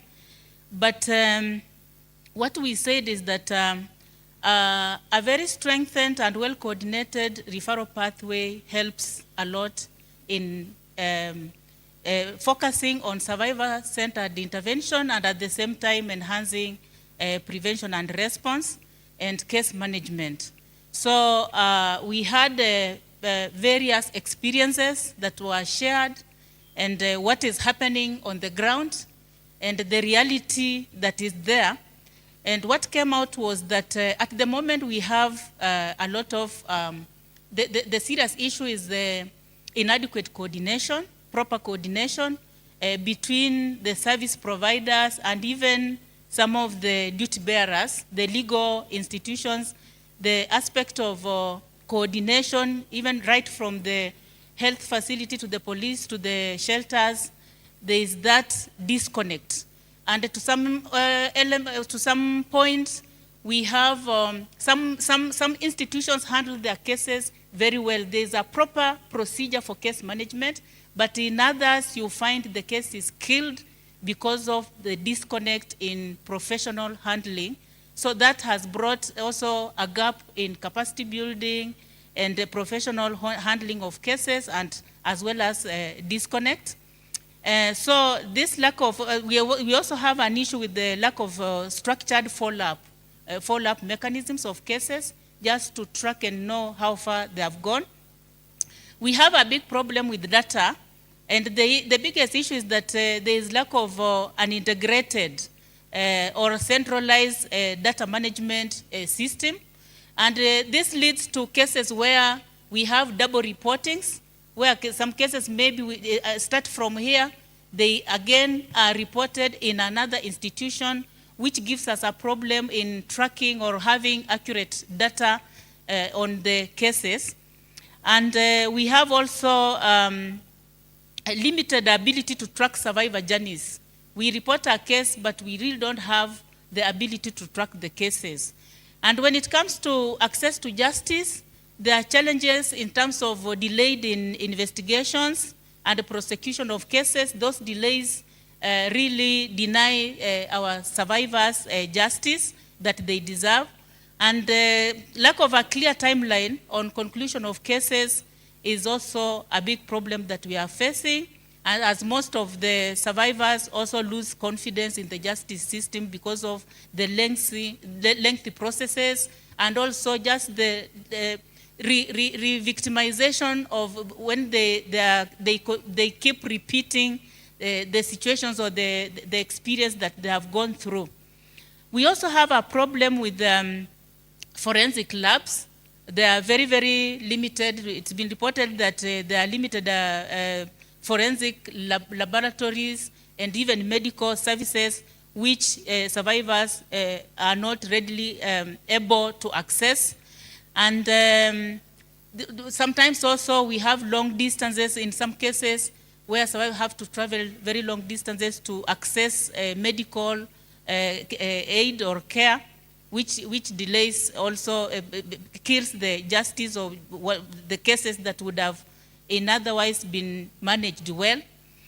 And when it comes to shelter and protection challenges, it was reported that there is inadequate shelter capacity and limited duration of stay. Most shelters are not able to accommodate survivors for a long period of time, and sometimes they may have to be released when they are not ready or when they have not received all the support that, that is needed. And we have issues of capacity and professionalism in some of the centers where we have limited training and capacity in handling those cases, which in some cases, even in some shelters, they are mishandled. And once such cases are mishandled, then we have either killed a case or at the same time we have killed a soul of a survivor because of the mishandling. Then in some cases also at the police station, where there are some challenges in terms of handling those cases when they are reported to the police stations. Another challenge that came out is limited funding and sustainability strategies. So in most cases, both at the county and national level, especially in the government, there is inadequate allocation of funds to GBV programs, which poses a major challenge. And it was reported that most of the time we over-rely on donor funding, which in most cases is not very sustainable. And there is also a gap between commitments and implementation on the ground, especially in terms of policy. There is a gap between the policy we come up with and the commitment to implement some of the policies we come up with, which poses a major challenge. We have socio-cultural challenges, and we all know in terms of stigma, social norms, they are also still a major issue. And so those are some of the issues. Then people, especially the vulnerable, people living with the challenges and the vulnerable in the community, most of the time they end up not getting justice because they lack access or support, adequate support. So some of the recommendations that the team came up with was we need to establish an integrated national GBV data management system to support case tracking, referrals, and monitoring.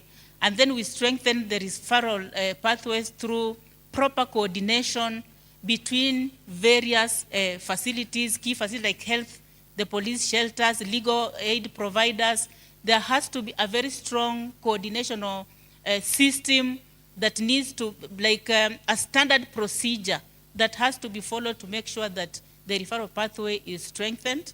And then there's a recommendation that forensics labs and audit centers to be established in, many of them to be established in high prevalence areas to improve evidence collection, and then prioritize funding towards GBV and protection centers. Develop a clear case management timeline and accountability mechanisms to ensure timely conclusion of cases. Another recommendation is to enhance survivor protection measures to prevent intimidation, interference, and withdrawal of cases. Strengthen psychosocial support and economic empowerment programs. As much as we intervene, it's very important we also build the capacity of these survivors through funds, establishing survivor funds, or some economic activities that can make them move on with life, and it's also a way of healing. Institutionalize male engagement initiatives, such as male summits, come up with male summits, community dialogues, to involve so that we leave no one behind. We move together, and that inclusivity will help in enhancing and preventing these cases. Integrate GBV awareness in education programs so that it starts from down there instead of as a prevention measure. Then establish minimum standard operating procedures, accreditation mechanisms, and regular oversight for shelters and GBV service providers. If we have a minimum standard procedures before a shelter or a protection center is operationalized, they have to meet minimum standards, which must be standard across board for all, so that before operationalization, then regularly we keep checking up to make sure that there is compliance. So, and then, yeah, so those are some of the recommendations that the team came up with. We are still updating. There are more. We had a lot. We received a lot in writing, which we'll update.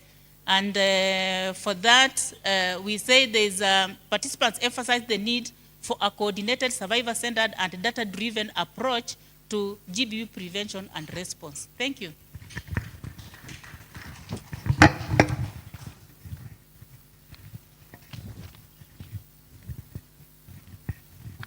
All right, well, it goes without saying.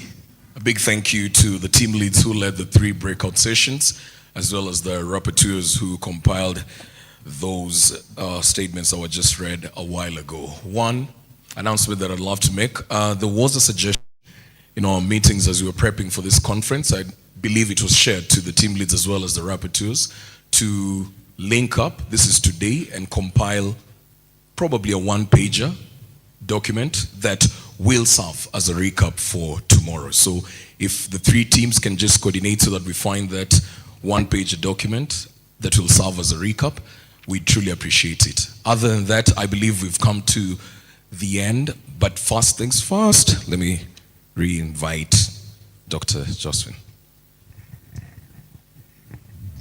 Oh, thank you very much. Yeah, first is to report that hajaniona nyuma ya tent as he promised in the morning. Yeah, for doing half of his work, so that is still pending. And secondly, is we've come to the end of our activities today, and we really appreciate you all. Now, as for our program for tomorrow, we said 8:30 to 9 arrival and registration. And what we are thinking is, given tomorrow, as government, we know it's business as usual, work continued as normal, and of course, people have been allowed to picket as per our constitution. So tomorrow we are requesting that we start early. Usually early in the morning, if we arrive early and we start off at 8 sharp, it will help us to be able to finish in good time. Normally, if somebody even wants to burn tires or anything, they do it when they are full. Wakisha kula lunch, around 11. So kindly, we are requesting, let us start early so that between 8 and 9 that we are saying you'll be arrival and registration, we actually start at 8. And therefore, our program for tomorrow, I'm here just to confirm that it will continue as planned, but we're going to be beginning at 8. And then we're going to work around the program a bit because there are a few things that for tomorrow that were also covered today. And therefore, we'll work around the program to be able that we also finish early enough because there are those who may want to travel. So with that, yeah, thank you. And I'll give back to the mic to the MC to close for us. Thank you. Okay, well, also, we need to thank you guys for being amazing. You've been amazing from the morning hours, keeping time, just staying with us all through, and we don't take it for granted. Truly, truly appreciate it. So hopefully we get to see you tomorrow. And all I can say from my end is that have yourselves a lovely evening. Again, I go by the name Alan Owino. I'll pass to my co-host. Thank you so much, Alan. As we are calling off the day for today, I just want to remind us that please remember the theme. From what to what? We are tired. From commitment to action. Let that be the theme that is governing you from right now going forward, but also the key objectives were legal and policy framework, sustainability, and coordinated implemented roadmap. As mentioned, we've already covered most of these as objective key indicators. And as we come tomorrow, it's just to go through the process and be able to come up with action points. Sawa sawa? I'd like us to stand up as we wrap for a word of prayer. Tomorrow, our Muslim community will be guiding us through the session.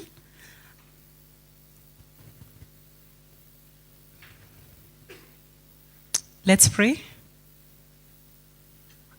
Thank you, God, for this evening that we've been able to pull through until this hour. We thank you for the grace that has been sufficient from the morning session until this particular moment. As we adjourn the day, may you be able to grant us journey mercies for the places we are going, different areas, Jehovah Father. When we meet back in the morning, safe and sound, honor and glory shall be back unto you. We pray, trusting and believing. Amen. May the grace of our Lord Jesus Christ and the love of God and the fellowship of the Holy Spirit be with us now and forevermore. Have a good evening.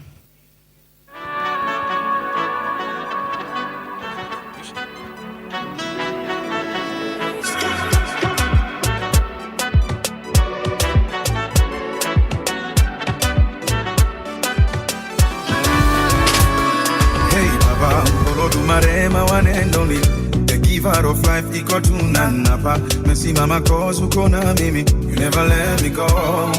Mipaka yangu umeitanulia mbali, even sky see your limit kwa ikibali. Hata haters wanashangilia kwa ndani, umewawinga oh. Sina kingine mimi najivunia zaidi yako Baba, maana niko tuli nimetulia, we unagabaya.